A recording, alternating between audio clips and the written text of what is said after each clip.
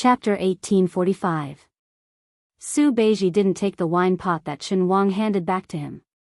Instead, he looked at the end of the street again and muttered, "I fought with that guy from Beimang all the way back to Beiliang. During that time, I narrowly escaped death many times. For example, I was blocked by the 5th raccoon of Bubang Mountain, but I never doubted that I could make it to Beiliang alive. Deep in my heart, I always felt that as long as I was by that guy's side, even if the sky fell, he would be the first to go up. In short, he would die first, then we would die." Su Beiji grinned. "Just like how this guy won't tell me how much the Liang Imperial Court values me, I won't tell him either." Suddenly, Su Beiji slapped his thigh. "Damn it. That time when I arm wrestled with Zhong Honggu in Lingzhou's Dragon Eye County, I was so drunk that I passed out. It was this guy who carried me back. Don't tell anyone about the drunken talk."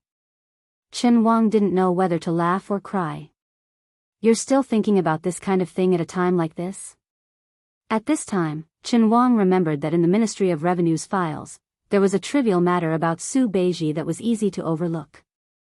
In Beiliang, Su Fengnian and Su Beiji, who were close friends, actually never called each other brothers. However, Su Fengnian was a persimmon, while Su Beiji was a tangerine. If it wasn't just in Beiliang, but in the imperial court, the relationship between the two could probably be called a model of a ruler and his minister. Chen Wang thought of the current emperor. He smiled knowingly. He also sat on the threshold and began to drink. It was a very unfamiliar taste. After all, he hadn't drunk this kind of hometown wine for more than 10 years. But he still felt that Beiliang's hometown had raised him, and Liang Imperial Court had recognized his worth. There was no way to have the best of both worlds, and not let down one's family and country. Would he let them both down in the end?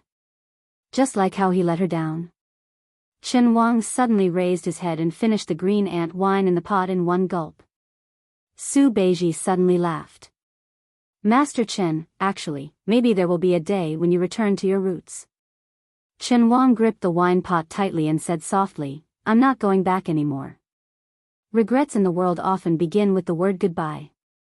And the most fortunate things in the world would only happen when they truly meet again. Unfortunately, there were many regretful things and few fortunate things." Chen Wang repeated, "I'm not going back anymore." The young eunuch slowly stood up and pressed one hand on the wheel of the well. "Your father, Zhang Julu, Chao Changqing, and you, as well as those old people from the previous dynasty who have long been forgotten by people before Liang, are actually the same kind of people. I don't like any of you, but if I ask myself honestly, the reason I don't like you is that I envy you." The young eunuch fell into reminiscence. A few years after Liang was founded, the diligent room that taught the children of the Zhao family existed for a few years. A long time ago, I admired scholars very much, so I often went there to listen to the sound of reading. I've forgotten a lot of the content, but I don't know why, but I still remember some of it. The wind and rain are bleak, the wind and rain are whistling, the wind and rain are gloomy, seeing the gentleman. Seeing the gentleman. After the young eunuch came back to his senses, he looked down at the young king who was still sitting on the well and said with a smile, "In my heart, Chao Changqing and the others are gentlemen, and so are you. So whether you live or die, I'm very happy." The rain on the street was getting heavier and heavier, and the young eunuch's smile was getting thicker. Perhaps being regarded as a gentleman by an unknown eunuch is not something to be happy about, right? Su Fengnian stood up.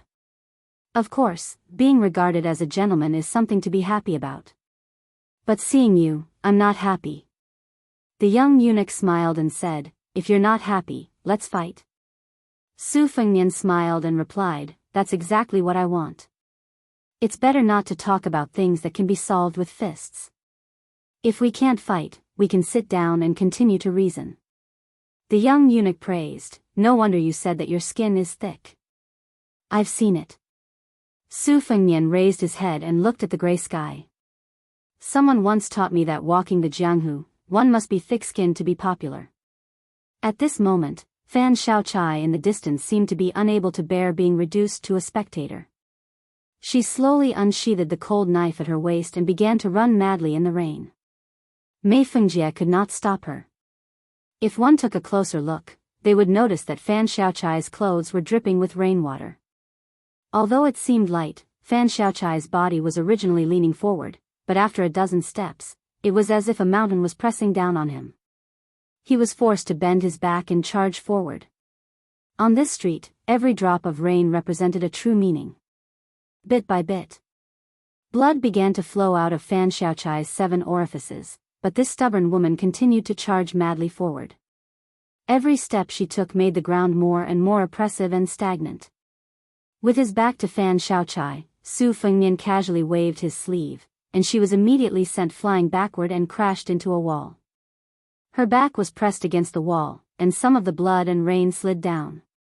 Mei Fengjie turned back to look at Fan Xiaochai, who had returned. His eyes were filled with helplessness and fear.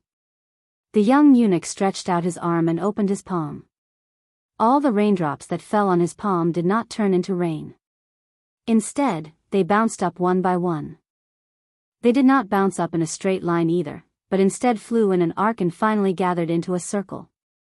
The young eunuch smiled. "I'm actually not very good at fighting, but I've never lost." This time, Su Fengnian directly pressed his left hand against the cold knife at his waist.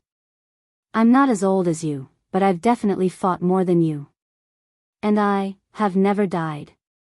Having never lost, of course there was a domineering aura in the ordinary. Having never died, on the other hand, sounded like a joke, but it was absolutely impossible to laugh.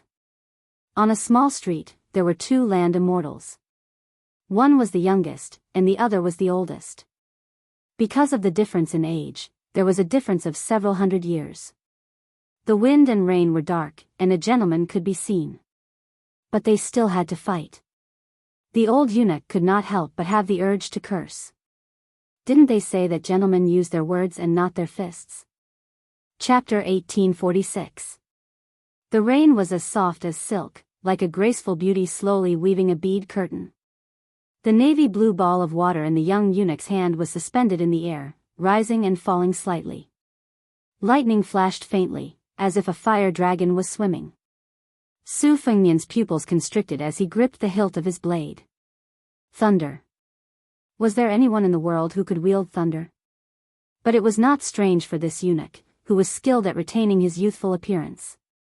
At this moment, the young eunuch no longer had his previous gentle aura. Facing Su Fengnian, who was standing 5 feet away, his face was solemn and his eyes were as black as ink. It was like a flood dragon looking at a python. There was both disdain and contempt in his eyes, but it also contained a thunderous rage. Before this, when the 2 of them were discussing Dao from the bottom of a well, the young eunuch did not seem like a martial grandmaster who could make Jianghu tremble with a stomp of his foot. Instead, he seemed like a young private tutor. He was serious, rigid, and antisocial. But when he talked and acted with those he liked, he could be described as a modest gentleman with a restrained edge. But the more this kind of person was abnormal, the more terrifying it was. It was like when Wang Xianji, who claimed to be the second in the world, suddenly declared that he would be the first. In those 60 years, naturally, whoever stood in his way would die. Perhaps all the heroes of Jianghu, including Dong Tai and Chao Chongqing, who would shine brightly in the future, would die early. Another example was when Hong Shixiang, after leaving the mountain, really became angry. What would happen? It would be unimaginable. Perhaps Su Fengnian, who was determined to kill, could be counted. So, Hong Jingyan died right under Tuoba's nose. The Liang eunuch in front of him, whose name was unknown, was exactly like this. His 5 fingers slightly contracted, and the thunder in his hand instantly seeped into his palm and disappeared. But his entire arm suddenly showed the strange scene of a fire dragon lingering around. The young eunuch breathed slowly. 7 thin white breaths faintly came in and out of his 7 orifices. On his white jade-like face, it was like 7 white snakes were hanging upside down. At the same time, Su Fengnian had not only unsheathed his sword, but his body also spun forward in an instant. His feet left the ground, his sleeves fluttering, he simply chopped at the young eunuch. The latter only raised the arm that had swallowed a heavenly thunder and clamped the cold saber that contained Su Fengnian's abundant divine will between 2 fingers. 2 fingers pinched the white rainbow. Between his fingers, sparks of electricity sputtered wildly, illuminating the young eunuch's face. Su Fengnian, who seemed to have opened the heavenly eye between his eyebrows, silently chanted, "Open shoe style." The tip of the blade that was pointed at the young eunuch's forehead suddenly released a stream of vigorous energy that was as thick as an arm. The young eunuch tilted his head. Even though the attack was close, and even though the stellar energy was as powerful as a ballista, he was still able to easily dodge it. Only a few strands of hair that had been cut off by the sharp chi slowly fell into the rain. As the young eunuch tilted his head, his free left hand moved as fast as lightning towards Su Fengnian's chest. He had once heard those learned scholars in the diligent room of the palace say that there were strong winds every year in the southeast that could uproot mountains and shake city towers. Su Fengnian was struck in the chest by a punch. He seemed to be unmoved, but the purple-red date mark between his eyebrows wavered and rippled. It turned out that this punch did not harm the body, but the spirit. The young eunuch, who had succeeded in his punch, said softly, "Abandon the saber." As these 2 words left his mouth, he changed his fist into a palm and slammed it against Su Fengnian's chest. Under this palm, Su Fengnian's entire robe trembled violently.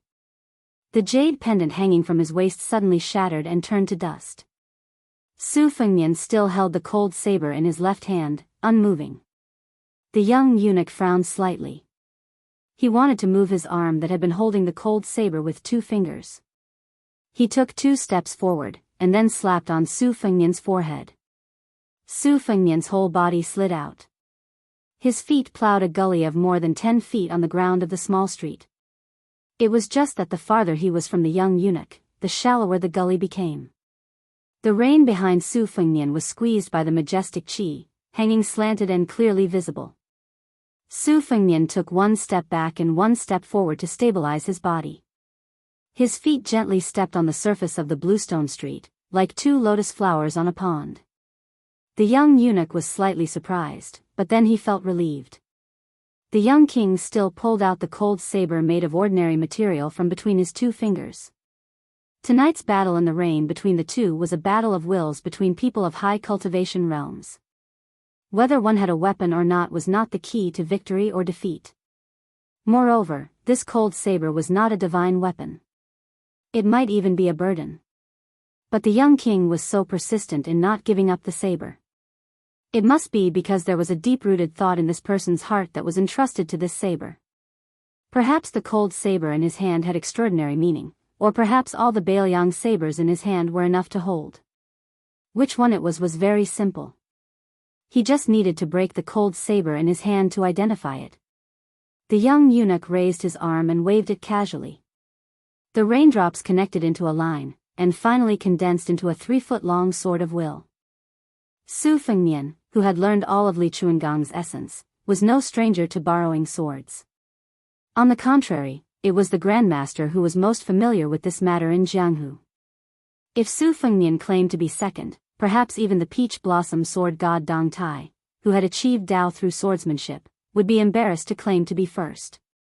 But at this moment, when Su Fengnian saw this scene, it was as if a strange scene that he had never seen before unfolded in front of him. Chapter 1847. This was not necessarily because the young eunuch was of a higher level. Both sides were celestial beings, and there was no difference in strength. But the young eunuch's actions were extraordinarily bold. Even though they were enemies, they had to admire him from the bottom of their hearts.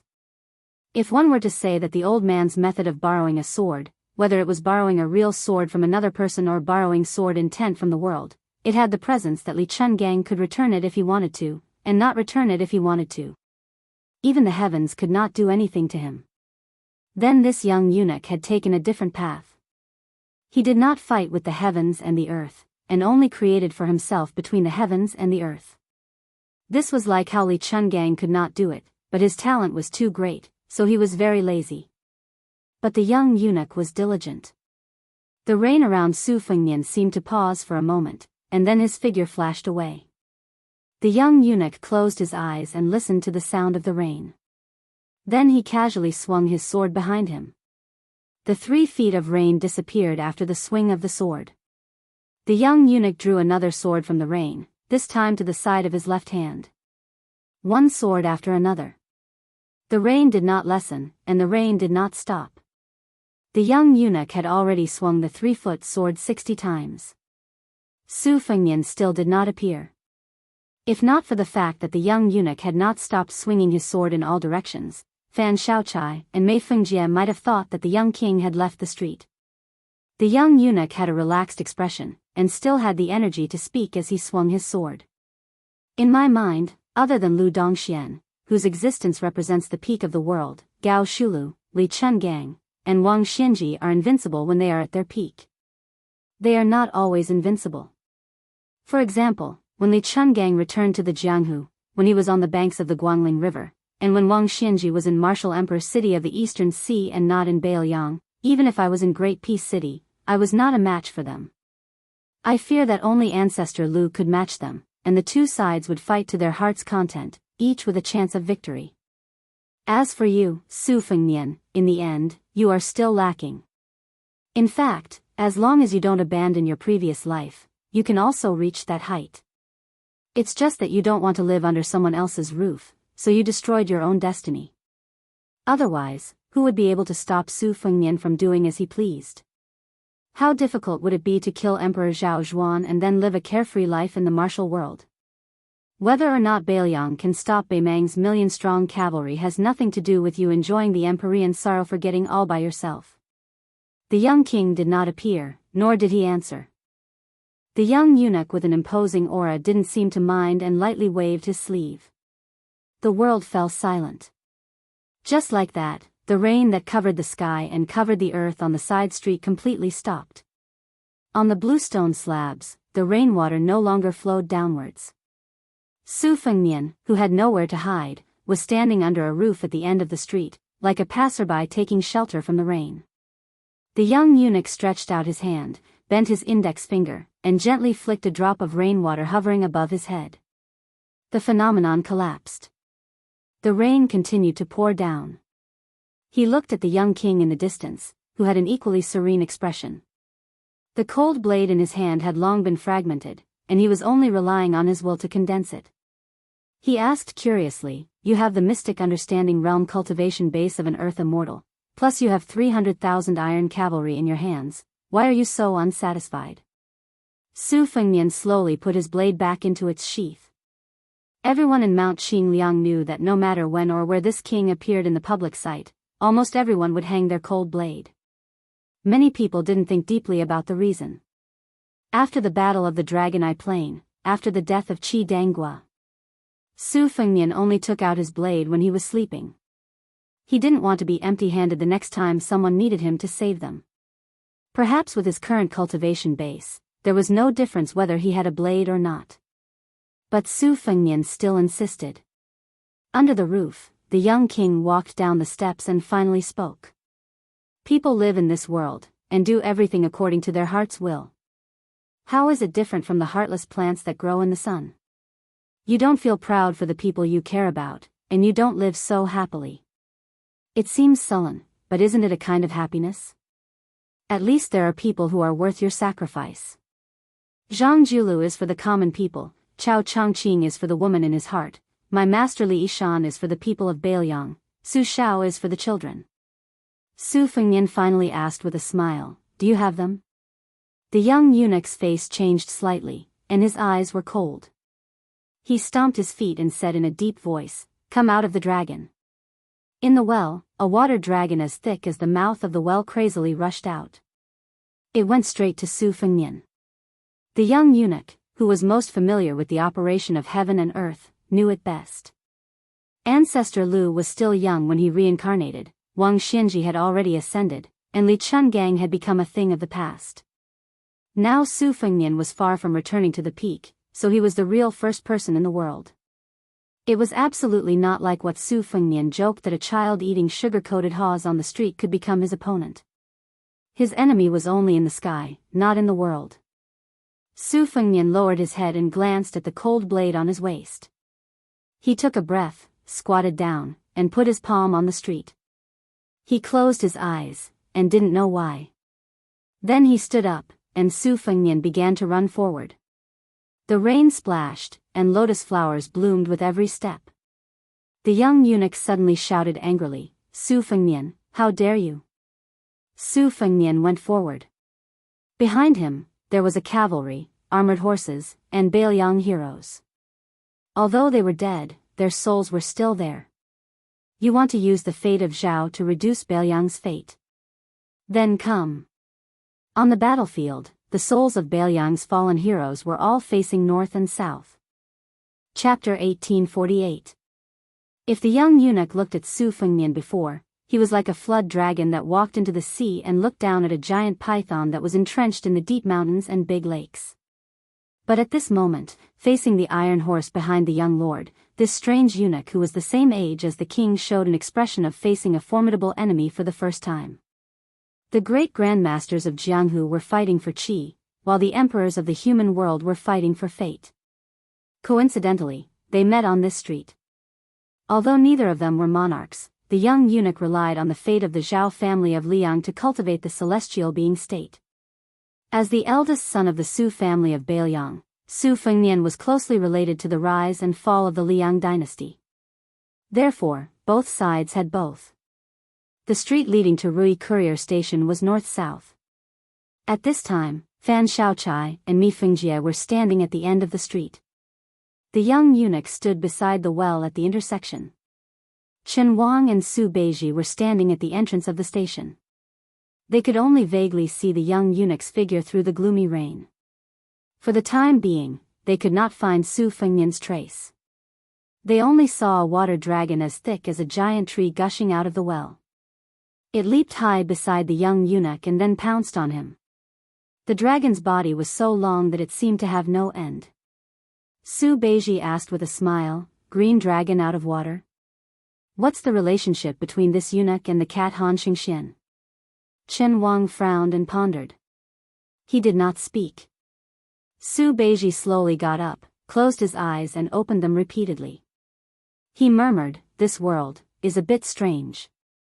Chen Wang said softly, "Taoism and Buddhism have been known as Fangzhong since ancient times. It is said that the land of Fangzhong was divided into the three pure holy lands and the Western Buddhist kingdom. Living in it, each has supreme supernatural power. Like a general in the battlefield, they can predict the enemy's moves and have the advantage of time and place." Su Beiji said worriedly, "According to what you said, the guy surnamed Su is obviously in his own territory, but the eunuch took away his advantage?" Chen Wang did not answer the question. The small street is not a suitable place for a large group of warhorses to gallop. Why are there such dense and heavy hoofbeats? Su Beiji stood up and looked up. "Don't misunderstand. That fellow surnamed Su wouldn't go so far as to scheme against you, much less mobilize the Yuzhou cavalry. Besides, would martial arts grandmasters at mystical realm like them need the help of the world's cavalry? It's meaningless." Chen Wang nodded. On the small street, just as Su Fengnian was about to collide with the water dragon, the young eunuch with a gloomy expression sighed and reached out his hand. For some reason, he pressed down on the wheel of the well. In the blink of an eye, there was no more rain between heaven and earth. The originally dark sky seemed to have cleared up a little, as if time had reversed. Su Beiji realized that he was still sitting on the doorstep. Chen Wang shook the wine pot in his hand. He had clearly finished the green ant wine, but there was still half a pot left. Mei Fengjie's face was blank. Fan Xiaochai lowered his head and looked. His clothes were intact and undamaged. The old eunuch, Zhao Siku, stood at the end of the street, completely confused. Su Fengnian had unknowingly returned to his seat on the well. It was as if he had never stood up and had never engaged in a fierce battle with the young eunuch in the rain. As the old saying goes, the thunder is loud but the rain is small. This time, it was simply loud thunder but no rain. But in reality, that was not the case. For example, the cold blade at Su Fengnian's waist was indeed in pieces. The young eunuch's expression was complicated as he snorted coldly. Su Fengnian smiled. I knew you wouldn't dare to fight with your life on the line. The young eunuch was puzzled. When did you know that all of this was in my spiritual sense? Su Fengnian raised his head to look at the sky and sighed. When it was raining, I sensed that something was wrong.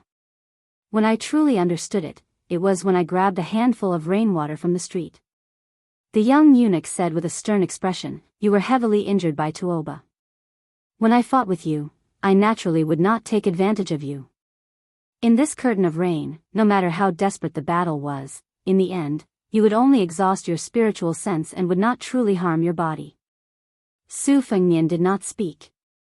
He turned his head to look at the Liang eunuch, who was slowly moving his hand away from the wheel, and smiled playfully. The young eunuch laughed coldly. The young emperor did not instruct me to fight to the death with you. Although he is the ruler of a country, he still does not have the right. I also do not have such boring thoughts. Su Fengnian stood up and nodded. At this moment, even if I extended my neck to Great Peace City for Zhao Zhuan to chop, he would not dare to kill me. The young eunuch was slightly angry. If that is the case, why do you still control the remnant souls of the Bailiang heroes who died in battle? What, are you flaunting your power to me? Su Fengnian said coolly, if I did not do this, ask yourself, what would happen in the future? If Bailiang lost, everything would be over. The fate of the Su family that affected the Zhao family would no longer exist. Then, regardless of whether I died on the battlefield of Liangmang outside the pass, you would most likely have to leave Great Peace City again to pull out the weeds by the roots. If you were lucky enough to win, no matter if it was the Liyang dragon chair or not, you would not be able to eat or sleep in peace. How could you allow someone else to sleep beside you? You would definitely kill me, Su Fengnian, as soon as possible. The young eunuch said in surprise, if that is the case, then you should not have put your trump cards on the table. You and I both know that in Great Peace City, you cannot win against me, so you cannot kill the Zhao Emperor. In Bailiang, I cannot win against you. Once I leave the city, your chances of victory will be greater. Why make me wary? Once I die, there will be no one else in this world who can become the person you hate to win. At that time, won't you be able to do as you please and truly do as you wish? Su Fengnian's smile was bright as he gave an inexplicable answer. Since I see a gentleman. The young eunuch laughed. I see you, Su Fengnian, Zhang Julu, Chao Changqing, and the others as gentlemen. Do you really treat people with such sincerity? Su Fengnian shook his head and repeated, since I see a gentleman. The young eunuch was puzzled at first and then understood. When I see you, Su Fengnian, I see a gentleman. When you, Su Fengnian, see me, you see a gentleman. The friendship between gentlemen, the competition between gentlemen, will not change one's original intentions because of the identity of friend or foe. This was the original intention, and also the foundation of some people. Bailiang guarded the northwest gates. Their original intentions were not for the Liang imperial court or the people of the Central Plains. Then, regardless of how the Liang imperial court that had truly received Bailiang's favor made things difficult for them and how the Central Plains ignored them, how could Bailiang change its original intentions because of this? The young eunuch said self-mockingly, I am a eunuch who is your natural enemy. Can I become the gentleman in your heart? Su Fengnian habitually put his hands in his sleeves and said softly, those who can agree with me are people of the same path. In my opinion, a person is limited by one's background, knowledge, and camp, so their understanding is naturally different. However, there are some bottom lines in the world that are the same. For example, even if you are doing evil things, you should understand that you are not doing things with a clear conscience. For example, someone who has experienced hardships and tribulations and feels that the world is unfair, but he should not vent his anger on everyone in the world. Plants grow towards the sun, which is the natural law, and there is nothing wrong with it. However, people who stand between the heavens and the earth have to follow the rules of the world. The Confucian school proposes strict etiquette, which is both confinement and a shortcut. The young eunuch nodded and said, in the final analysis, it is the 3 words reason. The Confucian sage once said, follow your heart's desire and do not violate the rules. Isn't that a true meaning of following one's heart? I once read Lu Zu's article in the palace that advocated the integration of the three religions, as well as the works of the Confucian sages and the teachings of the other two religions. The roots of Confucianism, Buddhism, and Taoism are actually different roads leading to the same goal. The young eunuch suddenly laughed and said, I never expected to talk about these empty principles with an enemy vassal king like you. Su Fengnian also laughed and said, if Beiliang is lucky enough to defeat Beimang, I am afraid that we will meet again in the future. The young eunuch sighed and said, I hope it is only a matter of victory and defeat, and not a matter of life and death. Su Fengnian sighed and said, in fact, I envy those who are willing to be reasonable and follow their wishes. The young eunuch smiled and said, is there really such a person? Su Fengnian nodded and said, yes, there is. Beiliang's Lu Jinu, Ji Province's Wei Jingtang. Unfortunately, they are all dead. Chapter 1849. The eastern exit of Miyun Mountain Pass suddenly contracted. It was as slender as a woman's waist. Xie Shibian relied on this type of geographical advantage to stop wave after wave of crazy attacks from the northern Mang cavalry. The 500 death elite cavalry from the Longxiang army had already been completely wiped out. Along with the 1200 death cavalry from Zhongtan who had charged out of the pass, the corpses of both sides and the war horses were piled up at the exit, forming a 5-foot-tall natural short wall. The corpses of both men and horses were stacked on top of each other. Fresh blood flowed out, making the scene look slippery and sinister. This was probably the most unique horse-blocking formation in the history of war. Regardless of victory or defeat, this battle would definitely be recorded in the annals of history. The cavalry of Feng Xiang and Lin Yao on the left and right had originally suffered slightly lighter losses. However, as the corpse wall continued to pile up, the endless stream of Beimang cavalry had no choice but to give up on breaking through from the front and turn to the left and right in an attempt to break through for the main force behind. If it weren't for the fact that Xie Shi had received all of the crossbows from Chao Wei's 10,000 cavalry, the support horses would have been able to shoot down the Beimang cavalry that had charged out of Miyun Pass. If it weren't for the fact that Xie Shi had received all of the crossbows from Chao Wei's 10,000 cavalry and had enough arrows to shoot down the Beimang cavalry that had charged out of Miyun Pass, the fearless Zhongtan elite cavalry would have already opened the door. Once the Beimang cavalry formed a complete front line outside the pass and allowed the Zhong family elite cavalry to act as the arrowhead to break through the formation, it would definitely be a massacre without any suspense. Xie Shi's cavalry came from a variety of sources. Their overall strength wasn't outstanding in Liuzhou and couldn't be compared to Chao Wei's cavalry formed by Liangzhou's border cavalry. In addition, the 500 Longxiang army that could be called experienced soldiers had all died in battle. This made Xie Shi's life hanging by a thread. He really couldn't take a single step back. As long as there was a loophole in the defensive formation and the Beimang cavalry took the opportunity, they would definitely be defeated. This had nothing to do with whether or not the youths in Liuzhou and the two towns' cavalry dared to die. On the battlefield, both sides were fighting for a breath of air. Fortunately, Xie Shi's Shibian displayed the extraordinary talent of West Chu's twin jade annulus at such a crucial moment. He was like a craftsman with a unique eye, carefully and conscientiously patching up the holes, deploying the troops time and time again. If it was said that doing a Taoist rite in a snail's shell was a derogatory saying, then Xie Shi's Shibian forcefully turned this saying into a positive one, turning something rotten into something magical. Under Xie Shi's command, these 1,600 youths all abandoned their horses and picked up their spears. Together with the 600 cavalry that were temporarily pulled out to form an independent army, each holding a light crossbow and horsebow, these 1,600 people under Xie Shi's command had already blocked the gaps in the crumbling formation 7 times. Only then did they stop the Beimang cavalry from surging out like a flood. During this period of time, almost every dangerous situation could be said to be a scheming battle between Xie Shi's Shibian and Beimang's general Zhongtan. The latter purposely hid the true strength of his personal guards many times and mixed them in with the normal Mang cavalry. Then, with a spurt of energy, they were all accurately seen through by Xie Shi's foresight. Xie Shibian's true command of this cavalry army that he still wasn't that familiar with had reached the level of commanding like an arm.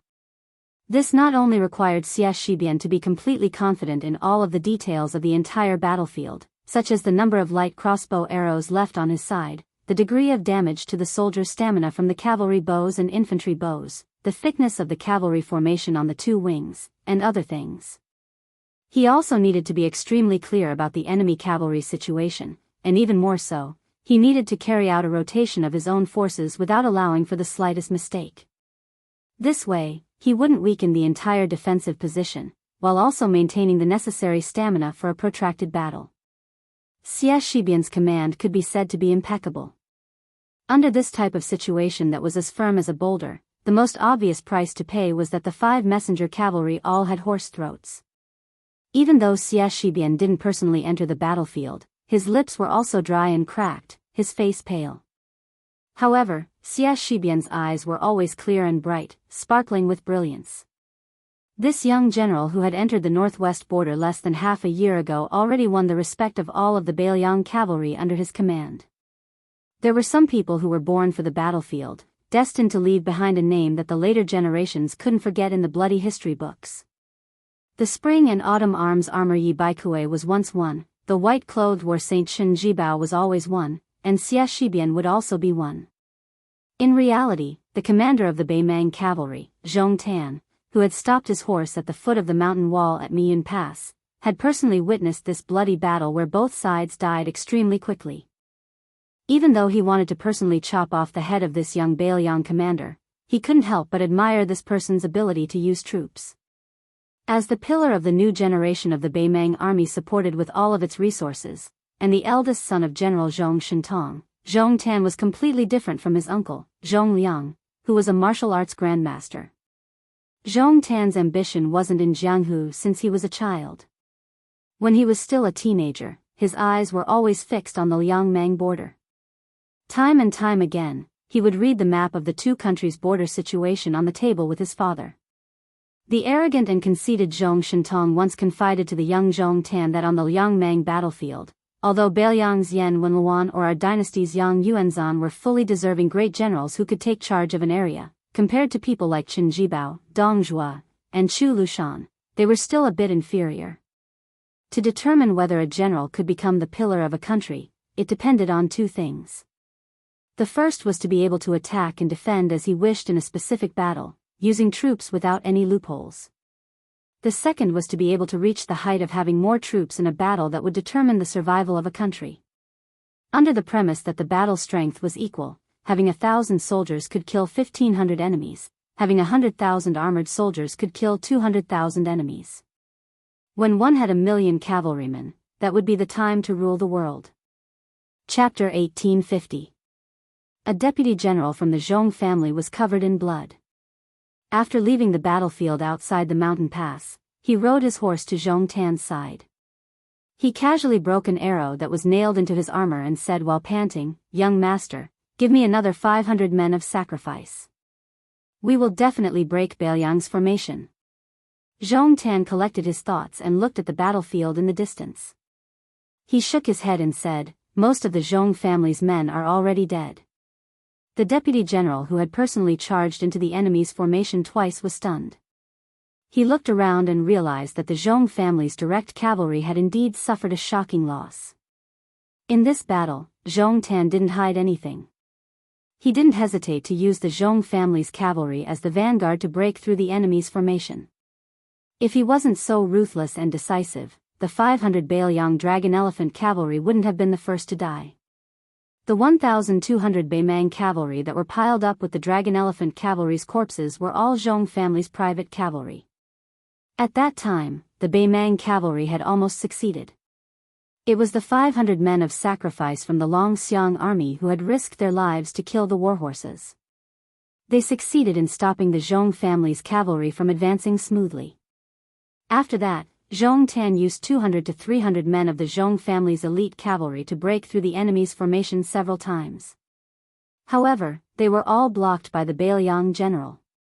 The deputy general said hatefully, "If it were somewhere else, we wouldn't be able to kill them even if we gave them another 5,000 men from Liuzhou." Zhong Tan, whose direct cavalry had suffered heavy casualties, smiled bitterly and said with emotion, "Yes, It's a pity that we're at the end of Mian Pass. We can't advance or retreat. The deputy general, who had never thought of retreating, was puzzled when he heard this strange statement. Young master, why can't we retreat? Besides, this battle can still be fought. It's a little difficult to win and we'll probably lose another 3,000 to 4,000 men. However, we definitely won't retreat, right? Zhong Tan glanced back and then looked out of the pass again. Even you know that the troops outside Bailiang Pass are a lost cause. Why is that Bailiang general still fighting to the death and not retreating? From Mian Pass to Fengxiang Town and Linyao Town, it's a flat land with no obstacles for the cavalry to gallop. Why is Bailiang defending this place to the death? It's obvious that so many people are going to die. Is it purely to exchange troops? The deputy general's heart trembled. He looked towards the mountain pass behind the northern Mang cavalry and muttered, Young master, didn't those great figures of our western capital's imperial court all say that Lu province's battle is insignificant? Zhong Tan took a deep breath and said self-deprecatingly, I only realized that Bailiang had gone mad after encountering this troop. They chose Lu province as the location of the second battle of Liangmang. Zhong Tan pointed the tip of his sword outside the pass and laughed nastily. It doesn't matter. As long as we can charge out of Mian Pass, Bailiang will lose miserably in this desperate gamble. Zhong Tan ordered in a deep voice, all Zhong family cavalry, charge with me. The two Kiliarchs who had been itching to give it a try cupped their fists and accepted the order. The deputy general hesitated and asked cautiously, Young master, are you really going to charge personally? Zhong Tan laughed boldly. I want to meet that Bailiang general personally. Intuition told this Beimang Xia Jumo that killing that Bailiang general was more meaningful than killing 10,000 Bailiang cavalry. 10,000 cavalry galloped through Mian Pass like lightning. The leader of the cavalry was Chao Wei. The 10,000 cavalry behind him had already changed horses many times. Behind them, there were constantly supporting horses lying on the ground. Many of the cavalry were foaming at the mouth. There were even a few hundred horses that fell to the ground and died. On the other hand, Chao Wei's 10,000 cavalry had also stretched out an extremely long line. This kind of long-distance attack that completely disregarded the horses' power and formation, if it was any other battlefield, would definitely make the generals curse out loud. It was simply treating it as child's play. The 10,000 cavalry were like a surging river flowing east. At this moment, the Mian Pass was like the Guangling River. There were constantly tired horses whose legs went soft. The only thing the cavalry with excellent horsemanship could do was turn their horses around slightly and try their best to fall to the left and right sides of the path. The cavalry that fell to the ground didn't care about the life or death of their beloved steeds and quickly changed horses to continue charging forward. Fortunately, most of the spears, lances, cavalry, bows, and light crossbows were given to Xia Shi's cavalry. To a certain extent, it reduced the burden on Chao Wei's cavalry. Chao Wei muttered to himself, Xia brat, don't think that I'll help you collect your corpse. If you can't hold on any longer, the northern Mang barbarians will be waiting for you outside the mountain pass. In addition to the rotten Buddha Mountains monk soldiers that are eating sand behind this daddy's ass, this daddy's 10,000 cavalry will be finished in this godforsaken place. Galloping all the way. Chao Wei felt that every slight breath of his was as clear as thunder. It even covered the sound of the horses' hooves. This meant that his 10,000 cavalry were almost at their physical limits. It also meant that such an extremely tired cavalry had in fact lost the ability to charge back and forth. Chao Wei was betting that Xia Shi's brat could not only guard the exit of Mian Pass, but also that Xia Shi's cavalry could heavily injure Zhong Tan's cavalry. This was unreasonable. Chao Wei thought to himself, Xia brat, I know this is difficult, but you are one of the two jade annulus of West Chu, Xia Shi's border. Approaching the easternmost part of Mian Pass. Chao Wei, who had been muttering, let me hear something, suddenly laughed out loud. He almost laughed until tears came out of his eyes. Chao Wei, who could already hear the sound of fighting in front, suddenly stopped his horse. He turned his head and roared, change horses. Put on armor.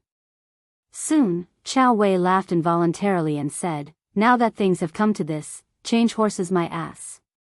The 10,000 cavalry gradually came to a stop.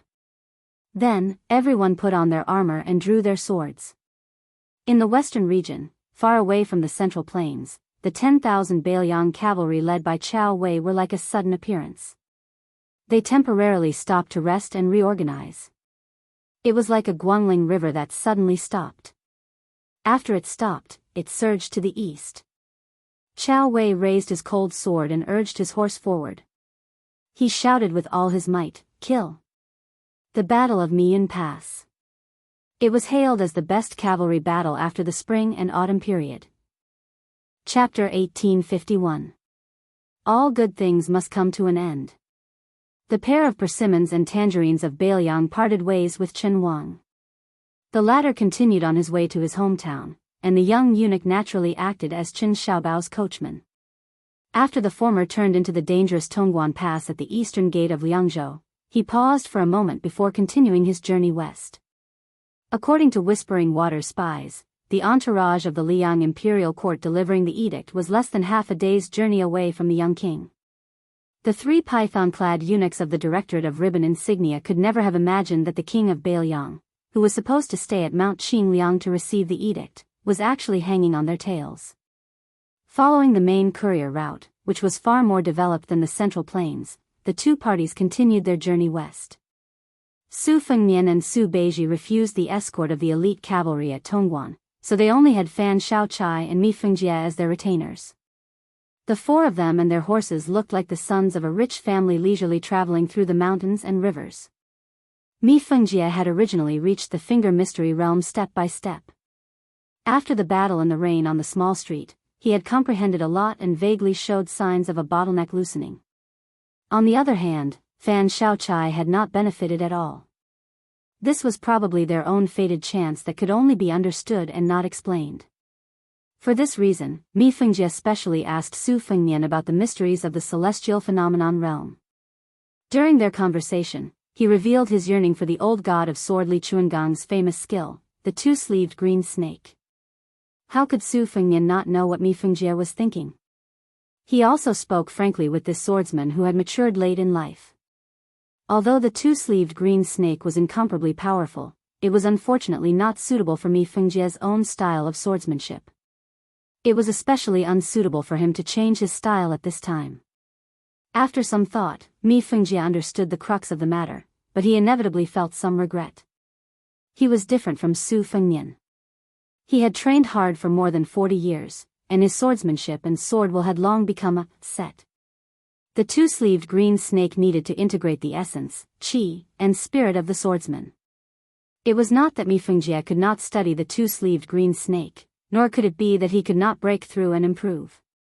At this moment, Mi Fengjie had just touched the threshold of the celestial phenomenon realm, so there was no need for him to gamble at this critical moment.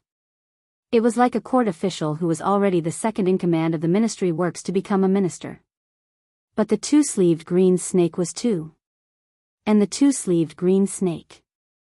Two. Of. Two. The two-sleeved. The two-sleeved two. Of the. It. As, the me.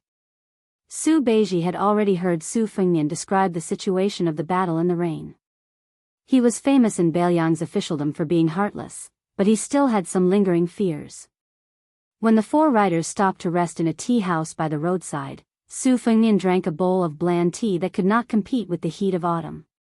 He suddenly said to Su Beiji, after drinking the tea, "We will follow the Directorate of Credentials."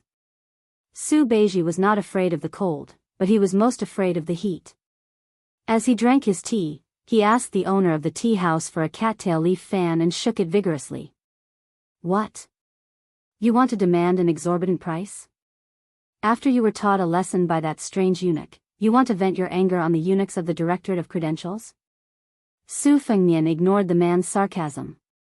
"Taking advantage of this opportunity, I plan to ask the Imperial Court for a Deputy Provincial Governor and Deputy Provincial Governor of Bailiang. I'll inform them first so that they won't be caught off guard." Su Beiji frowned and said, "This is not easy to handle. If it were an ordinary official, it would be fine. But the deputy judici and deputy administrator's request is considered a report between the general and the minister. It requires the approval of the big shot of the Men province. Although Chen Wang happens to be the left scattered cavalry officer of the Men province and can be considered legitimate, he is destined not to bring his official seal with him on this trip.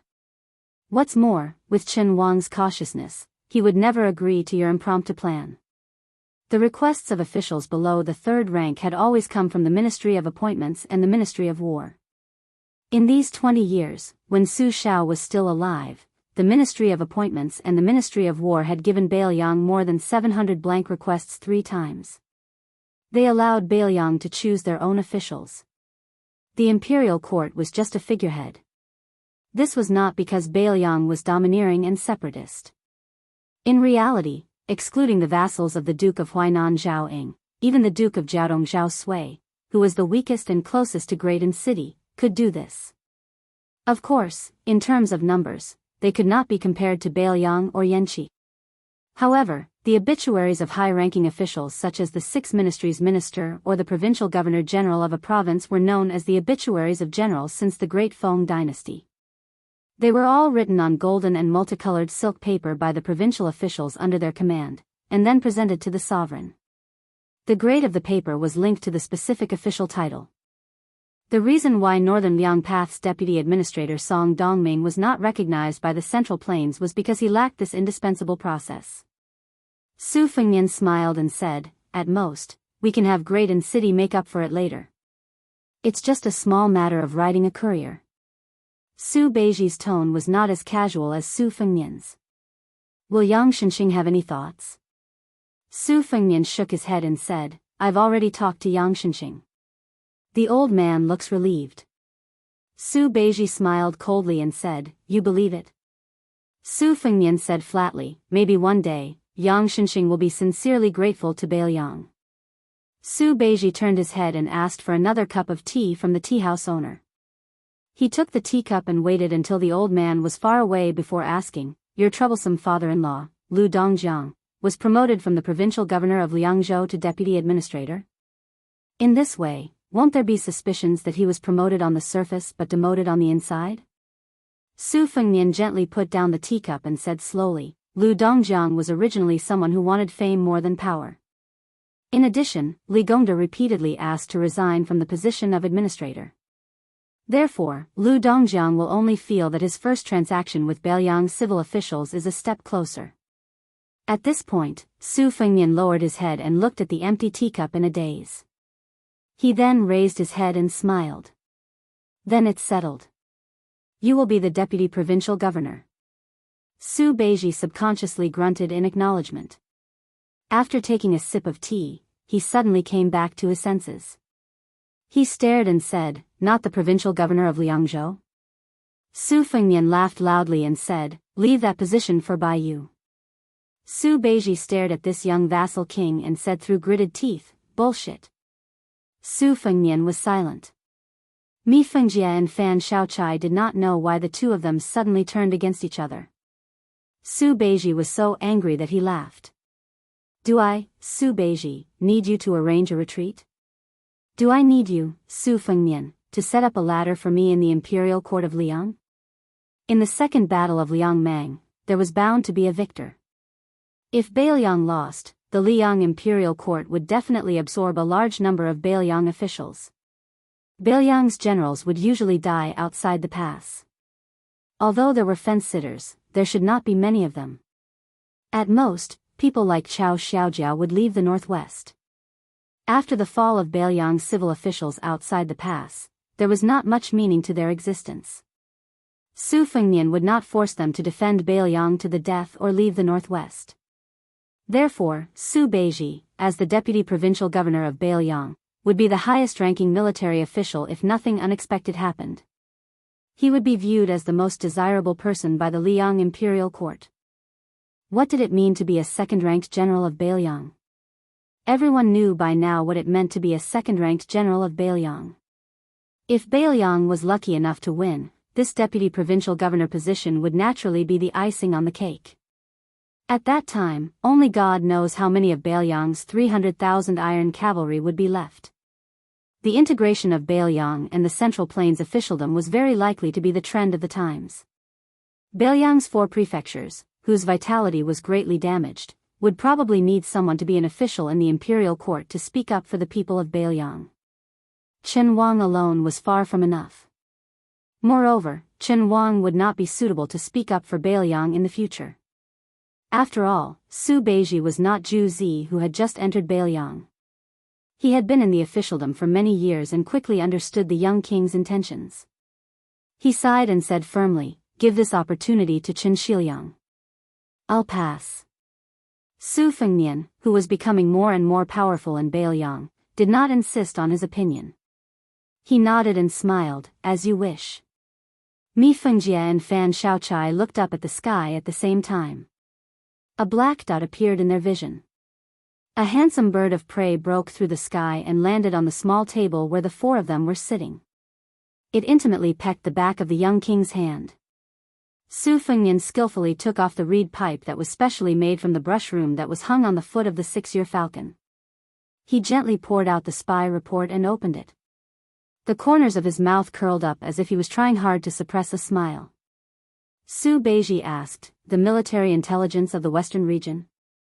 Su Fengnian handed the roll of paper to Su Beiji. The latter took it and looked at it. He sighed, "This time I'm really relieved." Chapter 1852. With regards to Chao Wei and Xia Shi arbitrarily changing the Lu province strategy set by the Protectorate and making an impromptu decision to intercept and kill Zhong Tan's cavalry at Mian Pass, the courier cavalry quickly spread the news from Fengxiang to Mount Qingliang and Huaiyang Pass, causing an uproar among the upper echelons of Bailiang. If not for the fact that Chao Wei and Xia Shi were the trusted aides of Su Fengnian, some of the more experienced and prudent commanders of the border army would probably have cursed them out in public long ago. It could be said that Su Fengnian had stood his ground against the objections of the masses and directed a large number of troops toward Lu province. This was especially so when he had rookies like Chao Wei and Yu Wandao, as well as Ko Jianghuai, who were also young outsiders like Xia Shi and Xia Shi, as the main generals of the Lu province campaign. Su Fengnian had shouldered an enormous amount of pressure. If the battle situation turned unfavorable and the entire Lu province battlefield was in shambles, the enormous prestige that Su Fengnian had accumulated in the First Great War of Liangmeng was bound to be severely damaged. Moreover, Liangzhou, which was closely allied with Lu province, was bound to fall into a perilous situation. Su Beiji clicked his tongue and said, "These 2 brats are truly desperados. They actually managed to take down Zhong Tan's cavalry right under the noses of the monk soldiers of Mount Lantua." Su Fengnian beamed and said, "Chao Wei and Xia Shi have risked their lives to create such a good situation. We can't let it go to waste." Su Beiji said unhappily, "I already know what kind of shit you're going to shit on. Fine, let me, the temporary deputy provincial governor of Bailiang, make a trip to Mount Lantua." Su Fengnian said playfully, "Why did you change your mind?" Su Beiji said something strange. "To me, it's all the same." Su Fengnian did not pursue the matter. He turned to Fan Shaochai and Mi Fengjie. "The 2 of you will escort the deputy regional governor to Mount Lantua.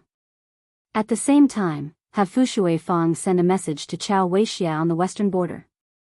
After he cooperates with the 3 of you to ascend the mountain and persuade Mount Lantua to form an alliance with Bailiang, they will no longer be under the control of the Liuzhou provincial governor's office, Mount Qingliang, or the Protectorate General's office."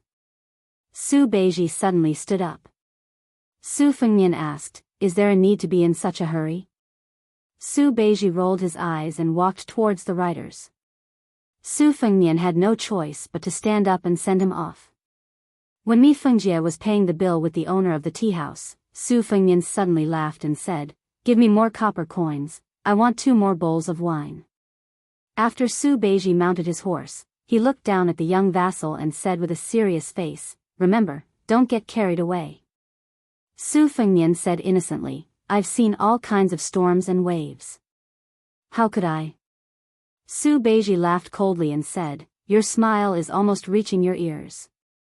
Su Fengnian was resentful, but he did not retort. Mi Fengjie and Fan Shaochai exchanged glances. The old man's eyes were full of smiles. Clearly, he was gratified by this scene of Bailiang's ruler and subject being compatible. Fan Shaochai, on the other hand, was somewhat annoyed. He seemed to be dissatisfied with Su Beiji's attitude. Su Fengnian waved his hand to send the 3 riders off. After the 3 riders disappeared from his sight, Su Fengnian returned to the table. There were already 2 big white bowls of coarse green ant wine on the table. Su Fengnian had 1 bowl and Chu Lushan had 1 bowl of gerfalcon. Su Fengnian reached out his hand and stroked its feathers. His eyes were gentle as he smiled and said, "Old friend, drink slowly." Twice in the Yangjiangu, once in the Beimang Jianghu, countless life and death encounters, only this old friend had always been by his side. The owner of the tea house was just an ordinary person with shallow eyes. When he saw the scene of the bird drinking wine, it was an eye-opener. He could not help but sit closer and asked curiously, "Young master, what kind of bird is this? It's so beautiful." Su Fengnian took a sip of the wine and laughed. "It's a gerfalcon from Liaodong." The old man, who had never heard of gerfalcons before, asked tentatively, "To be able to raise such a good bird with such spiritual energy, young master's family must be extraordinary, right?" Su Fengnian grinned and said, "Of course. My father fought for his entire life to accumulate the family business we have today. After he handed it over to me, many important people outside of Bailiang coveted it." The old man felt that the young man in front of him was like the sons of Bailiang generals in other places. They loved to talk about their father's military achievements and were not afraid of choking when they talked big. Who did not know that the rich people in Bailiang, even the rich men in Lingzhou, would not be able to straighten their backs when they met the masters of the neighboring provinces and counties? They would never dare to say that they had a lot of money in their pockets. Su Fengnian took off the jade pendant hanging from his waist. "Old brother, I'm in a good mood today, so I'll treat you to a drink. If you don't have money on you, just leave it here. I'll get someone to redeem it later." The old man first glanced at the jade pendant, which he did not know if was real or fake, and then glanced at the bird drinking wine on the table. He hesitated, but finally nodded and went to pick up 2 jars of high-quality green ant wine that could not be sold. The old man drank moderately at first. When the young master finished a large bowl of wine, he had only drunk half a bowl. Moreover, the old man had a good tolerance for alcohol. If he really drank to his heart's content, he would be able to drink 7 or 8 bowls. However, the old man was the only one managing the tea house. He was worried that if he really got drunk, what if the young man ran away? Then wouldn't he be scolded by his wife from today until the end of the year? Moreover, he had a young grandson who was studying in the village school. The old man was thinking about using the money he had saved this year to buy the 4 treasures of the study for the child. Not long ago, he heard the child come home and say that a young teacher who was originally studying in the academy had come to the village school. His knowledge was greater than the sky. He told them many things about Jiangnan, about the small bridges and flowing water there, and the young teacher also talked about the scenery of his family's garden. In reality, the child did not speak clearly. The old man, who had never even touched a book before, did not understand. However, as he listened, the old man, who had lived a hard life his whole life, felt that there was more hope in his heart. Their village had about 100 families. The first time they went to war with the Beimang barbarians outside the pass, a few families with better resources had secretly run away. When they won the war outside the pass, they all ran back. In the end, they had to go to war again, so no one used the excuse of visiting relatives to go to Lingzhou or leave Bailiang. The old man who ran the tea house received and sent people off all year round. In the end, he was more knowledgeable than the villagers who dealt with crops all year round. After listening to the idle conversations of the customers, the old man unconsciously understood a basic principle. For hundreds of years, the most powerful and unified grassland power, known to have millions of cavalry and millions of soldiers, had not been able to take half a step south into the Central Plains in these 20 years. In the past, there was General Su Shao. Now, there was the new Prince Liang, Su Fengnian. In Bailiang, there were 2 generations of the Su family, father and son. The old man did not understand the harm that the feudal princes posed to the court by seizing power. He also did not understand the conflicts between Bailiang and the Zhao family in Liang. The old man who lived in Bailiang only knew that no matter how fierce the war outside the pass was, in more than 20 years within Bailiang, there had not been a single Bailiang barbarian who rode a horse and carried a sword. The defenseless commoners could live a peaceful life. As long as they were willing to put in effort, they could support their families. Was there anything more comfortable than this in the world? There was none. As time went on, the old man gradually became drunk and happy. That young master was also drunk and said a lot of nonsense. He said that when he was young, he had toasted many generals in the main hall of his home. He even used a genteel phrase, saying something like, "My son will come out to exchange for good wine." He said that at that time, there were old generals like Yan Wenluan, He Zhonghu, Chen Yinshui, and Zhong Hongwu sitting in the main hall of his home. There were also civil officials like Li Gongda and Yan Jieshi, as well as young people like Chen Jibao, Chu Lushan, Yuan Zuozong, Qi Dangua, Yao Jian, and Yi Shizhen. The old man, who was already 70 to 80% drunk, laughed loudly and did not take it seriously. He laughed at the young man and said, "Nonsense, nonsense." In the end, the young man, who seemed to have read some poetry, began to sing loudly, saying that he had something to say to the Central Plains. You only saw 10,000 carps jumping the Dragon Gate at Tingtide Listening Lake. You did not see Mount Qingliang, there were countless famous stone steels. You only saw a bottle gourd's mouth building the capital. You did not see under the high wall, the skeletons of the dead supported each other. You only saw a horse roaring in the west wind in the north of Liangzhou. You did not see the south of the border, the sound of books breaking out of the hut. You only saw 300,000 armored cavalry ruling the world.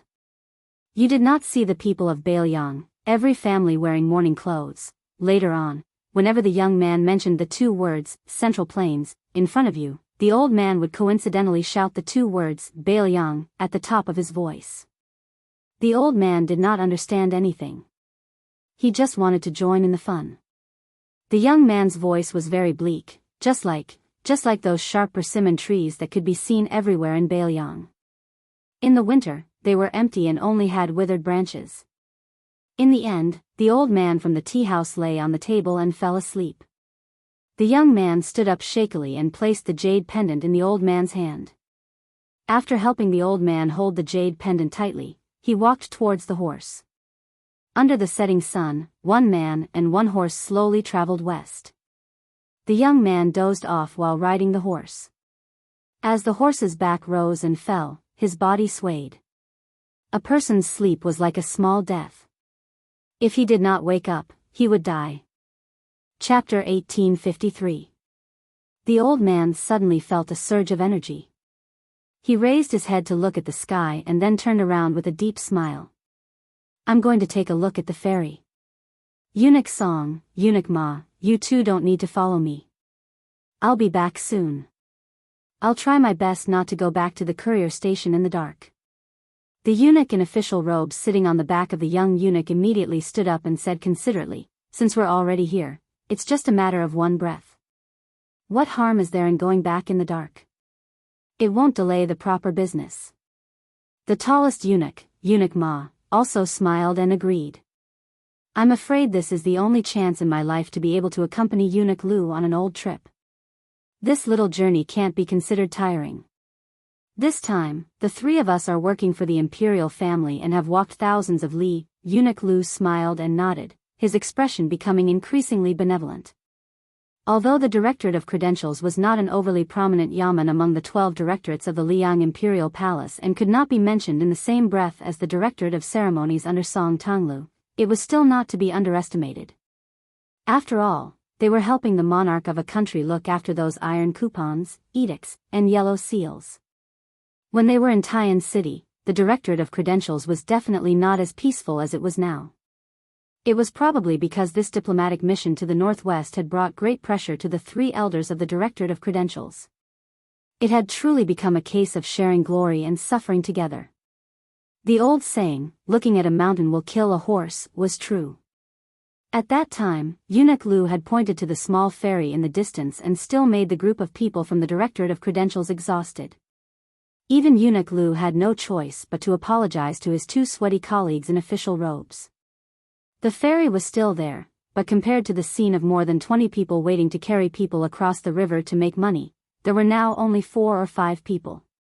Eunuch Lu raised his eyes and looked over, feeling a bit disappointed. The villagers were all coarse old men. There were no young men or women.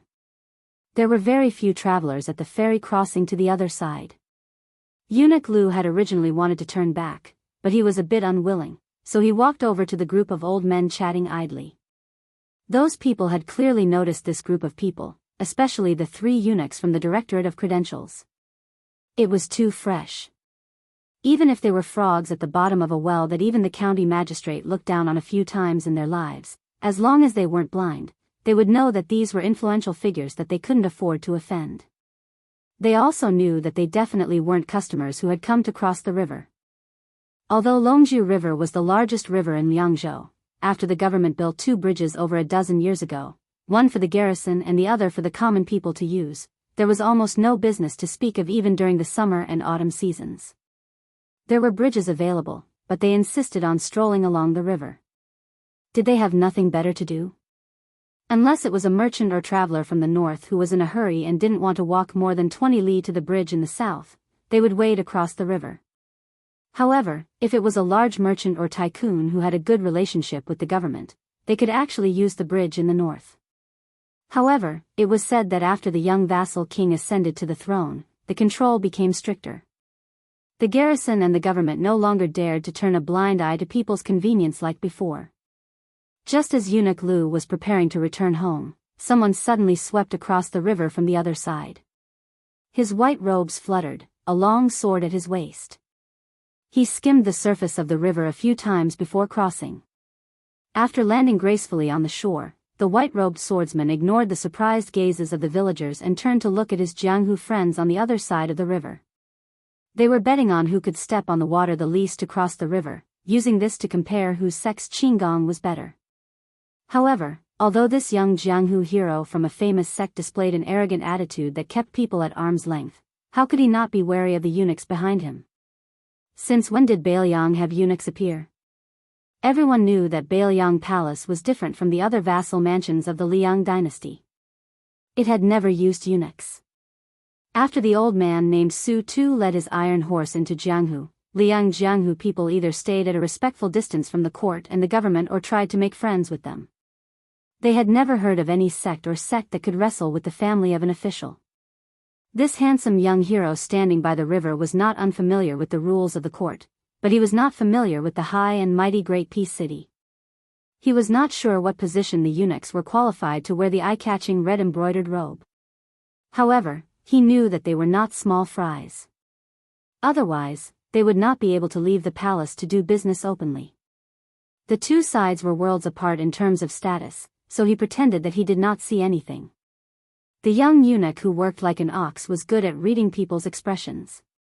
When he saw that the 3 eunuchs all frowned, he immediately explained in a low voice, "Earlier, the female Wulin leader of Mount Hui, Xianyuan Qingfeng, summoned the heroes of Jianghu to encircle and kill a few demons. They killed all the way to the western regions before stopping. After that, many Jianghu people were not in a hurry to leave Bailiang. These people must be young people from the Wulin of the Central Plains." Eunuch Lu snorted coldly. Heroes use force to suppress. Even the West Chu trader Chao Chongqing, the scholarly sage, has repeatedly shown off in Great Peace City. The fat and Buddha-like eunuch Song laughed in a low voice. Jianghu people are not the only ones who rely on force to suppress. Eunuch Lu and Eunuch Ma did not speak. Then, another 2 Jianghu people of similar age passed by Dragon Steed River. Eunuch Lu suddenly turned his head and asked one of the Imperial Guard commanders with a smile, "Commander Qian, what is the cultivation of these young people? What is the difference between them and the Grand Masters of Jianghu?" The burly Imperial Guard with a wooden expression said calmly, "Eunuch Lu, not to mention the 4 realms of first grade, even second grade master is not a height that these embroidered pillows can reach. With their talent and foundation, unless they have a great opportunity, they will not be able to reach second grade master in 20 to 30 years.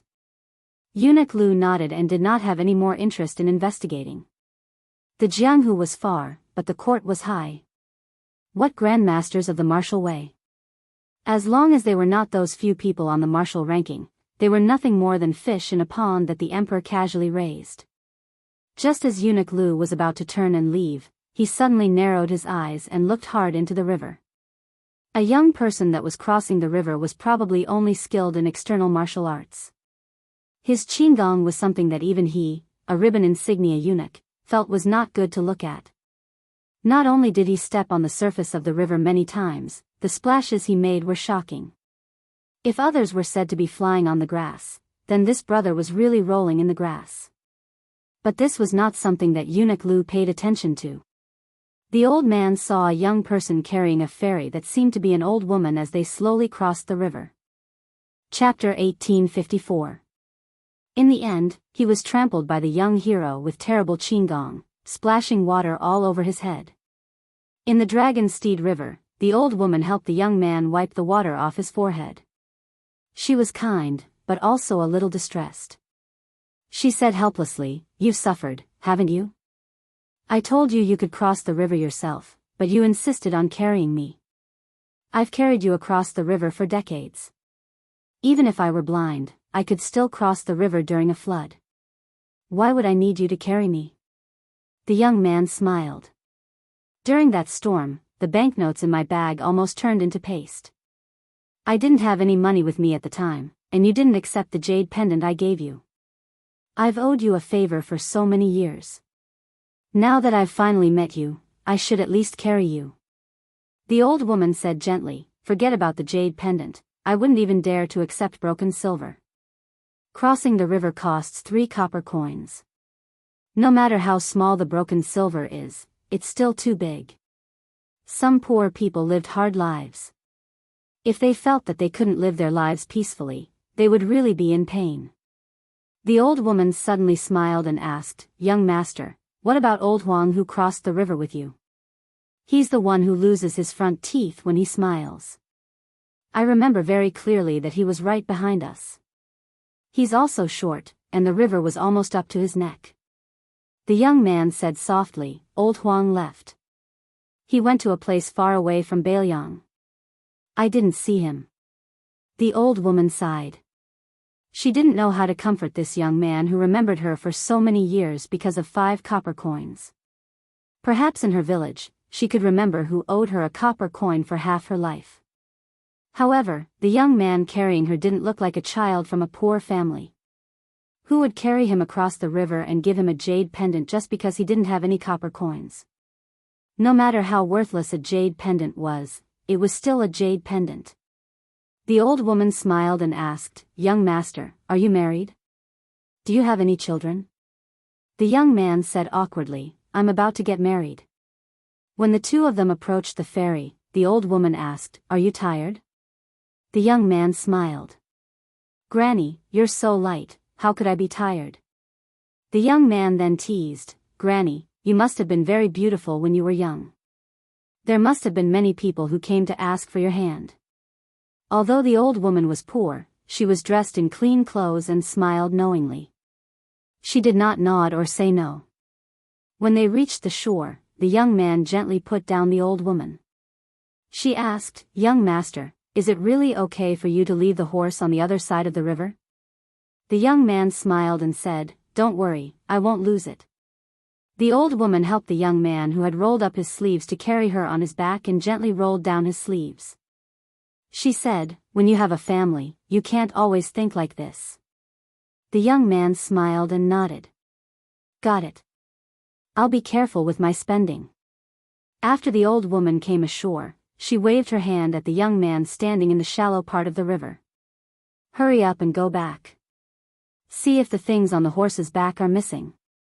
The young man who had his sleeves down but still rolled up his pants answered with a smile. The old woman slowly walked towards the ferry. Then, she saw an old man in strange clothes. She saw him at first glance, even though there were 2 old men in the same red clothes standing beside him.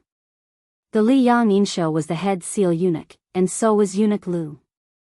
He wanted to say something but hesitated.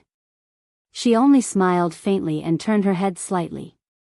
She reached out with her skinny fingers and tidied her hair. He looked at her and was about to take a step forward. In the end, he laughed self-mockingly, pulled back his foot, turned, and strode away. And she, just like many years ago, gently waved her hand at the back of the young scholar, just like the young girl of the past. The sky was dim. The eunuch and the imperial bodyguards were the first to leave. The villagers at the ferry who felt that there would be no more business left the river bank like the old woman. The poor young man who was walking towards the other side of the river suddenly turned around and jogged ashore. Although his skin was very good, in the end, clothes make the man. Who would look at a poor boy who was carrying people across the river to earn copper coins? Under the disdainful gazes of the 7 and 8 young heroes of the Jianghu, he approached them and smiled.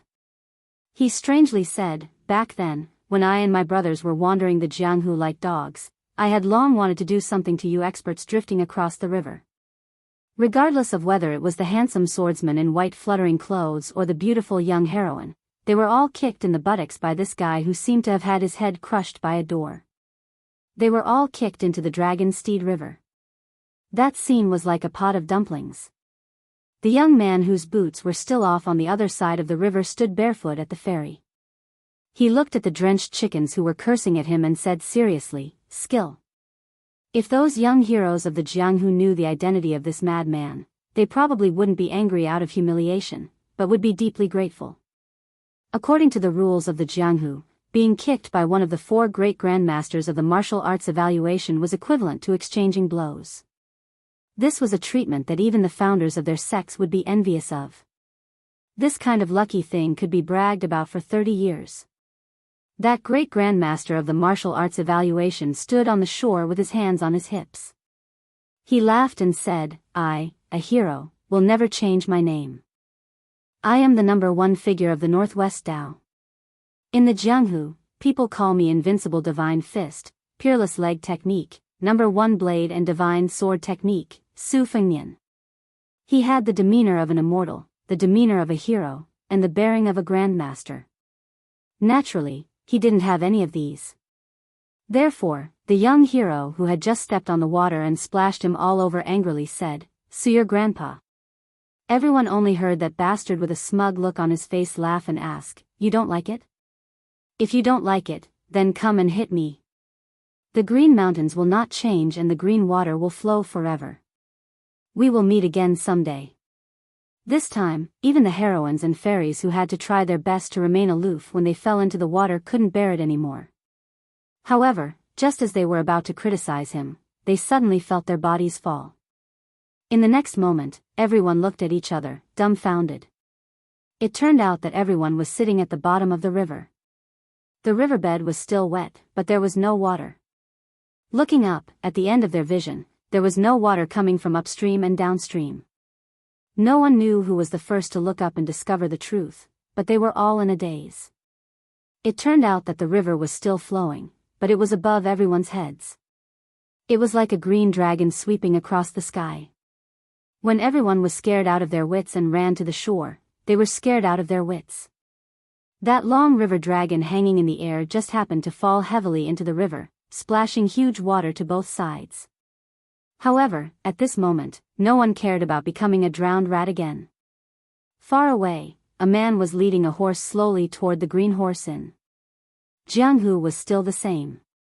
However, the horse was no longer the bad horse of the past, and he was no longer young. He no longer had old Huang with missing front teeth and the wooden sword ranger. Chapter 1855. The Liang Relay Road, with the capital Tai and city as the center, was a well-deserved official road. It was once praised by the old Ministry of War as the bloodline of the country. It was also compared to the prosperous dynasty that unified the Central Plains to an unprecedented land god. The power of the essence and blood could be said to be unparalleled in both ancient and modern times. Liangzhou's Qingma Relay Road was close to the provincial capital and was set up in the downtown area of a bustling town.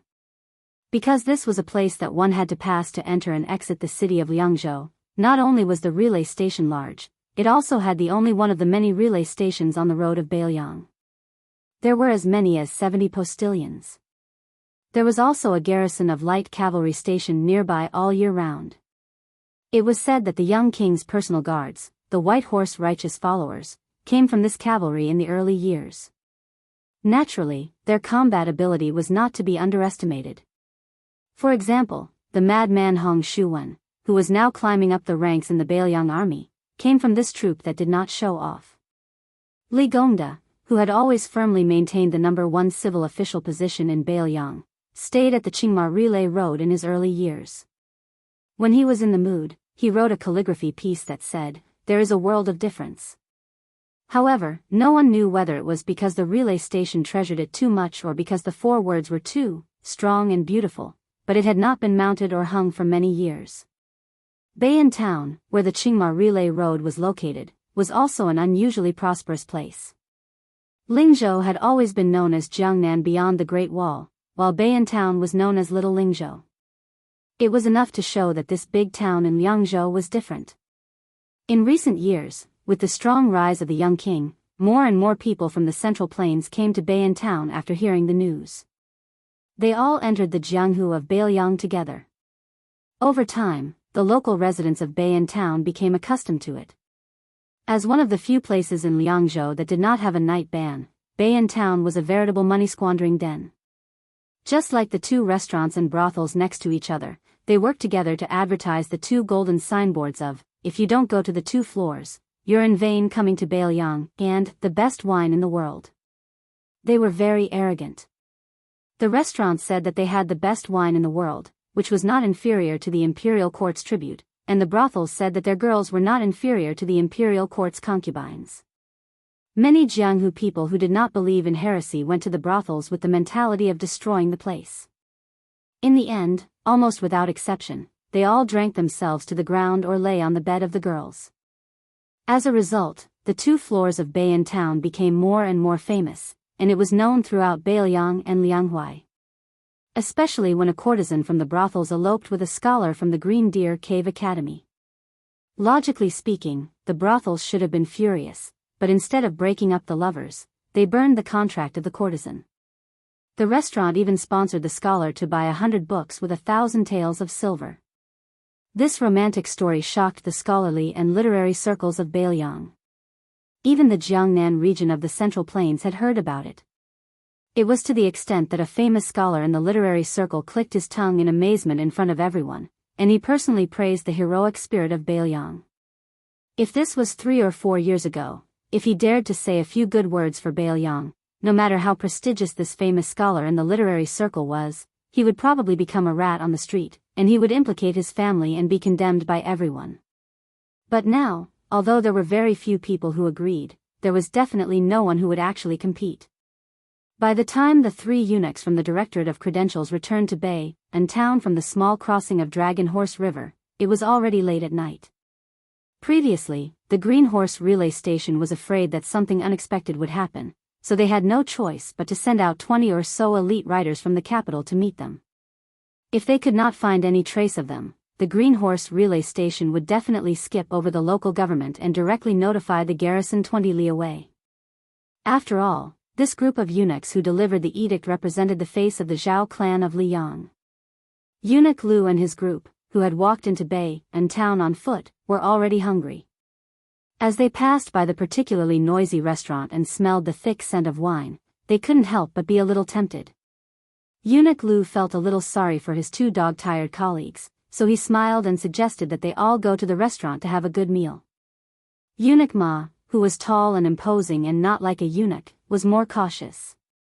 Although he didn't refuse, he still suggested that it was best to go back to the Green Horse Relay Station and change into ordinary clothing. Eunuch Song, who had a large body but was able to walk as light as a swallow in the royal palace, wanted to say that it wasn't a big deal. Could there be an assassin under the nose of Bailiang Palace? However, since Eunuch Lu, the head shopkeeper of the Directorate of Credentials, had nodded, Eunuch Song, who hadn't had a good time since coming to Bailiang, could only quietly swallow his words. After returning to the Green Horse Relay Station and washing up and changing clothes, the 3 eunuchs were accompanied only by the Imperial Guard commander surnamed Xian. The four of them walked together into the restaurant called the restaurant. Because the restaurant next door was the most famous brothel in Bay and town, they could vaguely hear the soft and seductive laughter. This made Eunuch Lu laugh involuntarily. If their drinking trip traveled to the capital, it would most likely become a rumor that the eunuchs of the Directorate of Credentials had gone to a brothel. That would be a great joke. The restaurant had 3 floors. Although it was late at night, the lobby on the first floor was still packed. There weren't many seats left on the second floor. The restaurant waiter, who was good at reading people's expressions, led the 4 of them to a private room on the top floor with the best view. It was called a private room, but it was actually separated by a large screen with exquisite embroidery. After Eunuch Song sat down, he leaned comfortably against the back of a yellow rosewood chair with a natural gourd-shaped wood core. He laughed softly and said, "The layout here is somewhat similar to the market on our side." Eunuch Ma, who had changed his clothes and looked more like a burly man from outside the Great Wall, looked around and was quite satisfied. Compared to the 2 floors below, it was much quieter and more elegant. He narrowed his eyes and nodded. Eunuch Lu said amiably to the young waiter who had a cotton towel on his shoulder, 2 pots of Jizhou Laojiao, Jiangnan apricot blossom wine, and cooked flower wine. As for the dishes and snacks, you can do as you see fit. The young waiter smiled and bowed to flatter, "Master, you are really an expert. You deserve the title of wine immortal." It's true that ordinary customers are generous when they come to our restaurant, but most of them choose the West Shu tribute wine, Jian Nan Chun, to drink. In my opinion, the wine is good, but in terms of mellow aftertaste, it can't compare to the cooked flower wine. In terms of burning intensity, it is far inferior to the green ant from Bailiang. By the way, for masters, I have to say something. Our restaurant has an unwritten rule. When you come here, as long as you want to drink the green ant, you can drink as much as you want without charge. Eunuch Song asked curiously, "Even if you want to drink 8 or 10 pots, it's still free? Aren't you afraid that your restaurant will go bankrupt from drinking? Also, if someone comes to your restaurant and only drinks the green ant, will this rule still be valid?" At the mention of this, the young waiter who was originally bowing to flatter immediately said proudly, "It's valid, how can it not be valid? Everyone who comes is a guest. Our manager has already said that for those who are willing and able to drink our Bailiang's green ant, it's not a big deal to ruin their business. Just treat it as making friends with these heroes. Our manager has even set a special rule. If anyone can drink 6 pots of our restaurant's signature green ant in one go, not to mention the cost of the banquet, even if they want to sleep in the building next door for a night, our restaurant will pay for it." Eunuch Lu smiled and said, "It's rare to see a restaurant open for business like this." "Interesting." Eunuch Song chuckled and held the comfortable antique chair with both hands. He looked at the eloquent young waiter and said, "It seems that although your manager stinks of money, he's not an ordinary person.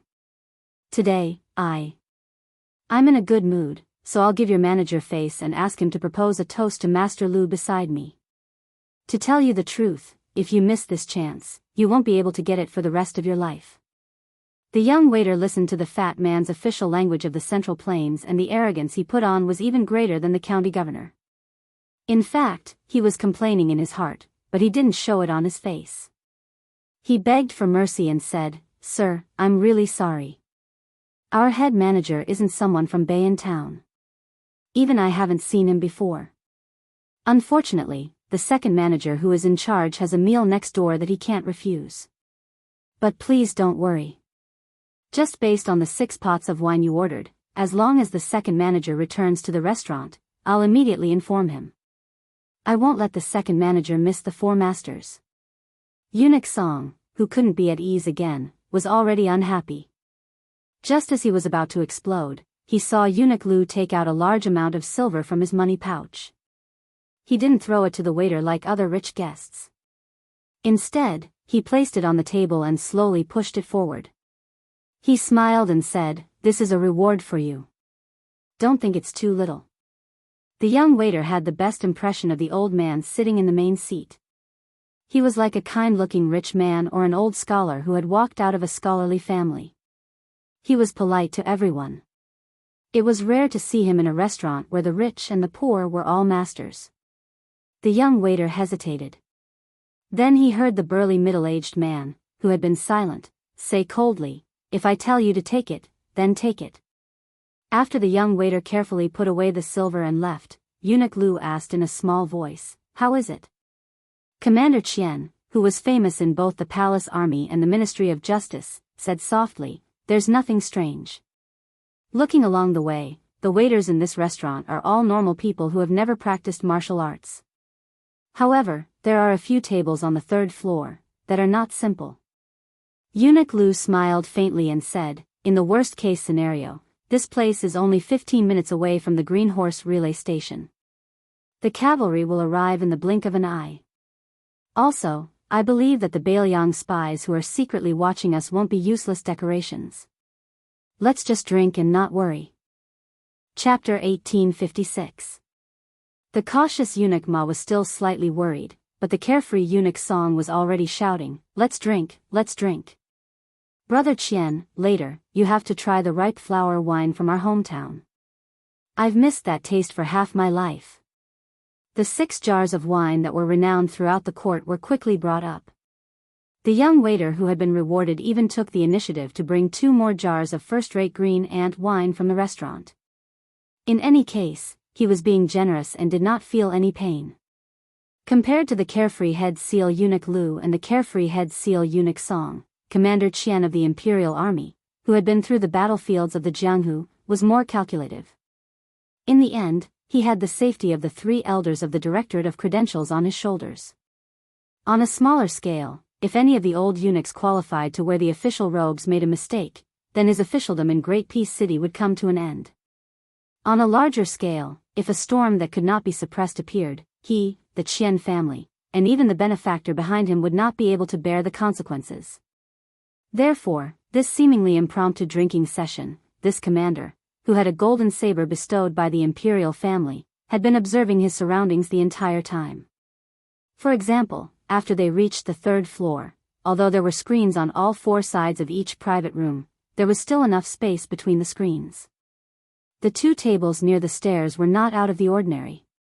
They looked like regular drinkers, and there were even young beauties who smelled of prostitution accompanying them. They were clearly prostitutes from the brothel next door. However, to their left and right, as well as across from them, there were hidden dragons and crouching tigers. To the left of head seal eunuch Lu, there was a table separated by a shoe-embroidered screen. There were 4 people sitting there, all of whom had powerful auras. One of them was a young woman with outstanding looks, especially the middle-aged man across from her who had one hand on the hilt of his saber even as he raised his cup and drank. His aura was vigorous. Even though he had only glanced over at the time, this bladesman, whose back was facing him at the time, had instantly reacted subtly. Although he did not turn around or draw his saber, the hand under the table clearly changed from caressing the hilt of his saber to tightly clenching his fist. So, to avoid unnecessary trouble, Commander Qian simply gave up on sizing up the other 2 men. On the other side of the jade screen to eunuch Lu's right, there were 6 men and 3 women at the table. There was a great disparity in age and weapons of all kinds. They were either generously placed on the table or hung on a wooden rack, as if they were a group of Jianghu allies. Most of them were there to accumulate reputation and experience for the younger disciples of their sections. This was not uncommon in the Jianghu of the Central Plains. Their conversation was mostly about interesting Jianghu stories. At this moment, they were talking about the deeds of the leader of the Purple Dress Alliance in Mount Hui. They were talking about the rumor that had spread like wildfire. On a snowy night at the end of winter last year, Xinyuan Qingfeng had comprehended immortality by watching the snow on the cliff of Great Snow Plateau. Commander Qian felt relieved.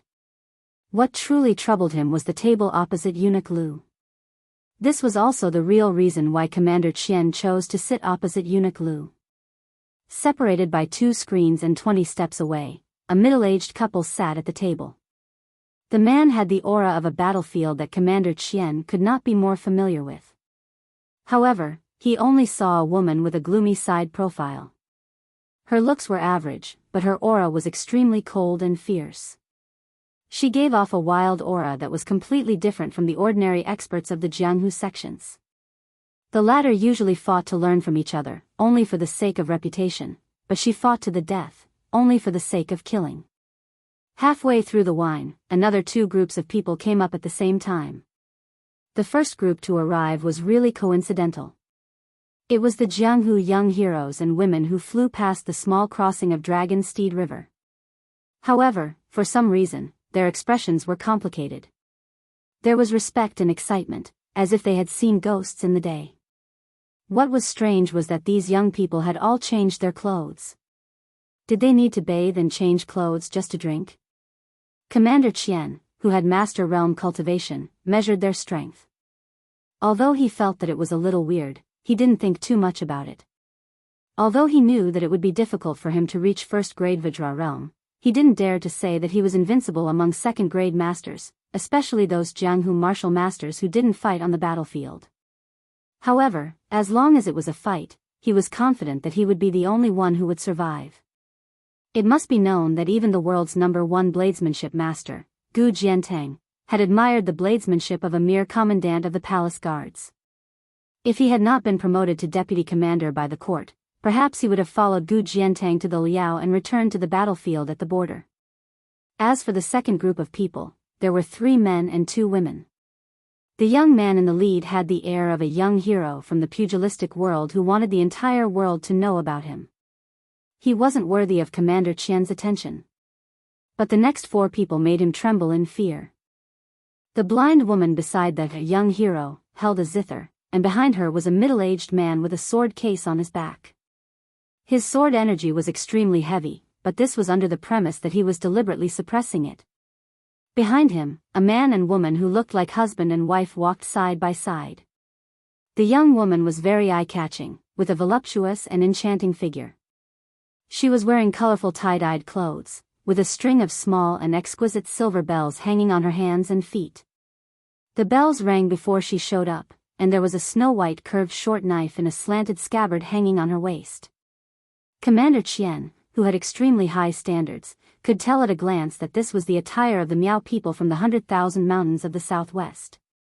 She was holding the arm of the short man beside her, with an undisguised look of pride in her eyes, as if her man was the top hero in the world. Under her contrast, the originally inconspicuous middle-aged man stood out like a crane among chickens. He was wearing a linen short-sleeved shirt, a green headscarf wrapped around his head, and a white cloth wrapped around his calves. Before one wave calmed down, another wave came. Commander Qian's heart almost jumped out of his throat. In less than half a glass of wine, another young woman, who was surrounded by a myriad of stars, came to the second floor. She was followed by 4 people who looked like retainers. Commander Qian's face turned green after he retracted his gaze. What status did this woman have to hire 4 top experts who were at least at the second-grade master level? Just like that, a small restaurant suddenly became a place where experts were as common as dogs on the street. Even Commander Qian, who was used to seeing big waves, started to sweat. Eunuch Lu asked calmly, "Is there trouble?" Commander Qian smiled bitterly, "Not necessarily, but as long as there is a conflict, it will definitely be a huge problem. Maybe even 1 or 2,000 cavalry won't be able to solve it." Eunuch Lu waved his hand and smiled, "As long as this is Bailiang, it's enough." At that moment, Commander Qian finally had a whole new level of respect for this head eunuch of the Directorate of Ribbon Sealing. Outside the restaurant where all kinds of fish and dragons gathered, a young man with a sword and a horse suddenly stopped on the street. When he stopped, the procuress at the entrance of the brothel saw his appearance clearly. Her eyes immediately lit up, and the 2 gorgeously dressed girls beside her wished they could pounce on the handsome guy who was still rolling up his sleeves and swallow him whole on the spot. The young man who was in a daze didn't seem to hear what the procuress was saying. He allowed her to pull his arm and drag him towards the brothel.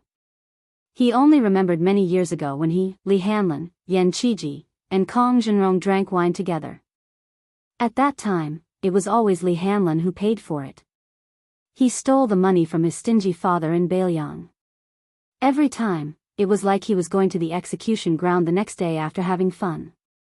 At that time, Yan Qiji, who had been given the nickname Eating Chicken Yen, couldn't let go of himself. No matter how many girls were around him, it always seemed like he was being taken advantage of. And Kong Wuchi, that big idiot, every time he went to the brothel, it was to save the poor.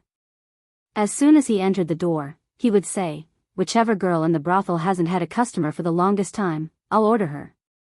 So every time Kong Wuchi was there, the most beautiful girl and the ugliest girl in the brothel would appear at the same time. The young man finally came back to his senses and asked with a smile, "His Royal Highness is drinking wine with girls. Can I not pay?" The procuress, whose chest was trembling, was overjoyed and replied, "This young man really likes to joke. Even if the prince came, he would have to pay." The young man, who had been dragged a few steps, stopped. He still held the horse with one hand and said with a bitter face, "Then I won't enter the brothel." The old brothel woman glared at him. "Young man, you're not being honest. You dare to walk on the street with this kind of sword? Do you think you don't have money?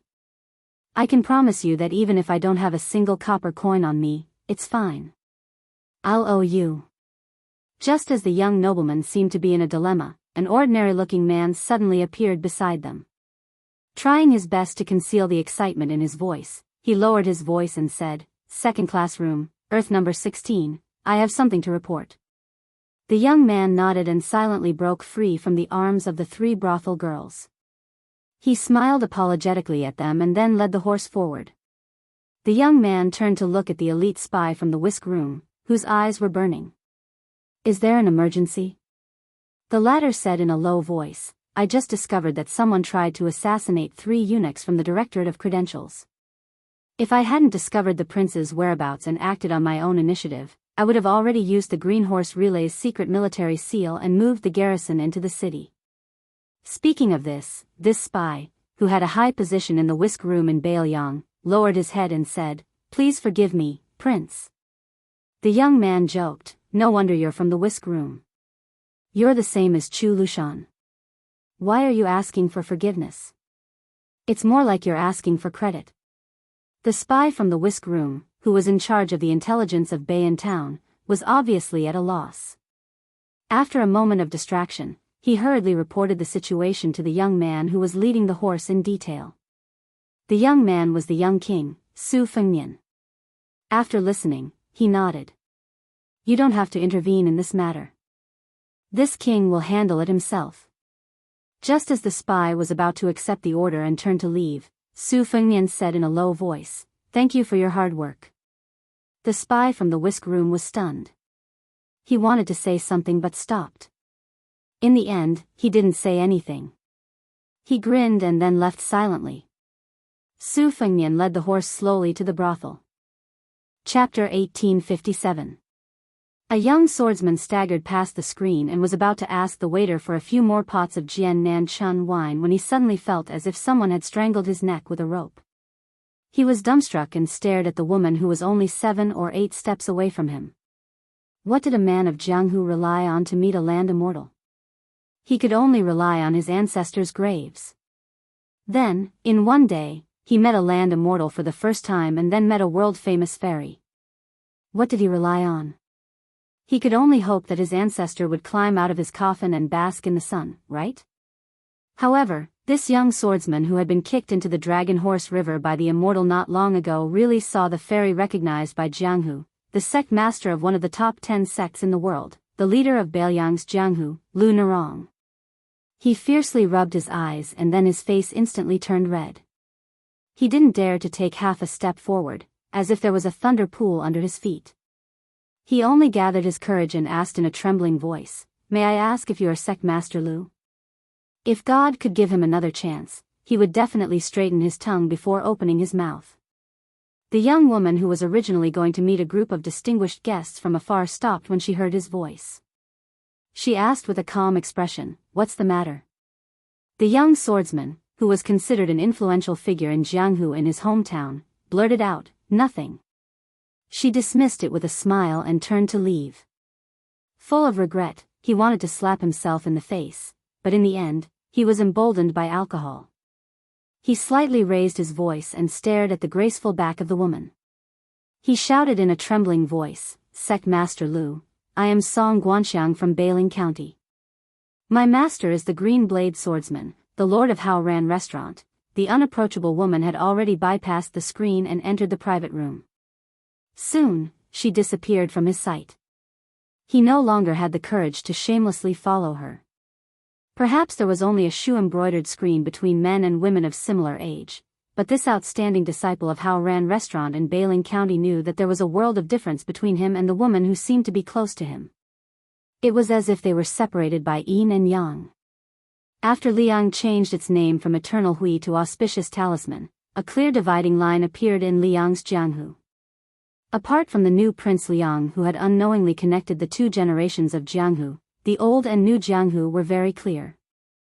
Wang Xianji from Woolly City, Spring and Autumn Sword God Li Chungang, Huang Longsher of Spring and Autumn 3 Jia, Cat Man Han Xingxian, Wang Mingyin, Dongyue Sword Pool Song Mianqing and so on had passed away. With the disappearance of the Peach Blossom Sword God Dong Tai and Chao Chengqing's death outside Tai and City, the conclusion of the Eternal Hui Jianghu was even more clear. Today's auspicious talisman Jianghu had a new atmosphere, and a figure that people took delight in talking about was Mount Huizi, who commanded the heroes of the Central Plains as a woman. She was the leader of the 12 auspicious talisman Jianghu and the 4 sages. She was the leader of the Quick Snow Villa by the Spring God Lake, Jinsua Knife Villa, Gangnam-do Black Gutai and Yuyen Villa. She was the young banished immortal of Taibai's sword sect who had made rapid progress in Sword Dao and single-handedly sent a second-rate sect into the top 10 sections. She was the young fairy of Southern Border Dragon Palace Lin Hongyuan and Black Gutai Lu Huanxian who had attracted countless heroes. In today's Jianghu, people liked the new and did not remember the old. When the old people talked to the young people about the Wu family's sword tomb, the latter would say that the banished immortal of the Taibai sword sect, who had broken through 3 realms in half a year, would definitely be able to flatten the Wu family's sword tomb. When the old people talked to the young people about Wang Xianji, who claimed to be number 2 in the world for 60 years in the martial emperor city, the latter would probably say that it was fortunate that the old man surnamed Wang died early. Otherwise, if the banished immortal of the Taibai sword sect and the master of the Jin Qiu Dao manor, these martial art geniuses would have practiced the saber and sword for a few more years, those old fellows would be considered shameless enough to claim to be number 20 in the world. Only when they talked about the new Prince Liang, who had 300,000 cavalrymen under his command, there was rarely any doubt. It was believed that if that young Prince Liang had the opportunity to go to Liang again, he would definitely feel unfamiliar. This was not a case of the river flowing east for 30 years, but a case of the river flowing east for 3 years. Lu Nerong was already numb to this kind of inexplicable flirting. In the beginning, she would still take this matter seriously, believing in her father's generation of Jianghu's so-called treating people with sincerity and treating everyone as an equal from the bottom of her heart. However, after suffering once, she began to involuntarily give up on her father's set of golden rules and jade rules.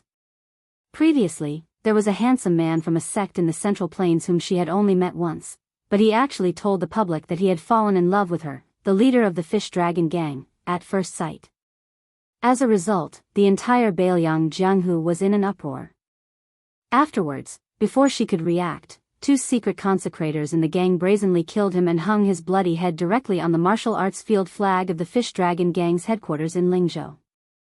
As for the Jianghu talent who was convicted because of his words, not only did the sect not denounce him, but instead sent a secret letter to the Fish Dragon Gang, full of carefully worded apologies. From that moment on, she truly realized her identity. Even if she practiced martial arts for another 100 or 200 years, she still wouldn't be able to enter the martial arts rankings. However, as long as the Fish Dragon Gang, which had a large number of members, still existed, she would be one of the most powerful figures in Jianghu. This had nothing to do with her family name. Today's Jianghu was so snobbish. She knew that her beauty was far from being a devastatingly beautiful woman. Not to mention Qinyu, Jiang and I, who had made it onto the martial arts rankings, or Huishan Zi, Xinyuan Qingfeng, whose appearance had been reborn as his martial arts realm rose, even compared to the other 3 who were known as the 4 fairies of Liang, Lin Hongyuan of the Dragon Palace, Tong Shanquan of the Jinsua Saber Village, and Lu Han Xian of the Black Gutai, Lu Han Xian. Lu Nerong also admitted that her appearance and temperament were far inferior. Now that she was busy with work and occasionally had some free time, she would let her imagination run wild. She felt that those seemingly heroic men in Jianghu, whom they admired, were just her identity. Even if she was a bit uglier, even if her personality was violent and temperamental, there would still be countless people fighting to be her subject. Therefore, she missed the time when she was desperate and became a Beimang bodyguard. She was an ignorant young girl in Jianghu. After bypassing the screen, Lu Nerong quickly put away her ridiculous thoughts and looked at the 4 distinguished guests from Nanjiang who came from afar. As a well-deserved local tyrant, she still did not hurry to take a seat. Instead, she raised her hand and cupped her fist to apologize. We were delayed on the road for 2 days. Palace Master Lin has been waiting for a long time. The man closest to the leader of the Fish Dragon gang was the machete man that Commander Qian of the Imperial Guards was very afraid of. Although he had already noticed the 4 people behind Lu Nerong when she went up the stairs and waited until Lu Nerong stood beside him at this moment, the machete man turned a deaf ear and continued to drink and eat meat. However, he loosened his hand on the hilt of the machete man, presumably to show that he was not an evil guest. As for whether Lu Nerong understood or not, the old man with black hair actually didn't care. He was indeed qualified to not care. Because he was Mao Shulang. As one of the few machete men masters in the world and an old man who had personally experienced the brilliant era of the Spring and Autumn 13 armors, he was called Northern Li and Southern Mao together with Li Chungang at his peak. Unfortunately, he lost the 2 most important battles in his life. He lost to Li Chungang in the battle between machetes and swords. That battle was also regarded by many old Jianghu people as the battle between machetes and swords. Later, Gu Jiantang showed his outstanding talent and went all the way to the south to challenge Mao Shulang.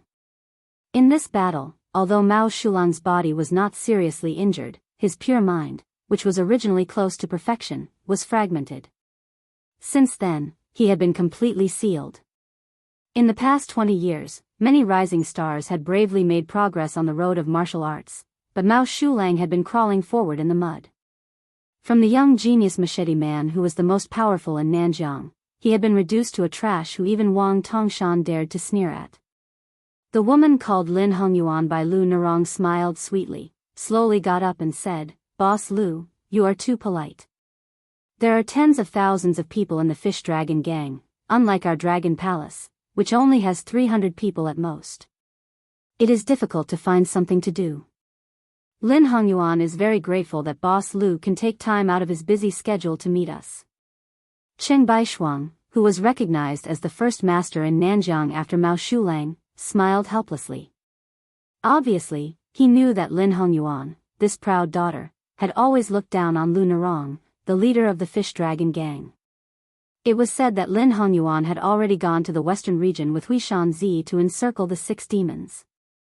Lin Hongyuan had shown tit for tat to Lu Nerong many times in public. As for why she did this, Cheng Baishuang, who vaguely knew the inside story, certainly did not want to get involved. What's more, it was reasonable for him to protect Lin Hongyuan, who he had watched grow up. However, Ji Luan, who was the chief guest of the Dragon Palace in Nanjiang, frowned and said in a low voice, "Palace Master, don't delay the important matter. Our trip to Bailiang was supposed to go to Lingzhou and see Boss Lu first." It was Palace Master who changed the itinerary without permission and insisted on seeing the eunuch of Great Peace City. How can you blame Boss Lu? Lin Hongyuan glanced at Lu Nerong and said with a smile, "Uncle Jian, Boss Lu will not lower himself to my level." Chapter 1858. The 4 masters behind Lu Nerong, who had joined the Fish Dragon gang as servants over the years, were more or less angry. After all, the court paid particular attention to the master's humiliation and the servant's death. In Jianghu, the masters of the Fish Dragon gang had long been dissatisfied with Lin Hongyuan's sarcastic remarks about Lu Nerong, especially the high-ranking members of the Fish Dragon gang. Although the people in Jianghu respected the Fish Dragon gang, they believed that the Fish Dragon gang did not have a real master. For example, the Dragon Palace in Nanjiang had 2 masters, the Old Palace Master and Ji Luan. Not to mention the celestial phenomenon Supreme Master Huang Fangfua on the Great Snow Plateau of Hui Mountain. The Tai Bai sword sect had an amazing sword genius, which was enough to convince people. The music saint, one of the 4 sages in Jianghu, was also one of the 4 sages in Jianghu, and the female owner of Jinswa Knife Village could also turn the tide. Although Yuyan Villa did not have a top supreme master to deter Jianghu, it had built a good relationship with heroes from all sides because of the reforging of the sword in the Dragon Rock Sword Furnace. The Fish Dragon Gang, which lived in a remote corner of Jianghu in the northwest, could not be compared with them. As for the Spring Invitation Cottage in Shishu, as long as they imagined the man in white behind Lu Narong, no one would dare to underestimate them. In the end, the Fish Dragon Gang's weakness was the most fatal. When the leaders of the Jianghu in the Central Plains joined hands to hunt down 6 evil demons who dared to steal secret manuals from the Great Snow Plateau, in that soul-stirring tide of righteousness, many people did not know whether to laugh or cry. Among them, Do Changfeng, who was previously one of the top 10 talents in Jianghu, left a famous saying that spread throughout Jianghu after he had a conflict with the members of the Fish Dragon Gang. Therefore, when Lin Hongyuan praised the tens of thousands of members of the Fish Dragon Gang in front of Lu Narong, although Lu Narong looked indifferent, a burly foreign official in the prime of his life strode out from behind her.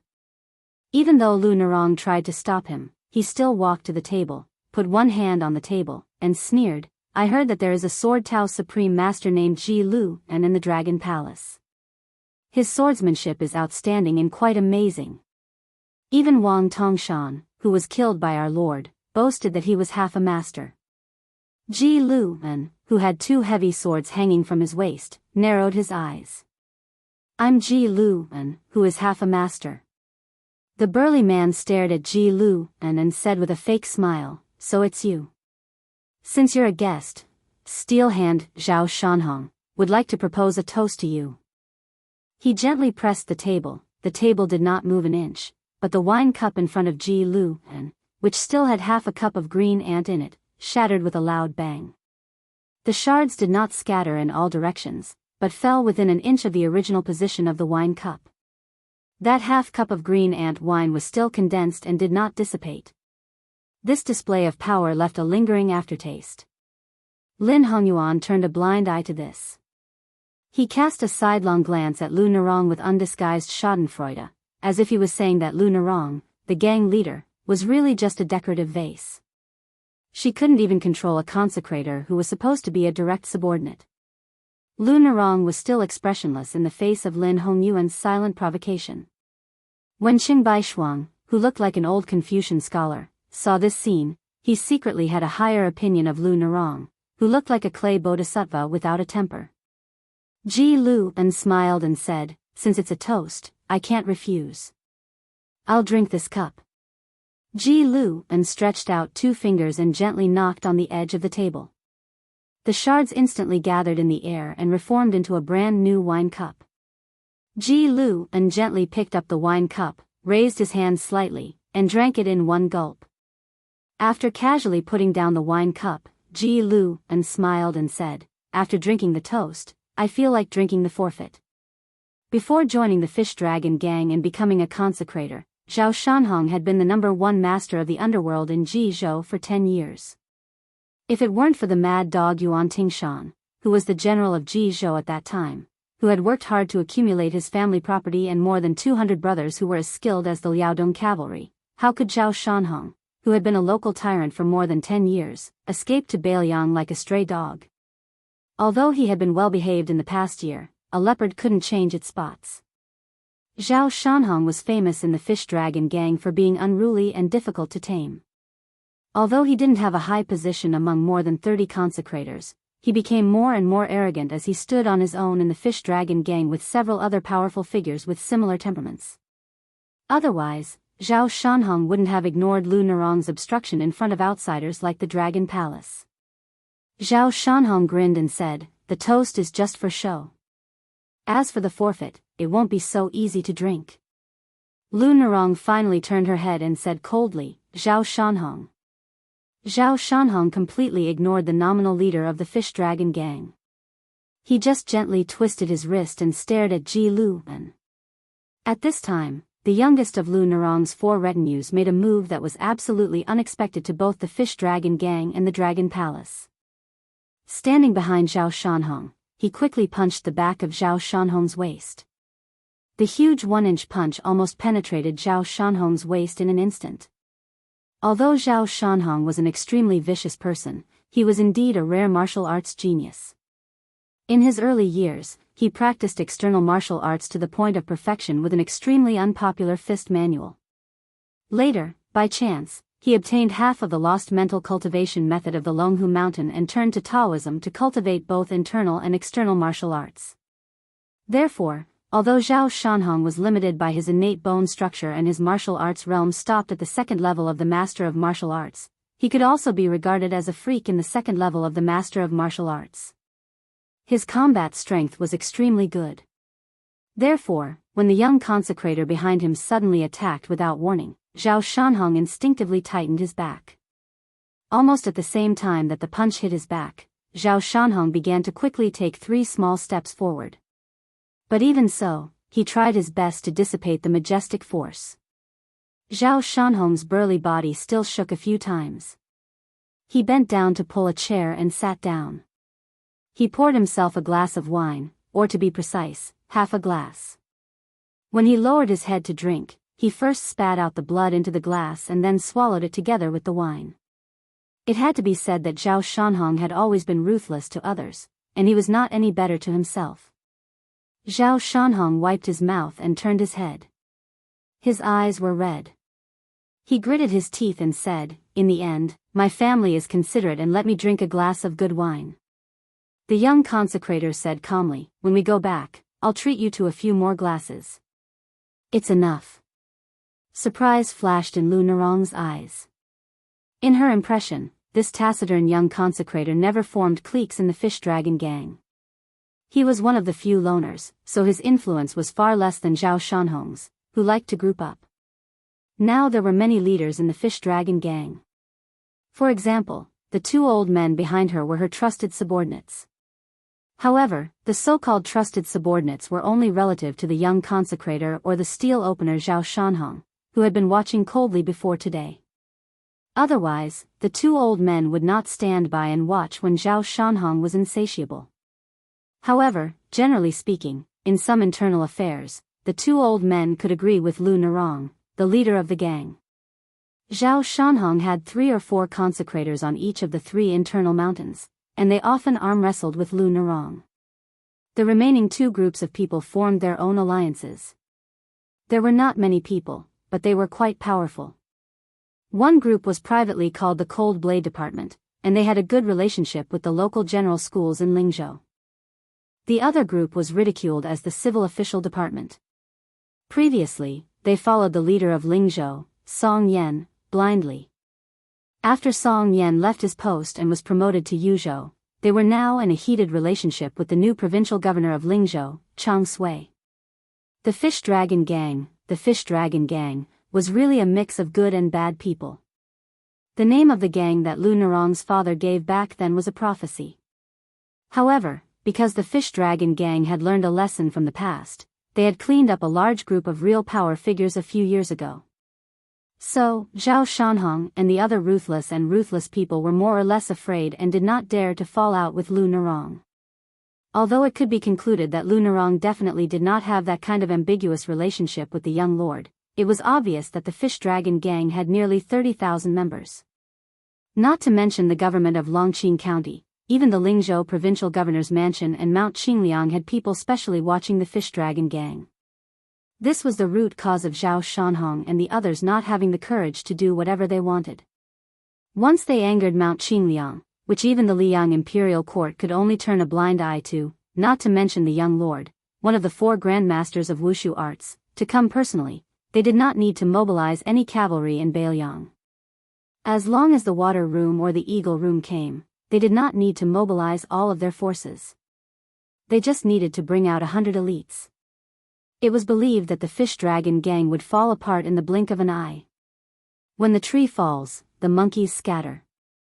Then, they would go back to their own homes. Of course, the premise was that they were not included in the must-kill list of those spies and men of sacrifice. In the final analysis, just as the Central Plains said, the Fish Dragon Gang lacked a stabilizing force that could suppress all the heroes. In fact, it was not that there were no smart people in the Fish Dragon gang secretly speculating why Mount Qingliang did not directly find someone to replace Lu Nerong, who had mediocre cultivation and was not tough enough and cold-blooded enough. Otherwise, that person only needed to reveal his identity as from Mount Qingliang. Even if he was a trash who was even more useless than Lu Nerong, who would dare to not bow their heads and listen to him obediently. Don't talk about tripping people up, they would wag their tails and beg for mercy. In fact, Lu Nerong did not understand this point. At first, she thought that that person wanted an easily controlled underground dynasty to appear in Bailiang. However, as the Fish Dragon gang prospered day by day, that person never took back the crops that he had cultivated. Therefore, Lu Nerong did not understand that person's thoughts at all. Casting a long line to catch a big fish? But they were about to fight the second battle of Liangmang. From beginning to end, Mount Qingliang did not show any signs of forcibly conscripting the young men of the Fish Dragon gang. Could it be that they still hoped that after Beimang broke through Zbicheng, the Fish Dragon gang would be able to defend Bailiang Road? Lu Nerong was a little disheartened. This Jianghu was very different from the Jianghu she had envisioned when she was young. Chapter 1859. After Su Fengnian gave the horse to the waiter of the restaurant, he did not go straight to the third floor. Instead, he chose a table near the window on the second floor and ordered 2 stewed eels and sauced carp. After hearing that the green ant wine was free, he ordered 2 pots of it. It was unexpected for Bei and town to be so lively, but it was still within reason. There would be a Wudang martial arts symposium during autumn and winter this year, which would undoubtedly attract many heroes of the martial arts world. Anyone with a discerning eye would know that the Northern Liang sect wanted to help Mount Wudang suppress Mount Longhu. As for the idea of taking advantage of others' weakness, it came from Deputy Administrator Song Dongming. Qin Yao and Yu Xingrui, the only 2 old men left in Wudang, did not have no differences. Qin Yao did not want to be so ostentatious. The endless incense on the mountain had already made this old man very busy. However, the heroic Yu Xingrui insisted on doing it, so Qin Yao had to comply with this temperamental junior brother. In the end, the reason why Qin Yao took a step back was not the hint of Mount Qingliang, nor the fact that he could not persuade the current leader Li Yufu, such a good disciple, but the 4 words on the mountain gate's memorial arch: Wudang will prosper. Li Yufu's words also made Qin Yao completely relieved. When there is no one on the mountain, I cultivate peace. When there is a sea of people on the mountain, I also cultivate peace. Compared to the time when the purple clothes of Mount Wishan attracted the righteous people of Jianghu to the western region, the Wudang martial arts competition this time might be bigger. The real boss of the Snow Plateau, Huang Fengfua, had already spread the news to the Central Plains. At that time, all the guests of Mount Wishan would go to Wudang together. The Snow Villa and Yuyan Villa nodded almost at the same time, followed by the Dragon Palace and Dark Drum Stage. The young banished immortal of Tai Bai Sword Sect, who was in the limelight for a while, even announced that he would discuss Dao with Wudang's leader Li Yufu in the Purple Virtual Palace, and that he would discuss martial arts with the king of Bailiang, Su Fengnian, on the top of Little Lotus Peak. In this way, including the Fish Dragons in Bailiang, 7 of the top 10 sects in Liyang had already decided to participate in the Wudang Martial Arts Symposium. Dongyue Sword Pool and Jinsua Dao Zhuang remained silent. Only the Spring Invitation Cottage was left. Since Bailiang's hostility with Western Shu was known to everyone in the imperial court, presumably Xie Xie, who had won 2 consecutive Rouge reviews, would not participate in this liveliness that would only benefit others. Xianyuan Qingfeng was one of the 12 champions of Auspicious Talisman, which originated from the 13 armors of spring and autumn. He alone occupied 3 of the 12 champions, while the other 9 almost all left. Among the 4 sages, including the music sage of Black Drum Station, 3 of them would also come to Mount Wudang. At least half of the top 10 loose immortals and top 10 young masters of Jianghu would definitely appear in this event. The Quick Snow Villa, Yuyan Villa, Tai Bai Sword School, and Black Drum Station, whose foundations were not stable, indeed needed to show their faces in public. Tai Bai Sword School, who relied on only one person to carry the burden, needed the most to prove themselves to Liyang Jianghu. And the young master, who was known as the 3rd person in the Jianghu in the last 100 years in the Jianghu, had won countless cheers for Tai-Bai Sword School after he issued a shocking and heroic challenge to the young king. It was said that some famous heroines and fairies in Jianghu who admired this banished immortal had already publicly cheered for him. The general wording was the same. It was nothing more than that even if he failed in this martial arts symposium, with his amazing talent in the Jianghu and his rapid progress in cultivation, he would be able to drag the young king down from his throne in 10 years at most. Just as Su Fengnian was about to raise his cup and drink a mouthful of green ant wine, he saw the restaurant waiter bowing and leading the two people to come over. Without the waiter's embarrassed face saying anything, Su Fengnian smiled and said, "You want to share a table, right?" "No problem." The two people sat down. The old man had an ordinary appearance. He smiled at Su Fengnian and then sat opposite to Su Fengnian. The other woman was wearing a curtain hat and black clothes. Two scabbards with seriously worn scabbards were hanging on her waist. They were not divided into left and right sides, but they were staggered on the right side of her waist. The blades were longer than ordinary blades. The woman sat on a bench facing the window between the old man and Su Fengnian. She took off her curtain hat and put it on the table, revealing a heroic face. Her beauty could not be considered to be a beauty that could bring disaster to a country, but she was definitely worthy of the word, not ordinary.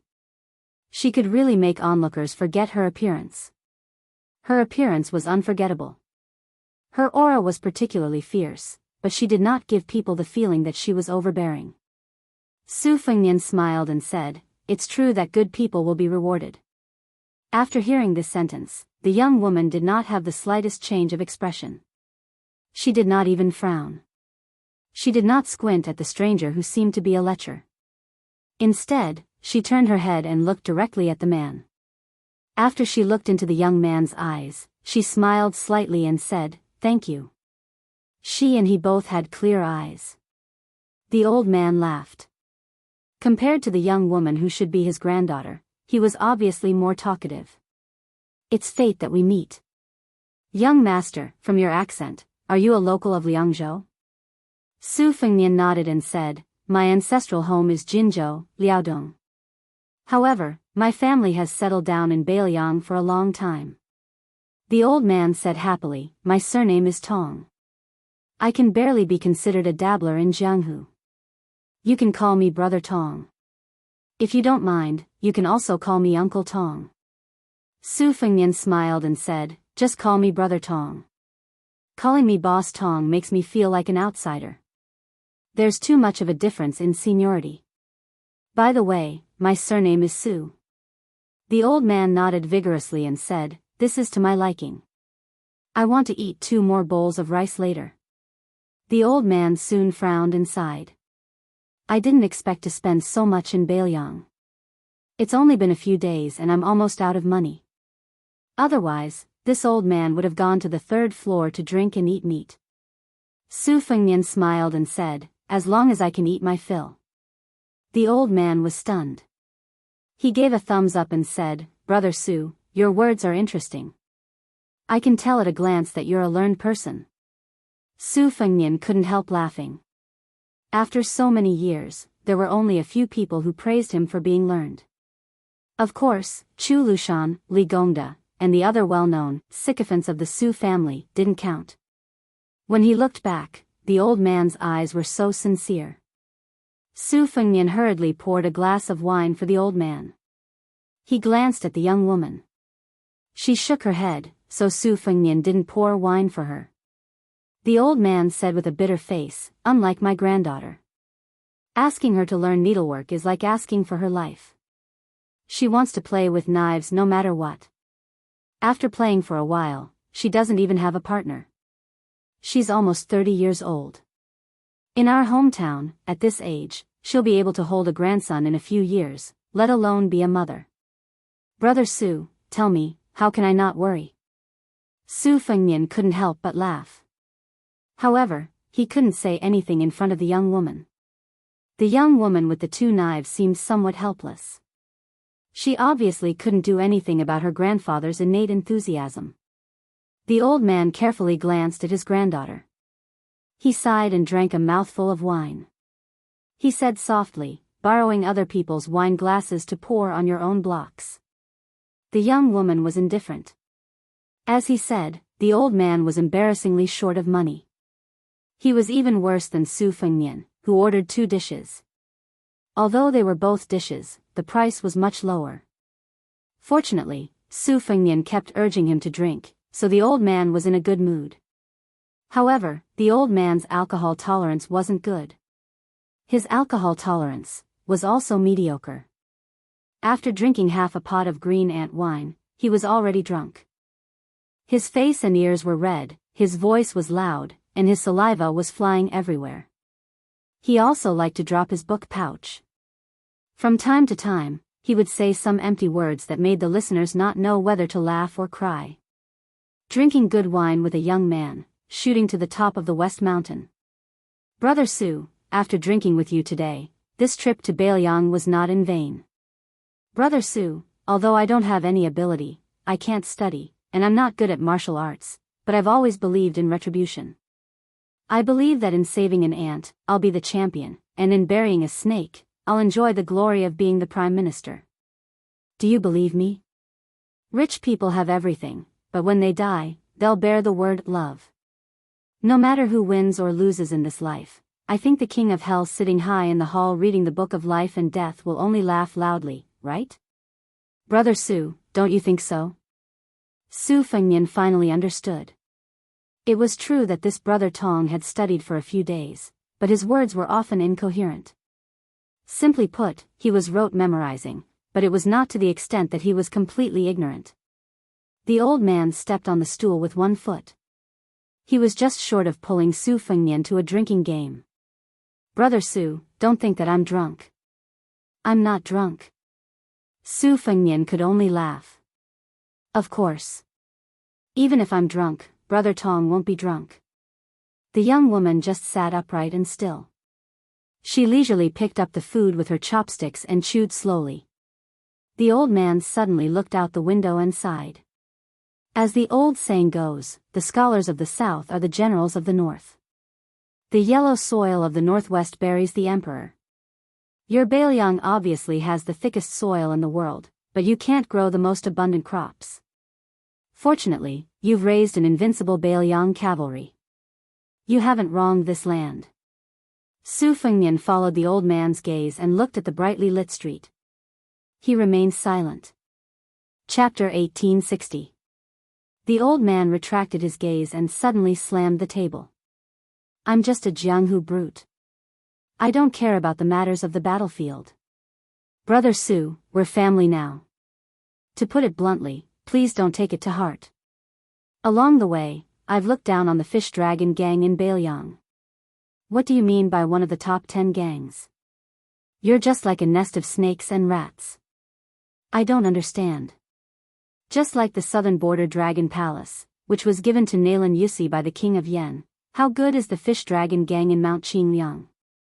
It's nothing more than the second tide listening lake of that young King Su. 20 to 30,000 gang members. What's the difference between them and the 10,000-tailed carp in Mount Qingliang? Of course, the drum platform in Gangnam-do is the same. It's said that it was created by the eldest grandson of the Pillar State, Yu Jiankong. Who knows if the otherworldly Lu Hanxian is the lover of some great eunuch's son? The old man lowered his head and looked at the wine in his cup. He was somewhat sentimental. Even if it's the Dongyue sword pool, a sect with hundreds of years of history, why did Song Nianqing die? Why did Chai Ching Shan appear on the city walls of Great Peace City?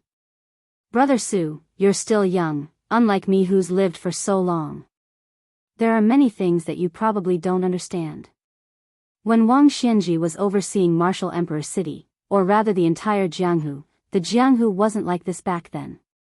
Even Mount Longhu, which had the closest relationship with the imperial court in the early years, was like a king of the mountain. They could look down on dukes and marquises. Not to mention, the 2 Zen temples had a white-clothed monk who was personally received by the old Emperor Liang. The old man kept muttering, the Jianghu wasn't like this back then. In the end, he drank half a cup of wine. He looked at Su Fengnian blankly and said bitterly, how could Wang Xianji lose to that young King Su? How could he die?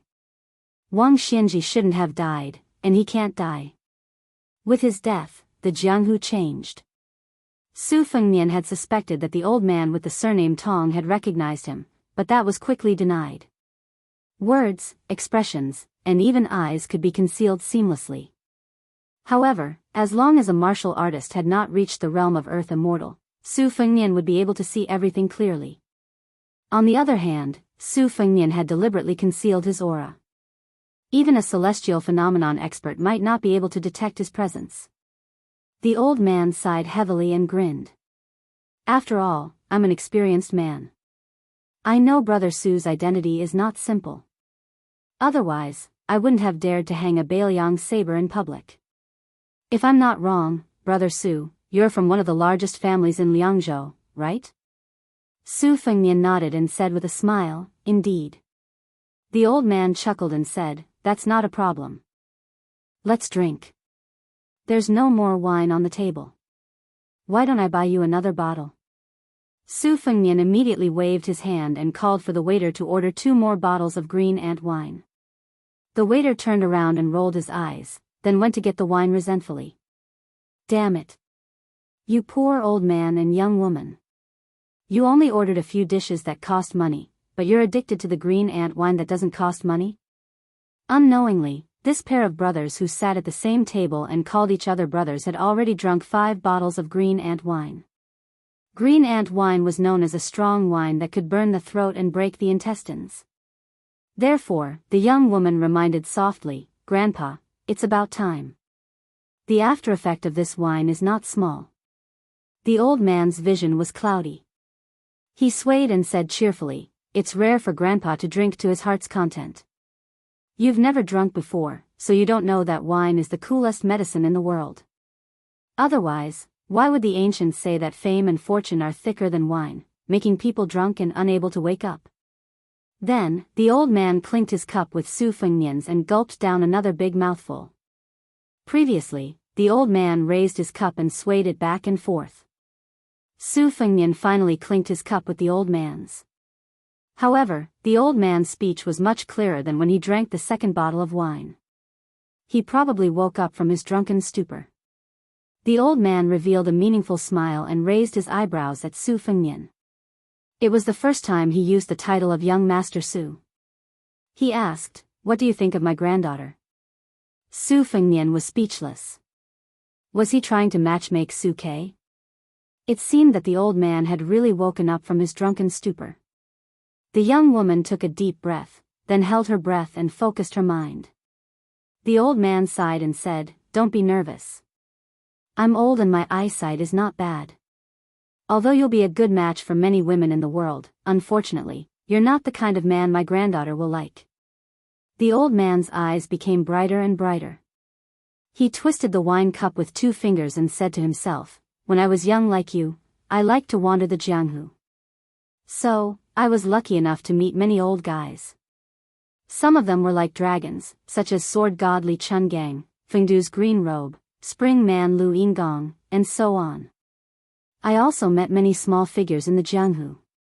Now, even I can't remember their names.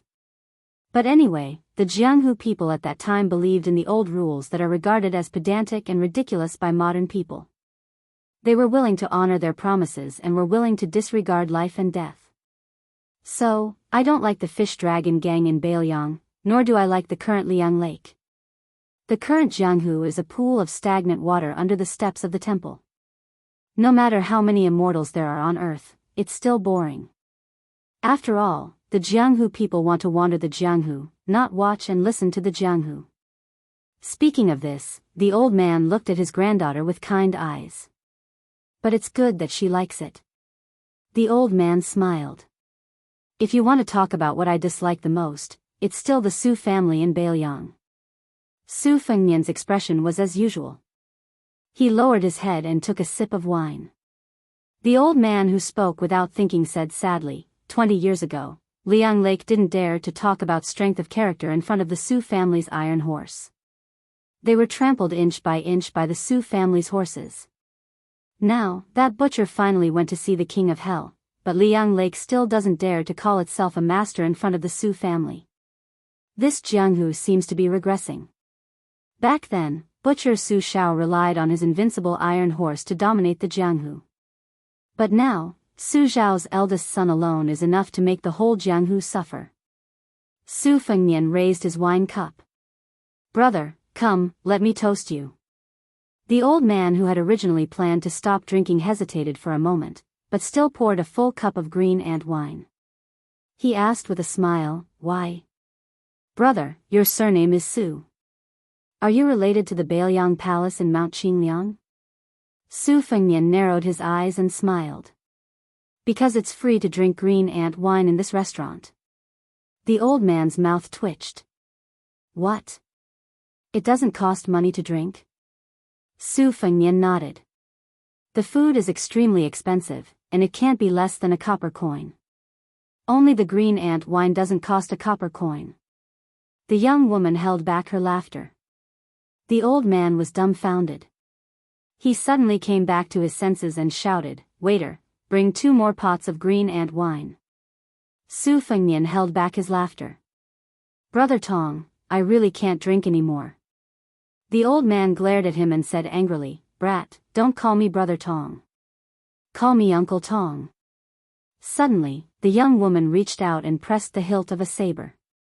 She said in a low voice, Upstairs, there's a murderous aura. Su Fengnian's expression became strange. The young woman thought that this young master from Liangzhou had an ordinary aura and didn't take her words seriously. Considering that he had accompanied her grandfather to drink so many pots of green ant wine, she reminded him for the first time. Young Master Su, there are many masters on the 3rd floor. At least 4 or 5 of them have strong and majestic qis. If these masters, who are strong enough to reach the 1st grade, fight, I may not be able to take care of you. Su Fengnian knew the situation upstairs. Cheng Baishuang, the number 1 master in Nanjiang, Mao Shulang, the saber master, and Ji Lu, the chief visiting officer of the Dragon Palace. Wei Miao, the number 1 master in Nanzhao, and Xue Songguan, the blind zither player. There were already 5 of them. Su Fengnian's expression was strange because the young woman's words about murderous aura reminded him of 2 catchphrases he had said countless times. There's murderous aura in my crotch. My crotch is very depressed. Every time 2 fledgling Jianghu wanderers took off their pants and peed together, they would compete to see who had more murderous aura. In the dead of night, when he was tossing and turning, or when he woke up in the morning, he would look down at his crotch and say, Brother, I'm so sorry. I'm such a useless big brother. Bear with it. She still remembered back then when that fellow cooperated with her as a fortune teller to cheat people of their money. There was one time when he threw a stick of bad luck into the pot behind her back. In the end, it was picked by a young lady who was led by an elder to draw lots for marriage. The result could be imagined. But at that time, that young lady's appearance was really shocking. Su Fengnian subconsciously looked out the window. Even he didn't realize that the corners of his mouth were curled up and he was smiling warmly. By the time Su Fengnian came back to his senses, a loud bang was heard from the 3rd floor. Su Fengnian stood up. Uncle Tong, Miss Tong, my friend is on the 3rd floor. I have to go take a look. He had long guessed the woman's identity. She was Tong Shanquan, the head of Jinsua Saber Manor in Nanzhao. She was a genuine female saber master. Her martial arts path was exactly the same as Linya, the fist master of Martial Emperor City. Then she had 2 blades on her right waist. They were the 6th and 9th most important weapons in the world. Martial virtue and heavenly treasure. The old man's expression was serious. Since that's the case, let my granddaughter accompany you. Su Fengnian shook his head and smiled. I appreciate Uncle Tong's kindness. Don't worry, I know what's important. The old man was about to speak when he suddenly felt his granddaughter tug at his sleeve. He looked down and she shook her head. Although the old man didn't know what was going on, he still said worriedly, You must be careful. If something's wrong, call out. Strangers meeting by chance could take life and death lightly. Perhaps this was the Jianghu of the old man's generation. Su Fengmian had just taken 2 steps when he suddenly turned around and gave a fist salute. He smiled and said, "The last cup of wine is for my father to toast Mr. Tong. If he can hear it with his own ears, not to mention 5 bottles of green ant wine, even 10 or 20 bottles, he will drink with Mr. Tong to his heart's content." After Su Fengmian left, the old man was confused and asked in confusion, "Little girl, what did Grandpa say just now?" She said in all seriousness, "I forgot." The old man, who was still a little dizzy, shook his head and decided not to think about it. He smiled and said, "Little girl, Grandpa has figured it out." She was a little curious. The old man said seriously, "This young man is not simple." The woman, who was known as the twin prides of Jianghu with the young banished immortal of Taibai sword sect, took a deep breath and pursed her lips tightly without saying a word. Just as she was feeling disappointed, the old man said something shocking. "He is the king of Bailiang, Su Fengmian." She was horrified.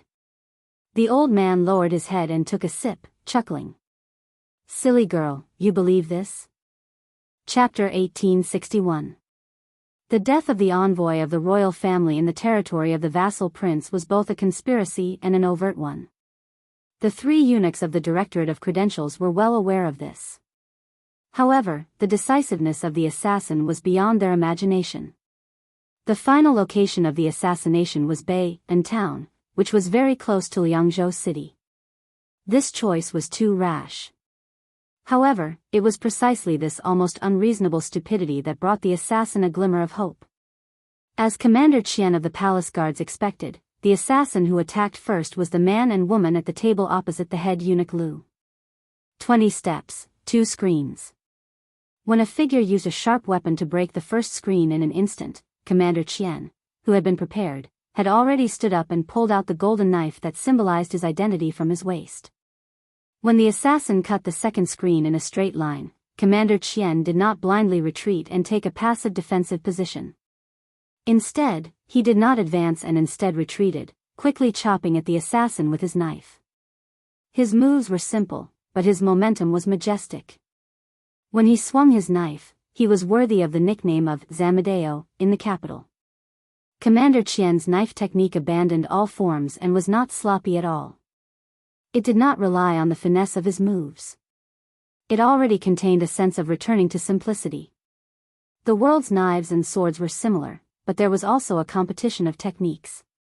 For example, Li Chungang, who was known to be on par with ancestor Lu in swordsmanship, and Dong Tai, who was at the peak of killing. Another example was Yu Groom and Lu Huang, who were also disciples of Wang Xianji in Wu City. They respectively pointed out 2 paths to the peak of swordsmanship. As for the masters of the knife technique, there was Mao Shulang, who was known to know all the knife techniques in the world, and Gu Jiantang, who surpassed him with only 2 moves. Commander Qian, who was far away from the battlefields of Jianghu and had lived in the Forbidden Palace for a long time, was obviously chasing after Gu Jintang's shadow on the path of the knife technique. He pursued to use the fastest knife to kill in the shortest distance. This kind of suspicion of shallow martial virtue was the most common in the battlefields, but it was extremely rare in Jianghu where people understood each other well. Today, the spear saint of Snow Hut, Li Hozhao, who was one of the 4 sages of Liang Lake, was famous for not conceding in martial arts competition, not showing mercy when using his spear, and not letting people live after gaining the upper hand. Under the famous spear, Great Snow All, few people survived. Therefore, he was also called the 3 UNS. Although his combat power was at the top of the 4 sages, his ranking in Jianghu was at the bottom, which caused the entire Snow Hut to not even be considered as a quasi-first-class sect. The music saint of Black Drum Platform even said that Li Hozhao's martial arts were too great, but his martial virtue was too little. Although they were both 4 sages, they were ashamed to be in the same group. Sure enough, Commander Qian killed the enemy with a single strike.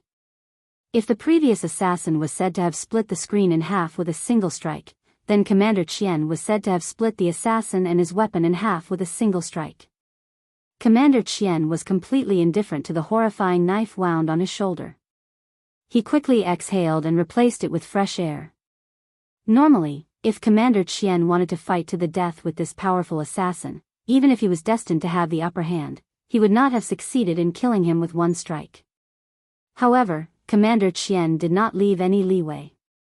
He did not hesitate to be injured in exchange for a life, which was a stark contrast to the assassin who had deliberately stored up his strength for a last resort. This created a great situation where Commander Qian was only lightly injured and did not have any combat power.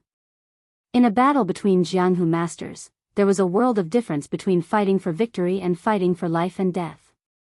It seemed that Commander Qian, who was no stranger to the battlefields of Jianghu, understood this principle, but the assassin who had never fought on the battlefield did not.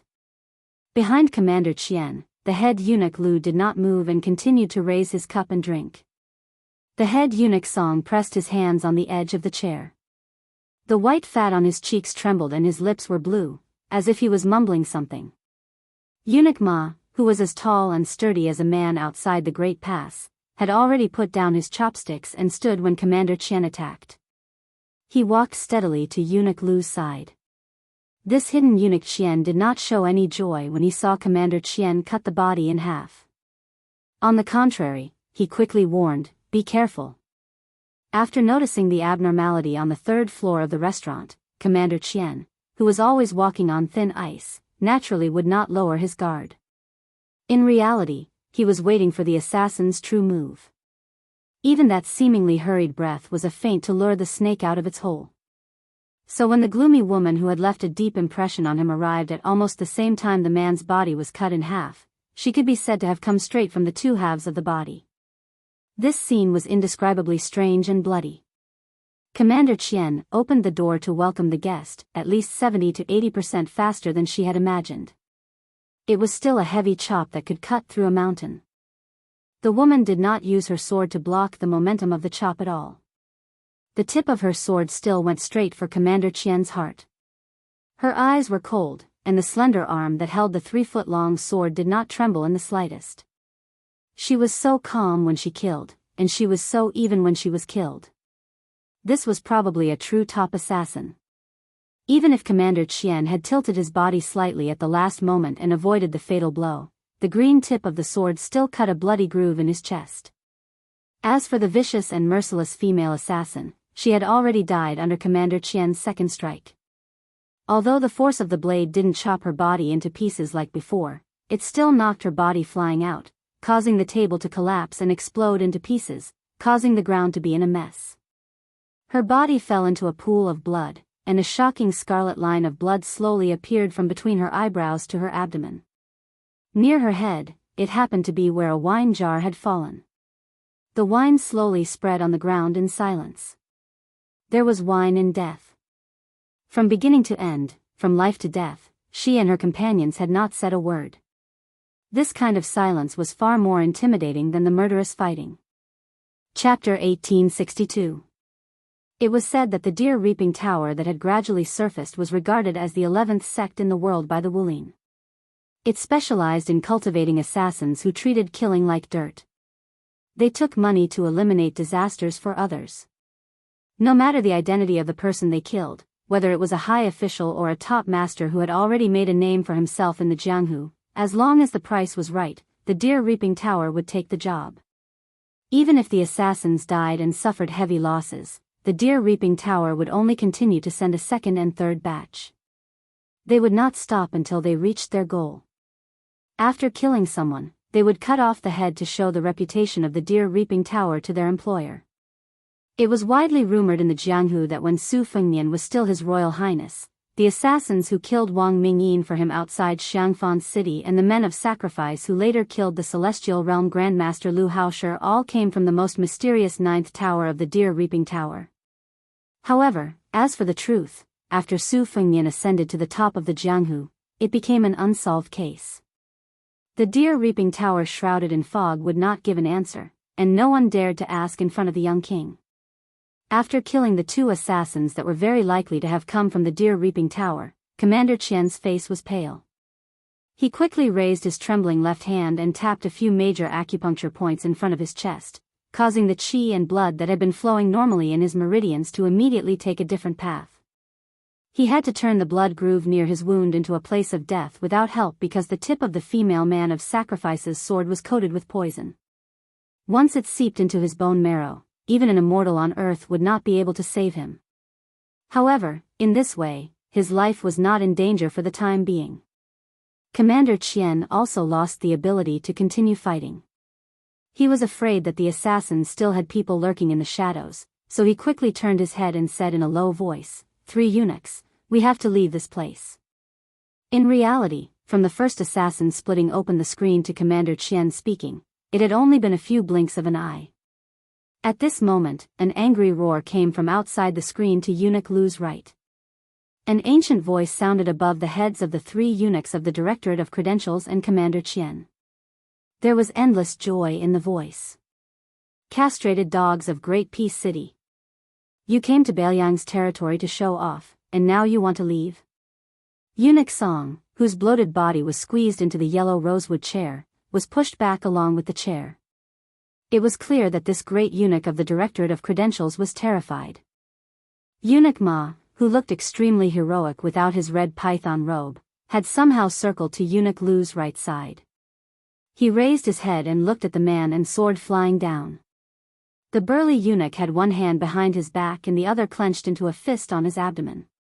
He sneered softly, "I'm waiting for you traitors." Eunuch Lu, who was sitting as steadily as Mount Tai, glanced at the old man with a head full of frost and snow. He sighed softly and drank the cup of green ant wine in his hand. The remaining people at the table behind the screen on the right all followed the white-haired swordsman, who was the most senior of them all, and flew towards the 3 eunuchs from the capital. For a moment, the screen seemed to be filled with butterflies and bees. It was a beautiful sight. In this group, other than a few who had taken down their weapons and placed them on the table, the others didn't get up to retrieve their weapons from the wooden racks. This was also why Commander Qian didn't immediately inform the 3 eunuchs. In Commander Qian's eyes, these 9 people had been chatting merrily about Xianyuanzi on the great snow plains and comprehending immortality through observing snow for one night. Of the 4 young grandmasters, banished immortal of the Taibai sword sect was the most likely to become the leader in the future. They were just ordinary people who wandered the Jianghu, and they racked their brains to gather together wherever they could accumulate prestige for their faction. They tried to curry favor with famous Jianghu figures, exchanged pointers with fellow Jianghu cultivators, and became sworn brothers with those who shared similar ideals. Commander Qian, who had once relied on an iron blade to conquer the world, had seen too many of these Jianghu figures more than 10 years ago. Compared to the 2 true men of sacrifice, this kind of trash couldn't be measured. However, Commander Qian felt a strong sense of unease in his heart for no reason.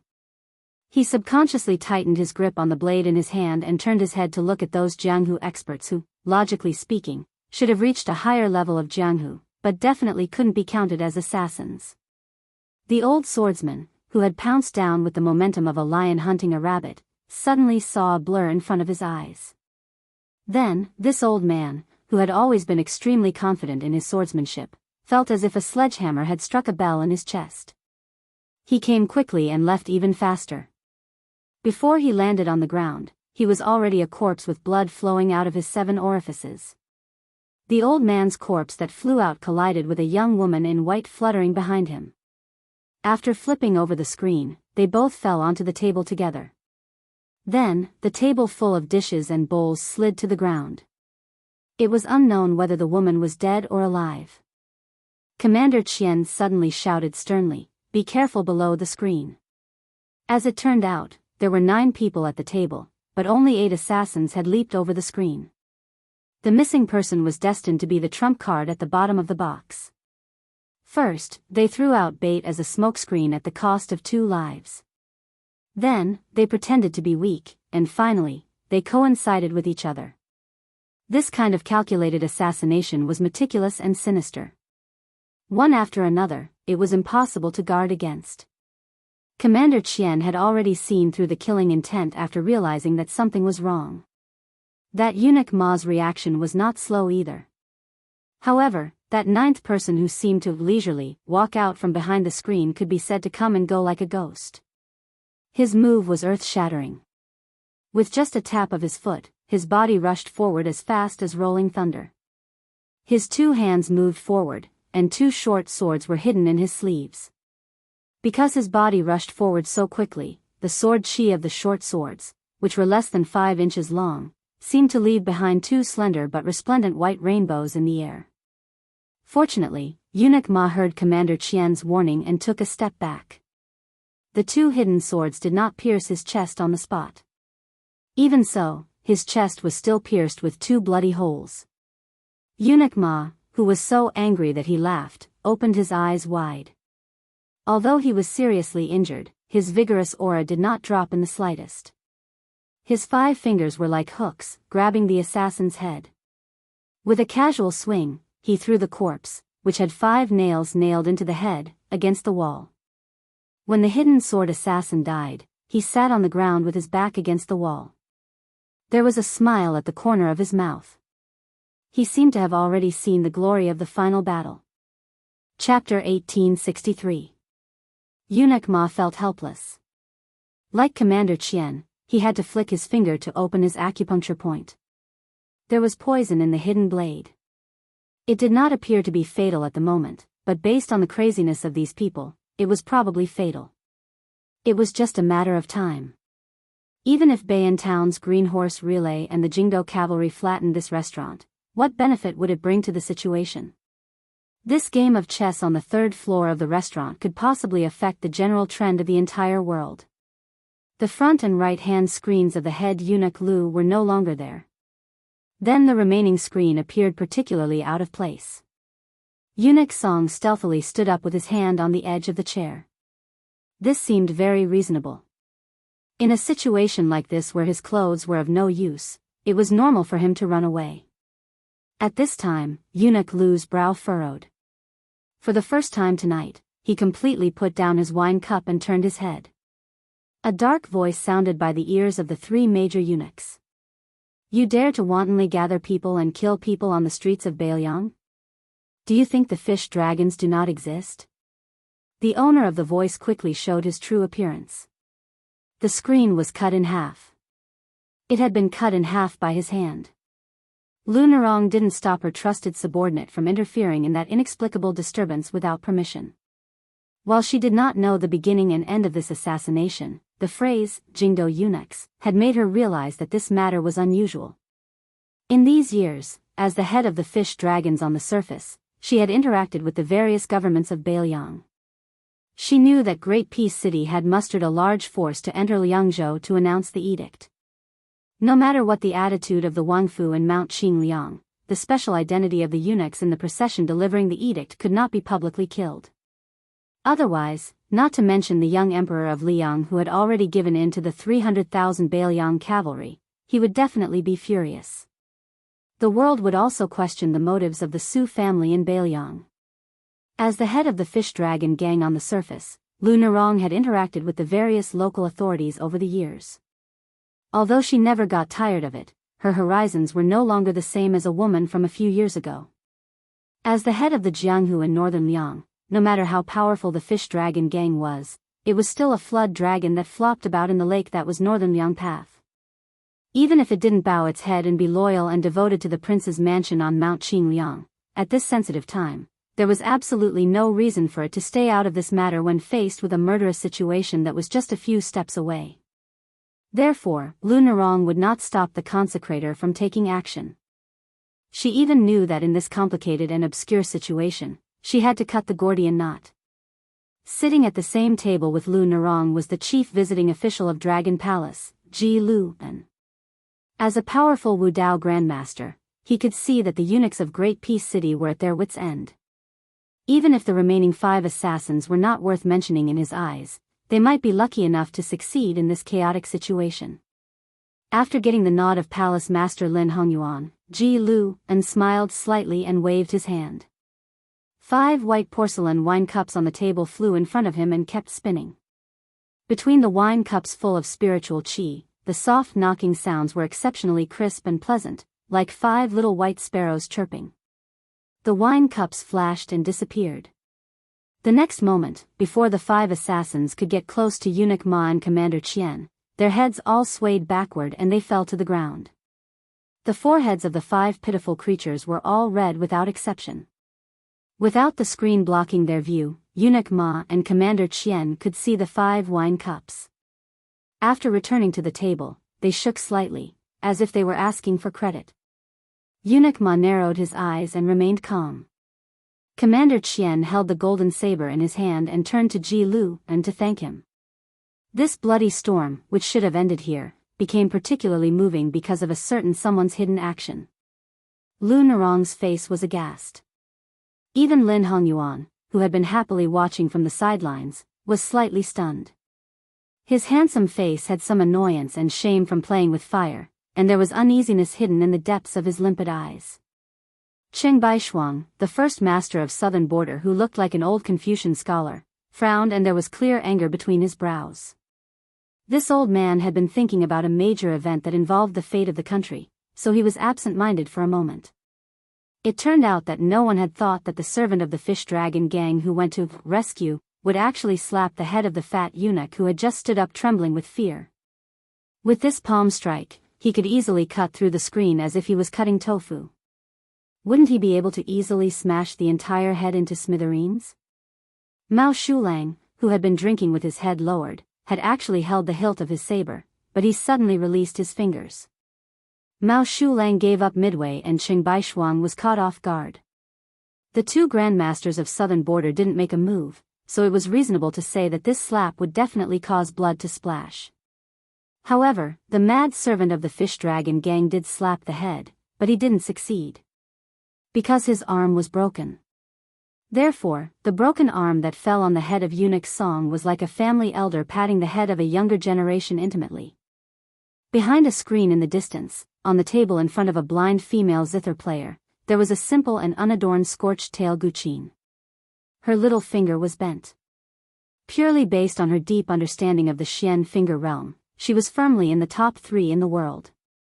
Not convinced? However, this was the conclusion of a certain grandmaster of martial arts evaluation. Chapter 1864. The top 3 were Dong Tai, who had long become an earth immortal, Cat Han Xingxian, who was good at killing celestial phenomena with his fingers, and the blind woman who was unknown in the Central Plains. She was the female guqin player who came to Western Shu from Beimang, Shui Songguan. Eunuch Lu cast a glance at his colleague, who had just escaped from the gates of hell but still had a confused look on his face. Under the eunuch's long stare, Eunuch Lu finally put away that comical expression of a layman in the world of martial arts. He chuckled, and his expression was gloomy and conceited. It was not until this moment that Eunuch Ma realized that his comical colleague was actually a martial arts master whose cultivation was not lower than his. Tonight, the mantis stalks the cicada, unaware of the oriole behind, and all kinds of slingshots that had been shot and not shot. Was there an end to it? Eunuch Ma had mixed feelings. A ghostly wailing voice suddenly rang out, this. What the hell is going on? In the aisle between the left and right private rooms, a middle-aged man in bright clothes looked as if he had lost his parents.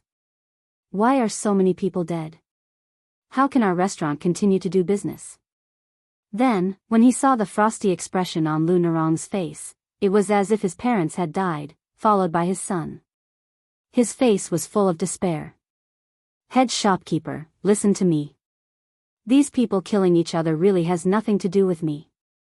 This is an undeserved disaster. Eunuch Ma glanced at the middle-aged man and then turned to stare at Lu Nerong.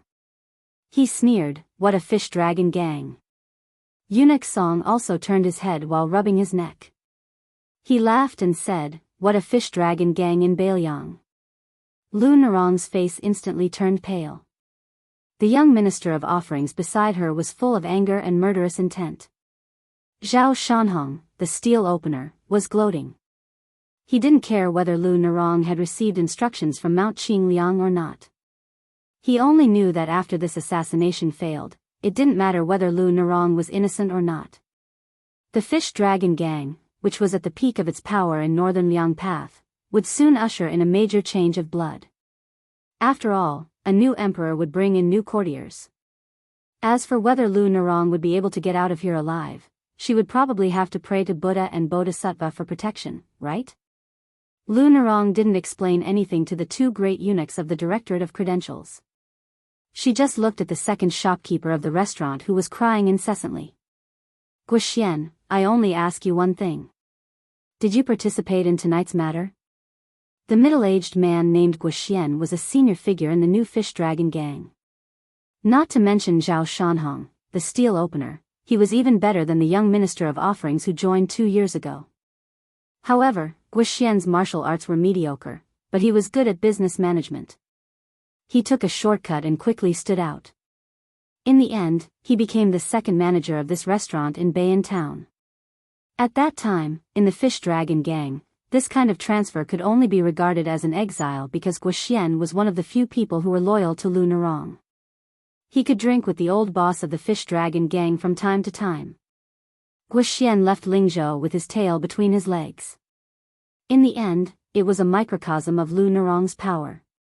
Previously, no one thought that Guoxian, who had no soldiers, generals, and little money, could make a comeback and get a place in the top management of the Fish Dragon gang in Bayan Town.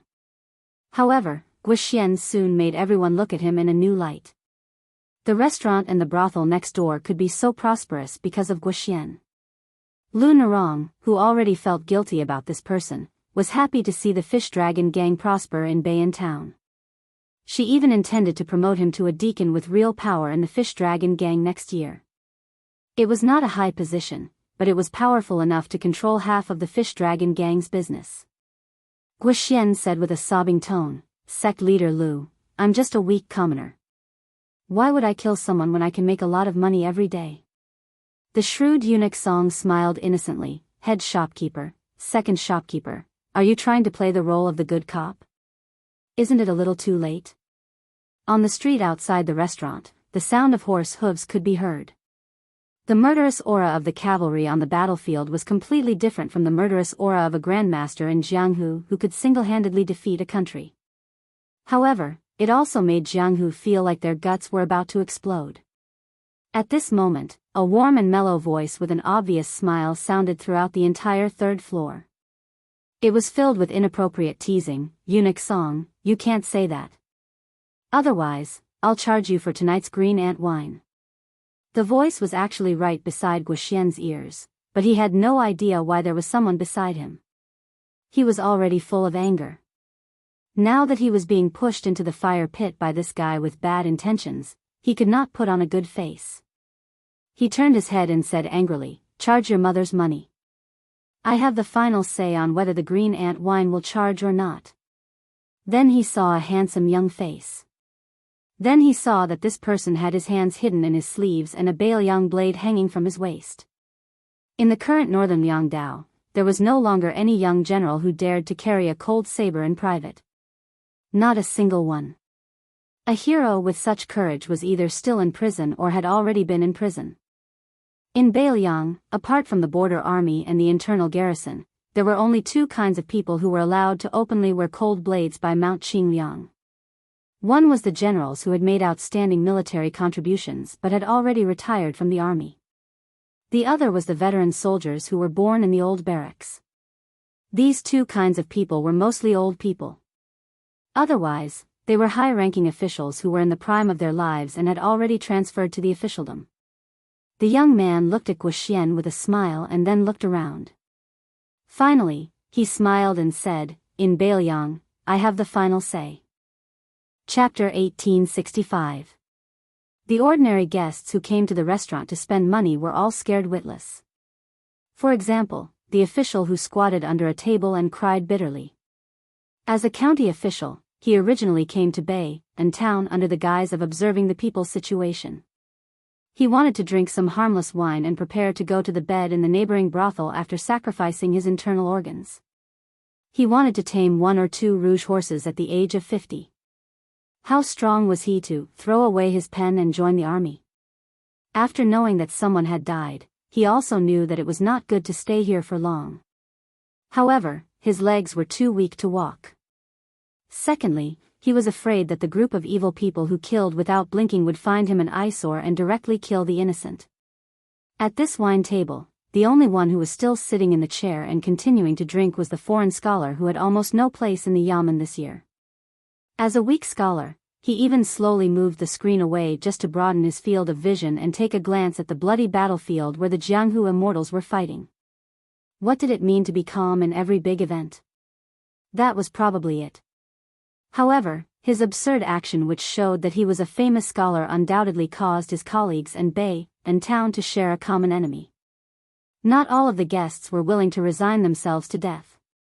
There were a few tables of Jianghu people who were trying to sneak down the stairs after the young master with the saber appeared. However, on the railing of the stairs, there was a beautiful woman in a crimson robe. She was like a bodhisattva standing in a Buddhist shrine. She was not angry, but she was majestic. There was no need for her to say anything. All the Jianghu people tactfully returned to their original positions. There was a smart guy who quietly opened the window and tried to jump down. In the end, he was scared out of his wits. He saw a head hanging upside down outside the window. After staring at each other, he did not say anything. He slowly closed the window. He was probably afraid that there would be a gap. He did not forget to pull the window in with all his strength. Only then did he sit back on the chair and silently said, "There are gods 3 feet above my head. If you have grievances, take revenge. Even if you are a ghost, don't look at me, Wang Jian, who is a man in his 30s. I am still a virgin. Yang energy is the strongest. If you find me, be careful that both of us will be hurt." At this moment, the atmosphere was extremely subtle. Over at the blind female Guqin player Shui Songguan's side, the screen had already been knocked down by a young Miao woman in gorgeous clothes. She sat cross-legged on the chair and was in high spirits. She stared at the side profile of the young master with the saber, licked her lips and said, "So handsome." As her husband, Wei Miao, the #1 martial artist in Nanzhao, smiled and nodded. This unremarkable man had never cared about his wife's deviance. There were countless good things in the world, and it was best if his wife was happy. Su Su, whose real identity was the crown prince of the fallen Western Shu kingdom, had mixed feelings after seeing that guy again. Jealousy surged in his heart. Just based on this point, he could be considered as a fellow sufferer with the sword tomb's sword crown, Wu Luding. At Lu Nerong's table, other than Mao Shulang, Qing Baishuang and Ji Lu, and had already left their chairs. Lin Hongyuan, who was now the master of Southern Border's Dragon Palace, even jumped up. Farther away, the young hero of Bailing County, who had seen the immortals of the land and the fairies of Jianghu in one day, seemed to be about to cry. He felt that today, he had already walked through Jianghu for the rest of his life. Even if he retired from Jianghu tomorrow, he would have no regrets. It seemed that the only person left who was still in the dark was the restaurant's second shopkeeper Guoxian. He was about to angrily glare at the young man who yawned like a toad, but he immediately shut his mouth. Because he found that the fat man called Eunuch Song looked as if he had been struck by lightning. His chubby cheeks trembled violently, but he couldn't say a word. A middle-aged assassin who was smashed to the ground by Ji Lu, An's wine cup, gritted his teeth and said, "Su Fengnian." Almost at the same time, Eunuch Lu, the head of the ceremony directorate who hadn't stood up after sitting down tonight, finally slowly stood up. He bowed slightly, modest but not obsequious. His voice was steady as he said, "I greet the king of Bailiang. Earlier at the Dragon Horse River crossing, I was lacking in manners. I hope the king will be magnanimous enough to forgive me." The eunuchs of Graydon City, regardless of their rank, had no reason to kneel and greet a king of a different surname, not even a king of the imperial family. Once they held an imperial edict, even the relatives of the imperial family had to kneel and receive it. However, facing this king of the Northwest, Eunuch Lu, the head of the Directorate of Ribbon Insignia, didn't dare to have such extravagant hopes. Even Song Tonglu, the head of the Ceremony Directorate, didn't have such thoughts. In the past, it was because of the 300,000 cavalry of Bailiang behind him. Now, there was another reason related to him, and that was the battle between the Celestials and the Imperial Astronomer. The portraits of the ancestors of the Dragon Tiger Mountain, which had been worshipped by the Zhao family of Liang for generations, were not many left now. Guoxian, who was slow to realize, was about to make up for his mistake when he heard the young king laughing softly. "Second shopkeeper, that's enough, stop acting." Guoxian froze on the spot. Su Fengnian looked at the 3 eunuchs and Commander Qian of the Imperial Guards, who looked as if he was facing a great enemy. After retracting his gaze, he looked at the second shopkeeper of the restaurant in front of him again. There is no need to use martial arts to kill people. Whether it's the group of weaklings lying on the ground, the 4 assassins of the deer-reaping tower, or even the servant hiding in the fish-dragon gang, none of them are the real killing moves. In the end, it still depends on you, the backbone, and the poison you put in their food and drink, right? The meow woman in the distance clapped her hands and cheered. You have a handsome appearance, and a good eye. Guoxian's face was uncertain, but in the end, he felt relieved. He quietly straightened his back, turned around and looked at the young king, and laughed. You are indeed one of the 4 grandmasters of martial arts. You are worthy of the king of Bailiang. You are worthy of the son of the butcher Su Shao. 3 worthy, in a row. This middle-aged man, who was too smart, laughed crazily and desolately, incomparably tragic. Su Fengnian looked around again, the assassins of the deer-reaping tower who had died, the remnants of the spring and autumn period who had died, the eunuchs of the ribbon-sealing supervisor who were standing, and Lin Hongyuan's table further away. He said to himself, it's all technical work. Guoxian sneered, but he was not afraid. Su Fengnian curled his lips. The poison you bought with a lot of money or carefully made is very slow to take effect. When they are terminally ill, they should have died before they arrived at Mount Qingliang. It was a method used by the imperial court of the spring and autumn period to deal with the grandmasters of Jianghu. It is said that it can easily destroy the invincible body of Vajra. Guoxian's eyes were filled with bone-deep hatred and pleasure, and he laughed evilly. What, do you think you can pry the formula of the antidote out of my mouth? Su Fengnian wanted to say something, but stopped. In the end, he just shook his head and said indifferently, I don't expect it. There are some things that don't make sense. Chapter 1866. A trace of blood suddenly oozed out from the corner of Guoxian's mouth. It was dark and horrifying.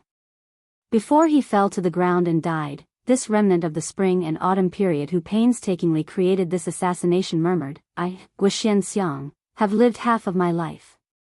It's a worthy death. The middle-aged man on the ground who shouted the name of Su Fengnian raised his arm high and was about to smash his head to commit suicide. However, a young woman who fell not far from him, who was supposed to enjoy the adoration of countless young men in Jianghu, looked up at the young king. She broke down and looked pitiful with tears and snot all over her face. She cried, King of Bailiang, don't kill me. I don't want to die. I really don't want to die.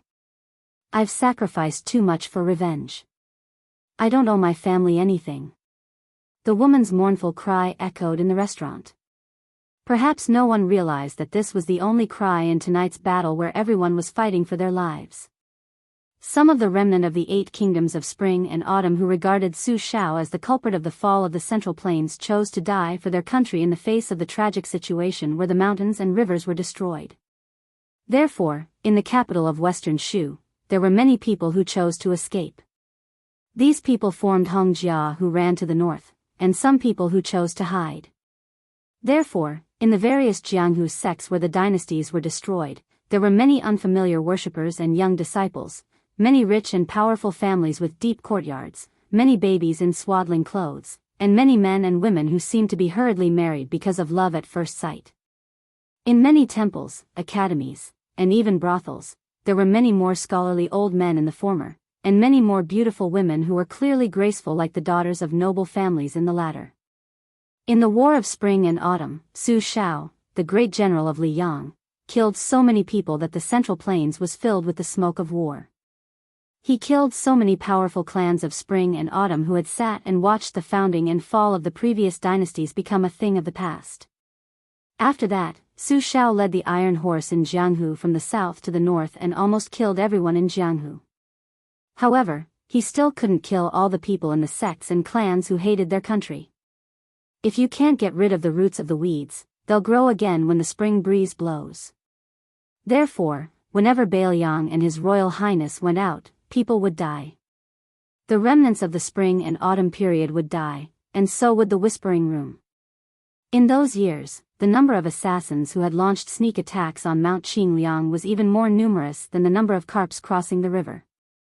In the end, even the maidservants who lived with Wutongin day and night would also die. Moreover, the two maidservants whom His Royal Highness had personally helped to give nicknames to, died with a little shame but no regrets. Su Fengnian could still clearly remember the first assassination that startled Wutongin. It was the middle of a snowy winter night. He ran out of the house without boots and stood on the steps, looking at the heavily guarded small courtyard. Everywhere he looked, there were dead bodies. The snow was soaked with blood and then covered with snow. In the end, it was a vast expanse of white. At that time, the man whose legs weren't so lame and whose back wasn't so hunched also didn't wear boots. He walked up the steps and stood shoulder to shoulder with the youth. He had the imperial bodyguards in iron armor carry the bodies away. He laughed and said, "In this life, Father has too many enemies.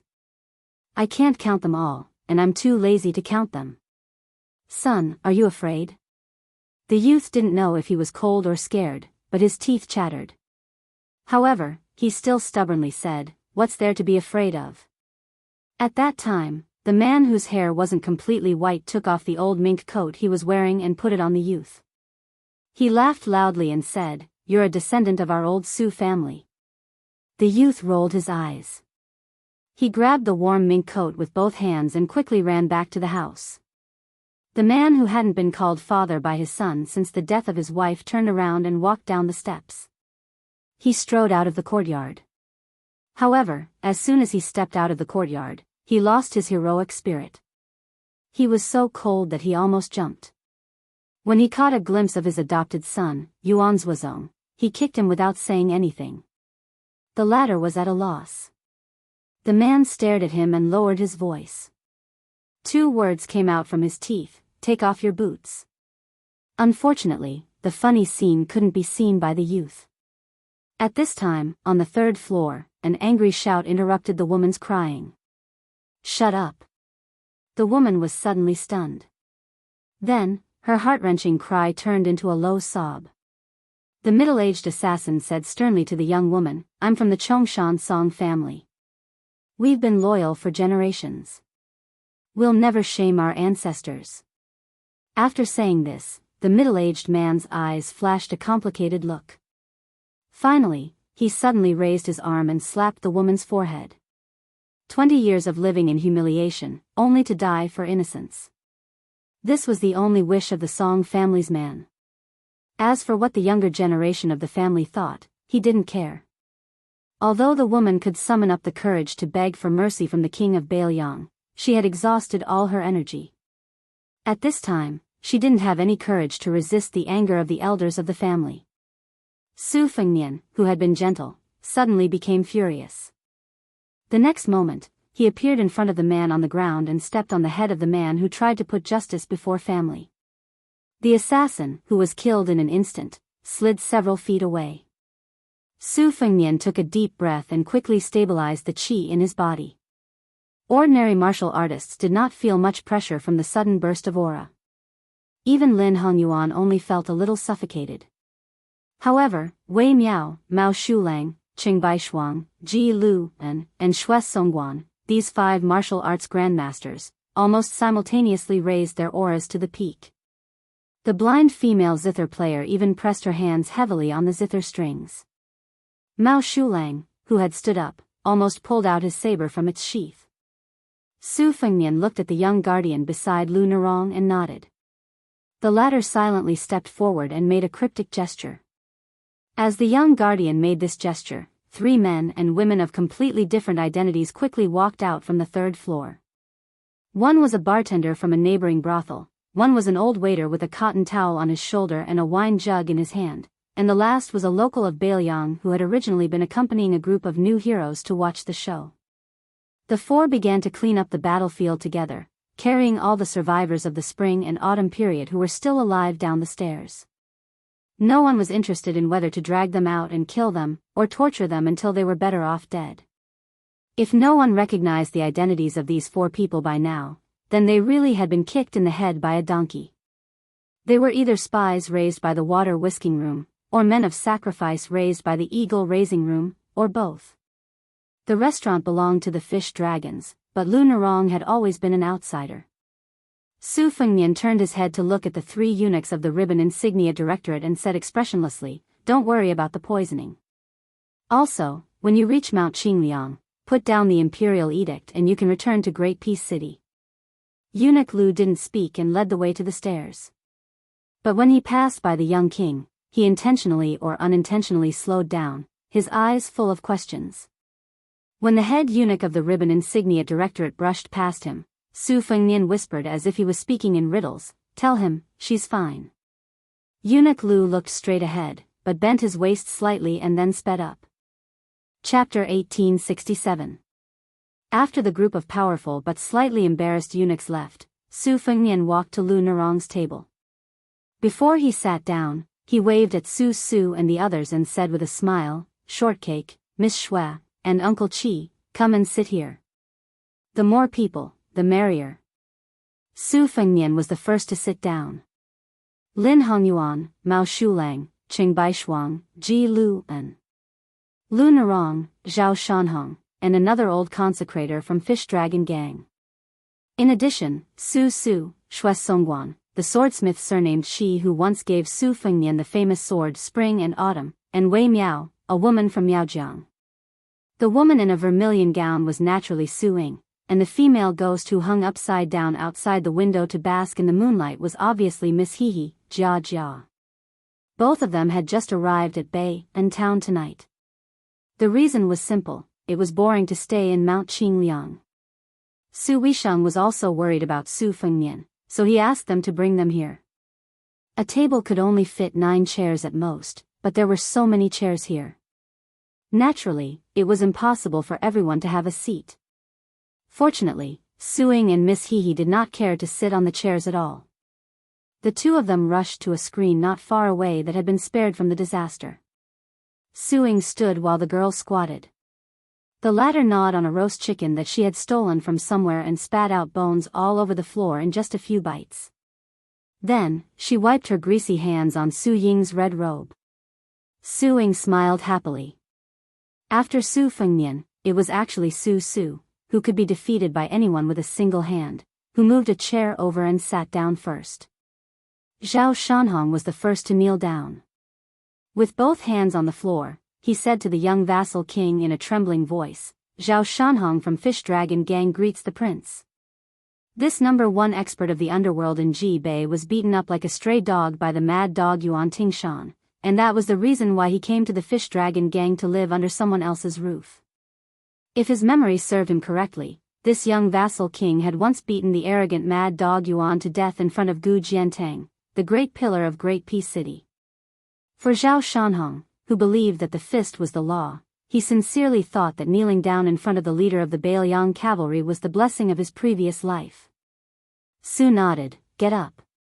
Then, he turned to look at the leader of Fish Dragon Gang and asked with a smile, "Of course, why don't you sit down? Don't tell me you're putting on airs now that you've become the gang leader?" Lu Nerong, who originally wanted to just stand, hesitated for a moment. In the end, she still sat in her original seat, which happened to be on Su Fengnian's right. The old consecrator, who used to put on airs in front of Lu Nerong, swallowed his saliva. If there was a hard brick in his hand, he would have knocked himself out. After Zhao Shanhong got up, he quietly came behind Lu Nerong and stood side by side with the old consecrator, who also had a solemn and respectful face. On the 3rd floor of the restaurant, except for them, no one had left. In addition to the joy of surviving the disaster, there were also some thoughts that were not known to outsiders. In Jianghu, in addition to ability, experience was very important. Experience. Once you met someone, it was the same as getting to know someone. Since you know Su Fengnian, who is both an Earth Immortal and the Northwest Vassal King, you can brag about it for 7 or 8 years in Jianghu. Lin Hongyuan, Mao Shulang, Qing Baishuang, and Ji Lu and sat down again. Su Su, Wei Miao, and the women from Miaojiang moved their chairs and sat down. No matter how Su Su tried to persuade him, Shui Songguan just stood behind him with his zither in his arms. The swordsmithing master surnamed Shi also did not sit down. In this way, there were exactly 9 people. Su Fengnian opened the clay seal of a pot of green ant wine and poured a cup of wine for Lu Nerong and Mao Shulang, who were close to him. After pouring a cup of wine for himself, he smiled and said, "I will not be polite. Everyone, please pour your own wine. How good you are when you are drunk, you can't be persuaded to drink. As for the people who persuade others to drink, they are even worse when they are drunk." Ji Lu and raised his cup to the young vassal king and drank it in one gulp. Dragon Palace Ji Lu, and is honored to meet the prince. Cheng Baishuang also raised his cup. Nanjiang Commoner Cheng Baishuang, this cup of wine is the same as Brother Ji's. Wei Miao drank a cup of wine by himself and said in a deep voice, "Wei Miao." Su Fengnian returned a cup of wine to each of them. Lin Hongyuan was just about to raise his cup, but for some reason, he gave up after meeting the young vassal king's eyes. The Miaojiang woman didn't use a cup. She directly picked up the wine pot and drank a big mouthful of wine. She stared at Su Fengnian's face and said with a smile, "You look so handsome, your mother must be very beautiful." Su Fengnian smiled brightly and said, "This sister looks like a straightforward person." Wei Miao smiled knowingly. Only Su crossed her arms in front of her chest and snorted coldly. Su Fengnian glanced at his old friend from Beimang. "Yo, shortcake, no, now I have to call you Master Su. I heard that you have made a name for yourself in Shishu and Nanzhou. What, this time you also came to Beiliang to participate in the Wudang Martial Arts Symposium? You are not afraid that with you here, the others can only compete for the second place in the world?" Su's face turned red and she almost had internal injuries on the spot. She blurted out, "Surnamed Su." "Bullshit." Su Fengnian hurriedly poured himself a cup of wine and pretended to panic. "You are indeed Master Su, the invincible master of Shishu and Zhao. I need to drink a cup of wine to calm my nerves." Su stood up and slammed the table angrily. "I'll drink your grandpa." "Surnamed Su, are you looking for a beating?" Not to mention Lin Hongyuan and the other guests from Nanjiang, even Lu Nerong and Wei Miao were speechless. They couldn't understand this guy's stupidity. Did he come from his mother's womb? This surnamed Su guy's martial arts were terrible, but they didn't expect him to be so daring. Zhao Shanhong and the consecrator firmly believed that this seemingly mediocre young man must be a top master in the world. Su Fengnian laughed, come on, I beg you." Su sat down at lightning speed and said righteously, "A gentleman uses his mouth, not his fists." Zhao Shanhong's eyes almost popped out of their sockets. After Su's ruckus, the originally dull atmosphere became much more relaxed. Everyone at the table had complicated backgrounds, so it wasn't easy to talk about anything. Su Fengnian drank about a jug and a half before saying that he wanted to go downstairs to say goodbye and end the table. Lin Hongyuan and Lu Nerong met here because they had something to discuss, so they stayed on the third floor. Su and the others didn't want to stay either, but Wei Miao took the initiative to toast Cheng Baishuang and Ji Lu, and both sides could be considered old acquaintances. Earlier, they each represented the Prince of Shu, Chen Zhibao, and the Prince of Yan, Zhao Bing, to a small town in Liaodong to meet with the Great Pillar State, Gu Jiantang. At that time, the three sides parted on bad terms. The world was unpredictable, and no one could have predicted that in the end, these two vassal kings would join forces to rebel. Between the heroes of the world, even if they served different masters, it didn't prevent them from appreciating each other. Moreover, they were now considered a family, so there was no need to hold grudges. Su Fengnian returned to the second floor and saw that it was empty. There was only the grandfather and grandson sitting at the table by the window. Seeing that Su Fengnian returned safe and sound, the old man was relieved. Although the head of Jinsua Knife Manor, Tong Shanquan, was expressionless, his brows relaxed a little. Chapter 1868. After Su Fengnian sat down, the old man asked, "How is it?" Su Fengnian, who had drunk quite a bit tonight, let out a long sigh.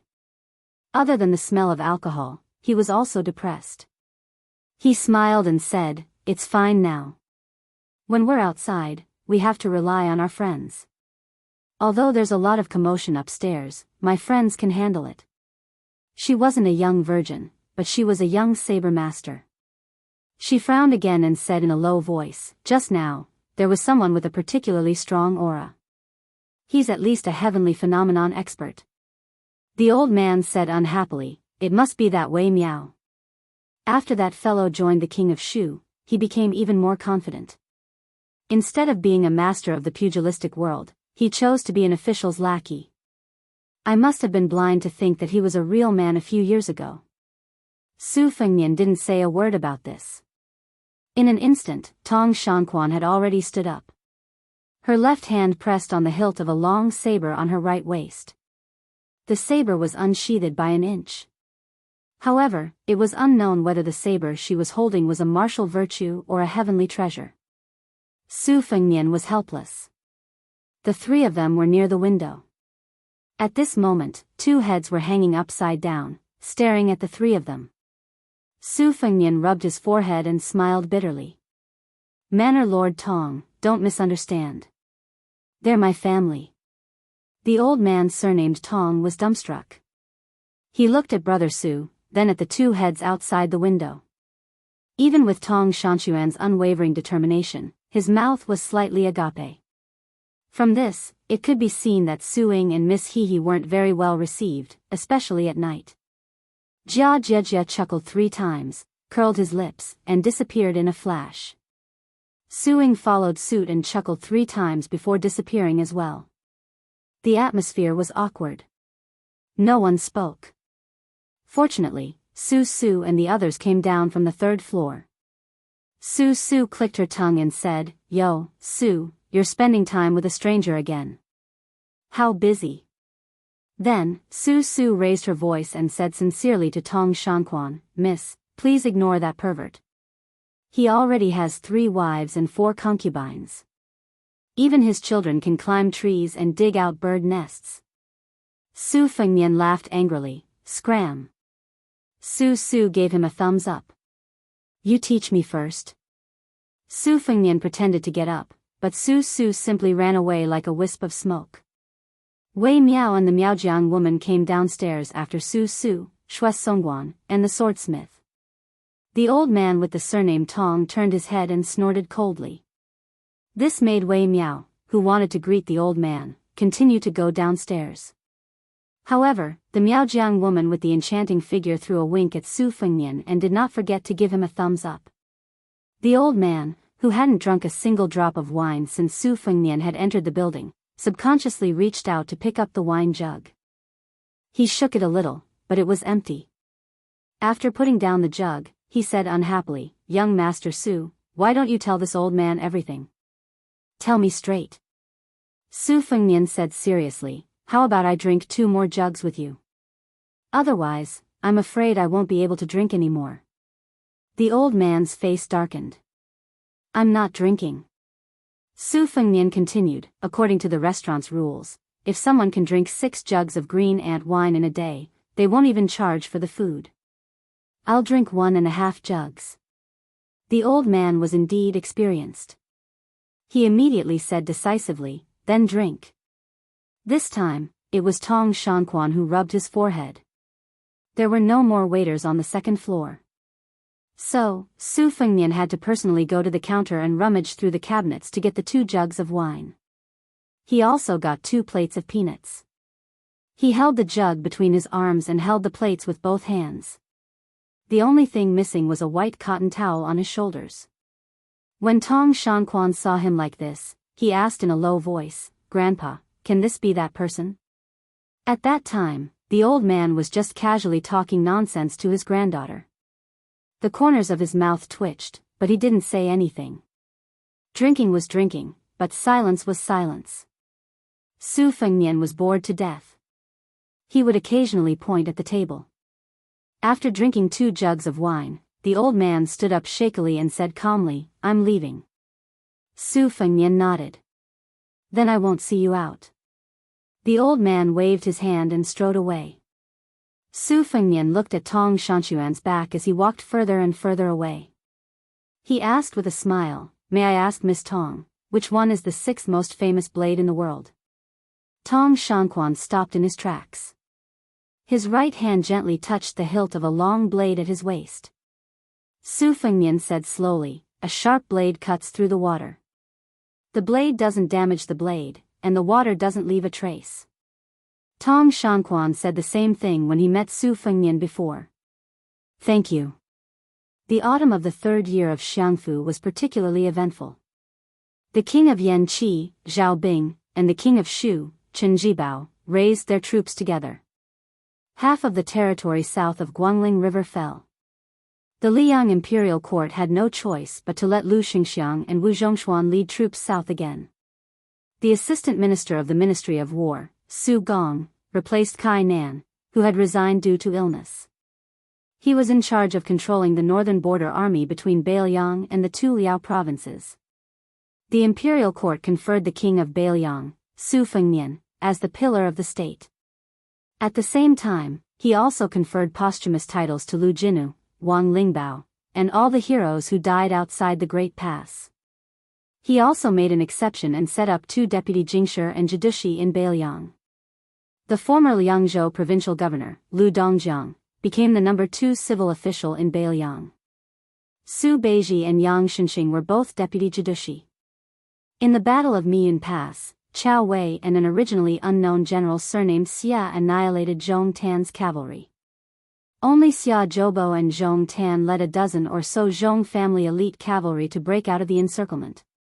In this battle, they successfully forced Lan to a mountain, who had already accepted the title of Guoshi of Beimang, to change sides. 20,000 monk soldiers rushed to the aid of Qingsang City in Liuzhou. Yu Wandao led more than 10,000 light cavalry to bypass the Gentleman's Pavilion and several important border towns of Gusai Prefecture. His lone army penetrated deep into Beimang's southern court hinterland and pointed at Shijing, shaking the 2 dynasties of Beimang. The Beimang royal court spread the news that after the empress heard about the crushing defeat at Miyun Pass, she was so angry that she fell ill and couldn't get up. Crown Prince Yeluhong temporarily took charge of the southern expedition. Yeluhong Kai, an elder of 3 dynasties, was given the title of Shijing's chief assistant, assisting His Highness the Crown Prince. Among them, Yelu Dongshuang, a member of the king's tent, was appointed as the right assistant minister of the Ministry of War in Shijing. At the same time, he was conferred the title of Zhongguo General, controlling 4 important military towns, including the Gentleman's Pavilion. Afterwards, the rebel army of the 2 kings of Liang did not immediately launch an attack to the north.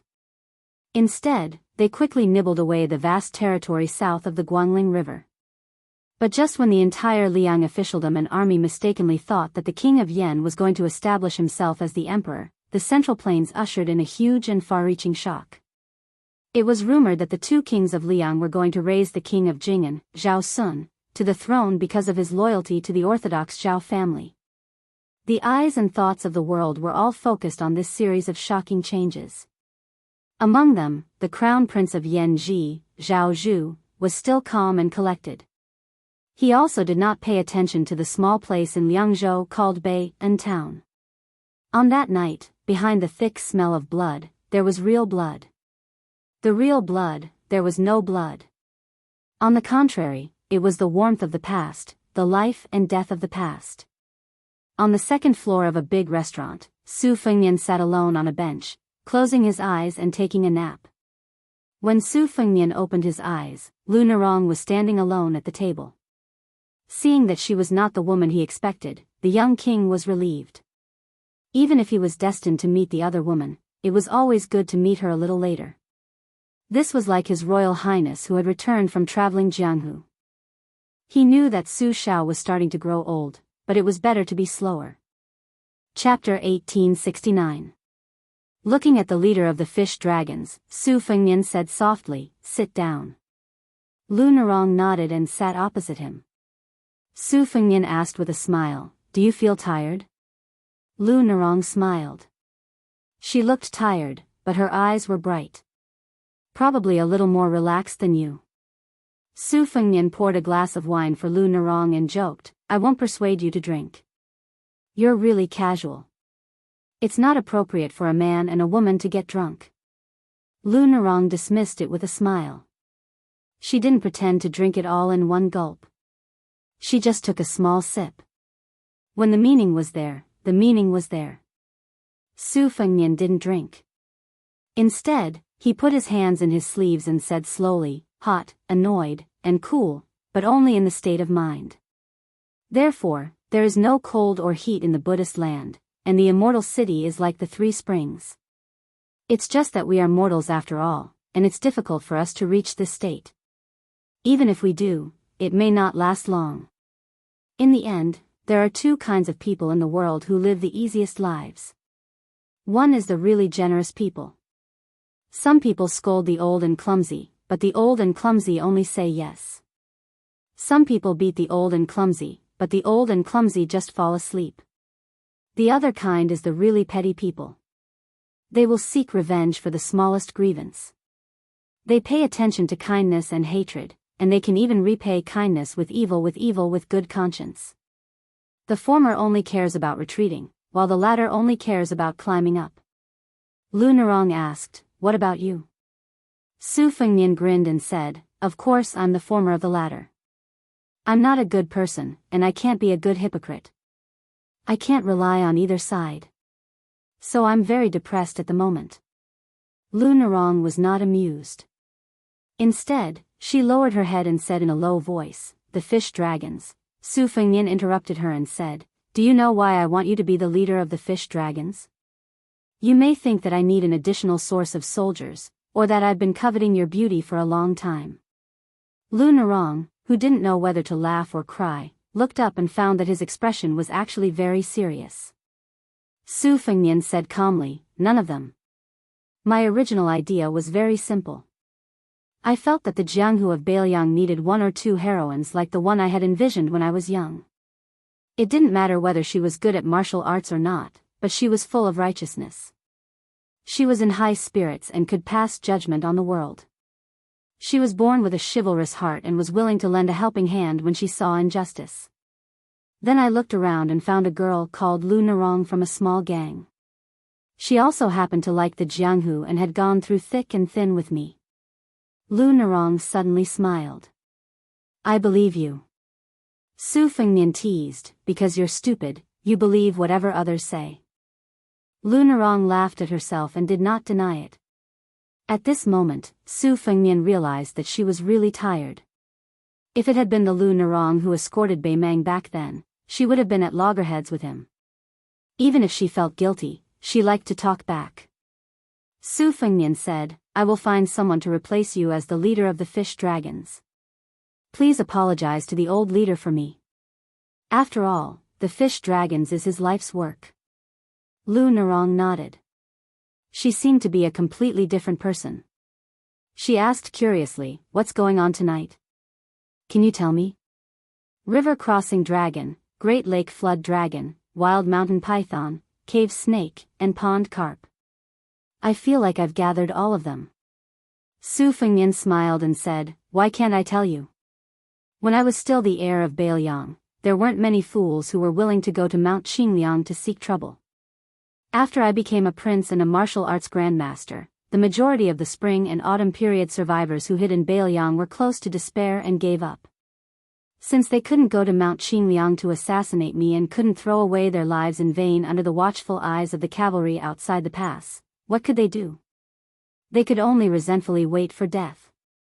Afterwards, the fish dragons rose rapidly. At the time, there were rumors that I had an ambiguous relationship with you. Naturally, there were many people who made a last resort and infiltrated the fish dragons, waiting for an opportunity to make a move. The second shopkeeper of this restaurant, Guo Xian, was one of them. His real name was Guo Xuanxiang, a descendant of the martyrs of Northern Han. His father and Fan Xiaochai's grandfather were both pillars of the country. One was scholarly and the other was martial arts. However, even Fu Shuifang didn't expect that the Guo family's youngest son, whose corpse had been identified, would still be alive. Moreover, he was right under our noses. As for the consecrated member of your fish dragons who attempted to smash the head of the ribbon sealing bureau's eunuch into mush, he was even more deeply hidden. Even the sacrificial warrior from the eagle raising room who stayed by your side under the alias of Qi Hanshi has not been able to uncover his true identity. Now that he is dead, it will be difficult to follow the vine to the melon. That middle-aged man who claimed to be from the Song family of Chongshan was born into one of the prominent families of the old Southern Tang. Although the destruction of the Southern Tang was caused by Gu Jiantang, I presume that the Song family had a reason for placing the blame on me. Those 4 assassins should have come from a sect called the Deer Reaping House. Their style is distinct and cannot be underestimated. I believe that while the survivors of the spring and autumn period may be able to invite ordinary assassins from the Deer Reaping House, they definitely wouldn't be able to invite that level of elite sacrificial warriors.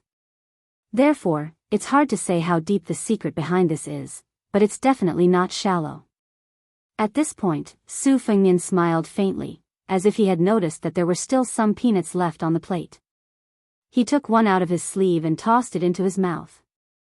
I won't care about the others for now. But since this Deer Reaping House has the guts to establish a sect in Jianghu and dares to swagger over to Beiliang to arm wrestle with me, then I'll take it as accepting a life-or-death battle invitation. Lu Narong was puzzled. You're going to visit them in person? Su Fengnian couldn't help but laugh.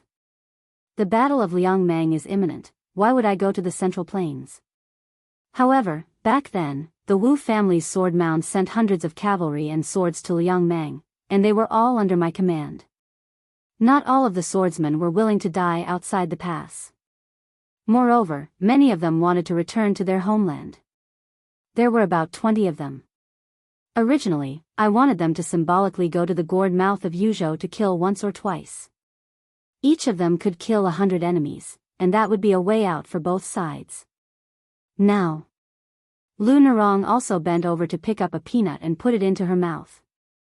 You want the 20 cavalry of the Wu family to go directly to the Deer Reaping House to cause trouble? Chapter 1870. Su Fengnian raised his eyebrows. Of course not. The Beimang barbarians still have to kill 100 people before going to the Central Plains to flatten the Deer Reaper Tower. Lu Narong rolled her eyes. You sure know how to do business. Su Fengnian snorted. This is called swallows holding mud in their mouths. Good housekeeping. After saying this proudly, the great king of Beiliang tossed a peanut high into the air and caught it with his mouth open. Lu Narong was speechless. The small plate of peanuts was quickly devoured by the two. Lu Narong thought for a long time and finally couldn't help but ask, those people obviously didn't even want to assassinate you, so why did they still do it by hook or by crook? Don't they know that once Beiliang and Liang become enemies, not only will the Beiliang cavalry suffer, but also the people of the Central Plains? Su Fengnian waved his hand and said casually, didn't I tell Guoxuanxiang earlier upstairs that some things can be justified by both sides? This kind of reasoning doesn't work. Lu Narong's face darkened. She wanted to say something but stopped. She could only sigh. Su Fengnian thought for a while and said slowly, some people really have nothing left. They're just hanging on by their last breath. If you want them to swallow that last breath, it's worse than killing them. So what can you say? You haven't experienced the spring and autumn war, so some things are harder to understand. As for me, it's only because I'm my father's son that I have more than you. No matter what, the grudges of my father's generation are there. It's only right for the son to pay the father's debts. However, if someone really has the ability to kill me, I'll admit it. If they don't, then don't blame me for killing faster. It's always a good thing to think deeply, but it's also not a bad thing to solve problems in a simple way. Lu Narong asked, you're talking about these things so calmly? Su Fengnian said unhappily, what else can I do? Others are about to stab me with a knife, and I still have to ask those heroes to put down their knives first, and talk about how it's better to squash enmity than keep it alive? It was clearly a waste of energy, and his heart was tired. What was the point? I've thought it through a long time ago. It's not worth getting angry over this kind of thing. Otherwise, with my petty temper, I would have long been driven mad by those bastards who died more righteously than the other. Lu Narong had a strange look on her face. Su Fengnian was somewhat resentful. Suddenly, he blinked and patted the cold saber on his waist. Su Shao left this for me. Who am I afraid of? At the very least, even if I were to die from anger one day, I would definitely die after those people, at least 100 years later. Lu Nerong yawned. Su Fengnian got up and said with concern, "You should sleep early. Otherwise, there will be more wrinkles at the corner of your eyes." Lu Nerong smiled and said, "Please. Get lost. Stay away." Su Fengnian gave her a thumbs up. This heroine is really a sentimental person. Without waiting for Su Fengnian to finish flattering, Lu Nerong had already stood up. With her hands behind her back, she turned and left with light steps. It turned out that she was still wearing a ponytail as before. She swayed gently, like a rippling river. Su Fengnian left the restaurant and walked on the street. The farther he went from the restaurant and brothel, the quieter it became. Then Su Fengnian saw that figure. He knew that she would wait for him, but he didn't want her to appear. His originally comfortable mood gradually became heavy. However, when Lin Hongyuan saw this young vassal king, he was still the guy who brought her countless nightmares by the spring god lake. He looked sloppy, but in fact, he was extremely shrewd and sinister. The two of them walked together. Although they were chatting, after all, both of their identities were there. It couldn't be trivial matters. Instead, it involved the recent trend of the Guangling Road War, Liang and Zhao Gou's strong infiltration of the current Jianghu, and the latest deployment of the two vast border armies under Gu Jiantang. In the end, it couldn't be said that they parted happily, but it also couldn't be said that they parted unhappily. In short, it was lukewarm. Su Fengnian was leaving Bay and town tonight, and Lin Hongyuan was returning to the inn in town. After that, she would participate in the Wudang Martial Arts Symposium as the Palace Master of the Dragon Palace. Therefore, it was Su Fengnian who sent Lin Hongyuan to the entrance of the inn for the first time. While the latter was flattered, her beautiful face was also full of resentment. "You Su Fengnian don't want me to warm your bed, do you?" Of course, Su Fengnian didn't have the leisure time. He turned and left. Lin Hongyuan had the thought of calling out to him, but in the end, she didn't speak. She looked at the slender figure that was gradually disappearing into the distance. He held the back of his head with both hands, leisurely. Previously in the restaurant, Su Fengnian and Lu Nerong had been frank and honest about many things. But there were some things that Su Fengnian didn't say. For example, why Lin Hongyuan and the other three would suddenly decide to meet you in Bay and town, why it happened to be when the eunuchs of the Ribbon Insignia Institute were staying at the Green Horse Post, and why you, Lu Nerong, happened to be delayed by a day on the road. Little beggar, you want to be the emperor, I know. Then why don't you come to Bailiang yourself, come here and treat me to a drink, and then directly tell me, brother, Zhao Zhu, will definitely sit on that dragon throne, how about it? But he didn't bring wine. It was Lin Hongyuan who had come to Bailiang. There was no banquet that didn't end in this world. After Su Fengnian walked out of Bay and town, he headed west. Su Ying and Miss He only followed from a distance. He went to a place where people rarely went. Su Fengnian, who was flying like a rainbow in the sky, suddenly floated to the ground, raised his arm high, and put two fingers together to form a sword, shouting, "Two-sleeved green snake." A bright sword aura rolled like a green dragon, especially stunning and spectacular in the deep night. Su Fengnian repeated the words, "Two-sleeved green snake," again and again.